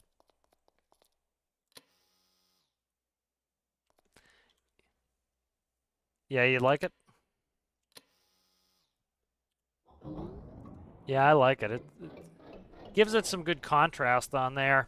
And it's about, you know, it's not quite 50%. It's like this the white walls, you know, are giving good contrast. Yeah, I think that color is good. I think it's better than the second one. But yeah, see, it's such a low rider that putting in side pipes would look, they would hit everything. I still don't like the fenders. I might have to XML something into the fenders to get those to not look dog's bollocks. But one thing I was thinking of doing is adding a toolbox, and that would have all my tools in it. I could do a folding seat maybe. I'll have to check, see if I have space to fold the seat. But we're doing a good 82 miles an hour.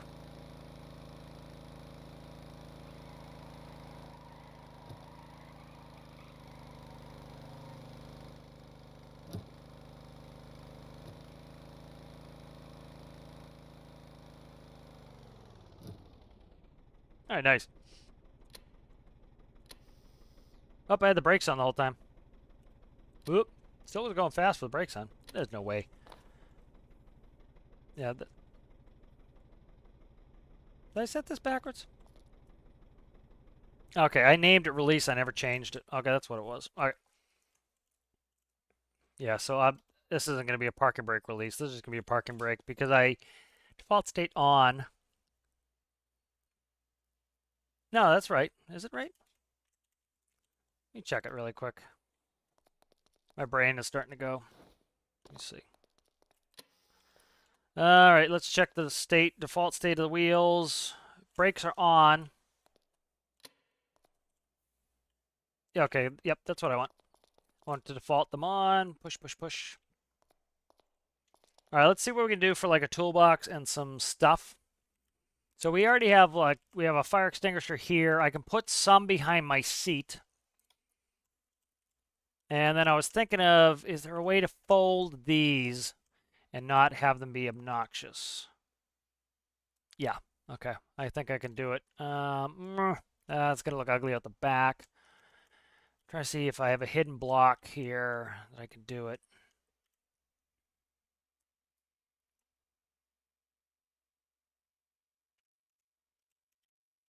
So we have a fire extinguisher under here and there.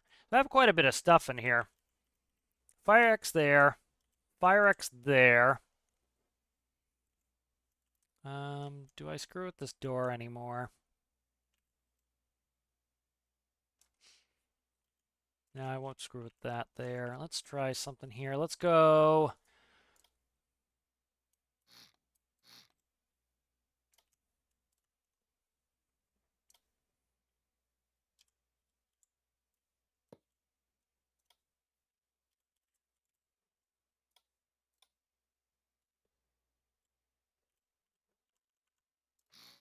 Put them in the door here, like little door pockets.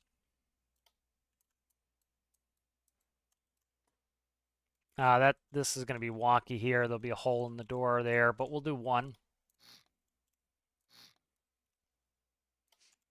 Just kind of like a, door pocket here.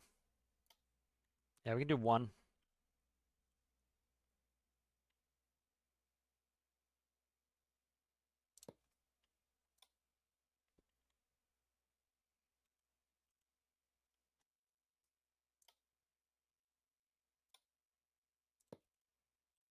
I think we'll just go like this and make it solid. Yeah. I'll put a little door pocket in there with a first aid kit.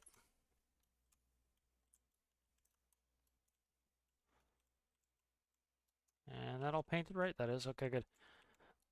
Yep, so there is a little door pocket with some first aid kits. So we have three first aid kits, 2 fire extinguishers, and a repair torch. It's not too shabby. Yeah, that's not too bad. And then one thing I was thinking is putting a hardpoint connector maybe on here and to be able to slide a toolbox in there. Let me just catch up with chat.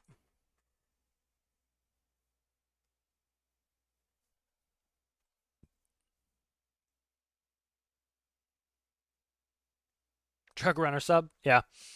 I was thinking of doing like a fuel sub would be kind of interesting. Moving some fuels around. What is okay? That's there. I'm just trying to remember all my connections. Trying to think what else I want to put on this, if anything. Let's see. Let's do dark gray running on the boards there. I think. How do we like that?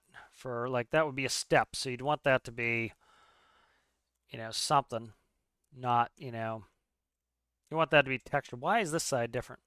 This side is half blocks, and this side is squares. I think. What do you guys think better? I'm thinking I like the half blocks better for these posts. Yeah, I'm thinking that is better than yeah, I'm thinking that. That thins it out a little bit, I think. And where's the door hit? The door hits there, so we'll keep that black until the door hits. Actually, I want that interior color there. Yeah, thinking that, and then that gives it a little grab rail there. Maybe that kind of, yeah, that I think that's a good detailing there. Putting this here breaks it up a little bit. So this is too tall. Let's try that. I think that's kind of a winner. There we go. Yeah, that draws some more attention down here. I'm digging on that. Then that's kind of like a step color there. This is still weirding me out a little bit, but I don't know. I don't want to nitpick it. I'm digging it. What are you guys thinking? Can't think of too much else to do to this sucker. I could put a breaker for the battery just so that we can completely shut the battery off. Maybe I'll do that.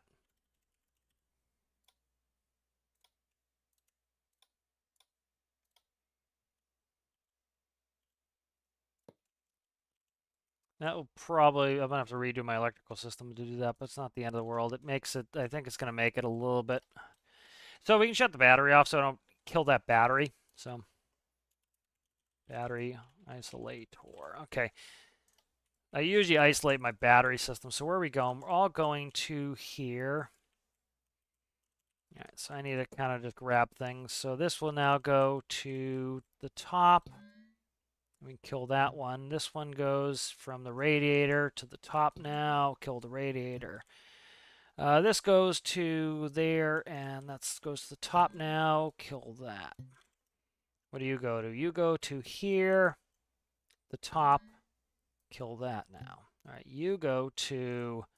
The doors will stay here. Anything hot bus that needs to stay powered will stay powered. So the doors, this door here is going there. That's good.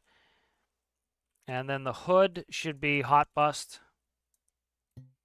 So that should go there. This should be disconnected from there. What are you going to right there? Robotic pivot. I don't know what this is here. I can't see what that is. That's the dash.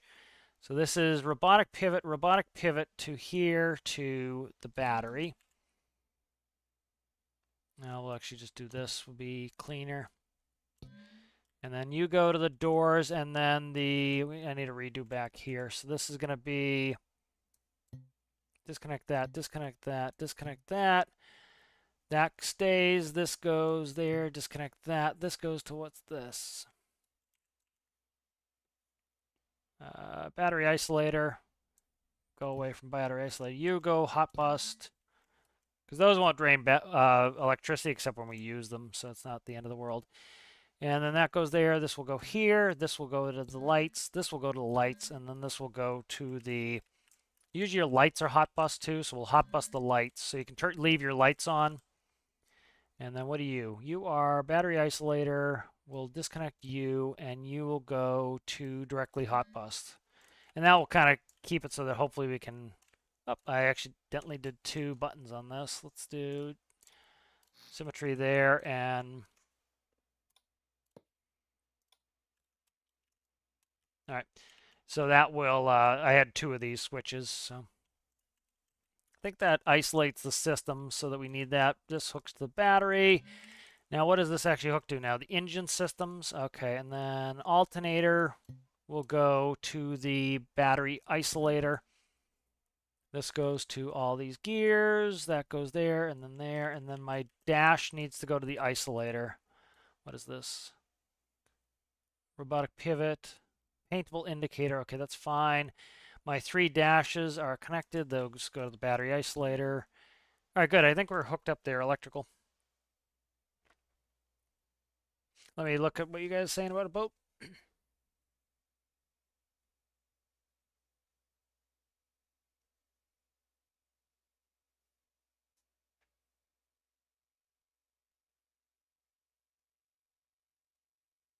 That's true, yeah.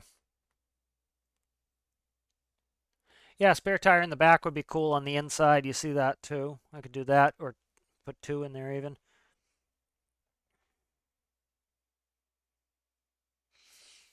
It's funny. I wish I had taken a picture when I first started. Like, you can go back and check the video, but you know, I make my stuff look really blocky and terrible in the beginning, and then I do my detailing, and it's you know, it just looks absolutely donkey to start with, and then, you know, start getting more decorative as I go, because I want to make sure it's going to work before I play with it too much. Grip, what do we have? 200 there. This is a high-speed tire. I have to keep the details. So it could go centralized like that. I could actually punch it in one, which is what I think I'll do. I can actually go down maybe. I don't know. Let's see. Cut that in and down. It will sit like that. Is that really going to be noticeable and bug anybody if that's clipping through besides me? Probably not. Paste that. Merge that. Come on, merge, you scum. Should be poking the back of the seat. Is that merged now? I can't tell. We'll have to spawn it and check. Let's see what that looks like sitting in the back there. That's not bad. What do you guys think of that? You know, I would do the side, but the problem is the hub is going to cut into the side here, so I have a spare tire there. Sometimes they used to put little dig outs for the tires anyway, so I think the hood came along nicely. It's shapely and it looks nice. Handle there. Still fretting a little bit about the door jams, but it's not the end of the world. Oh, I have to hit the isolator now. Okay.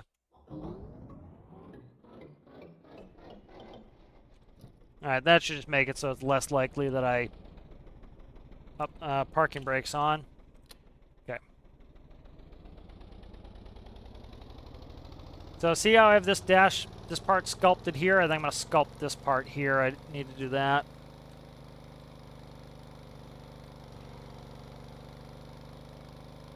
Let's see, 3, 4.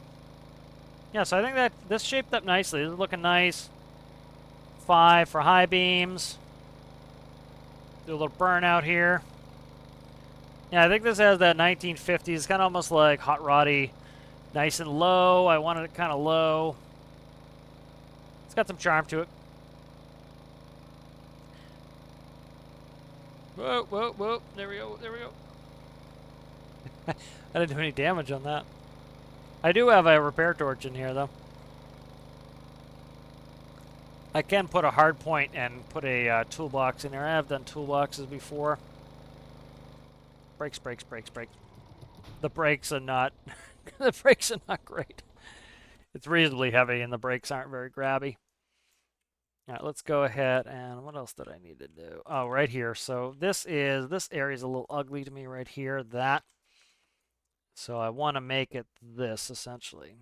I'm just going to copy this and slide it. That way it's all colored correctly. I don't have to sneak in there and color it. Why is this? Okay. Okay, that's what that is. All right, why is it? Okay, it is red on that side. I was like, it should be red. That's the whole reason I moved it, was it was all colored. Okay, that's better. That gives it a little more detail in the dash. So I'm digging this. This is looking pretty good here. I think we'll finish up here in a minute. But let me check for, I'm just checking for any any errors or things that need to be fixed. I don't think so. I think we're pretty good. It has a cooling system. Cooling system's running. It's supercharged. Weight looks good. Make sure this center of gravity's close. It's driving really well. I think the white walls set off the red paint. I like the top now. Don't know about this color up here, but I think it's good for. It's a little bit lighter up there, especially it's right on top of her head. I'm not 100% sold on this right here.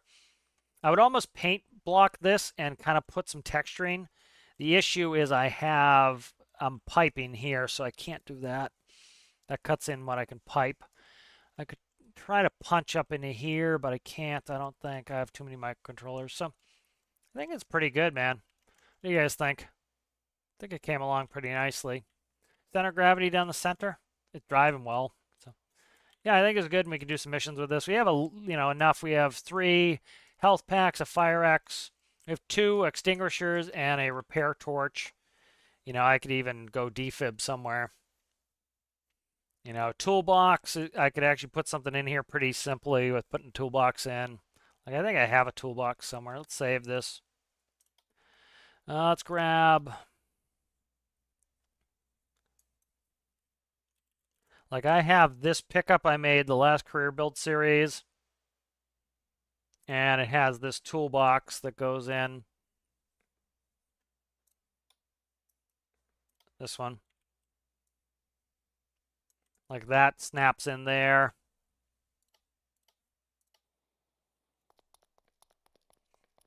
See, that's the folly of suspension. Like this toolbox here. But yeah, I think this truck came out good, so I'll release this in the workshop.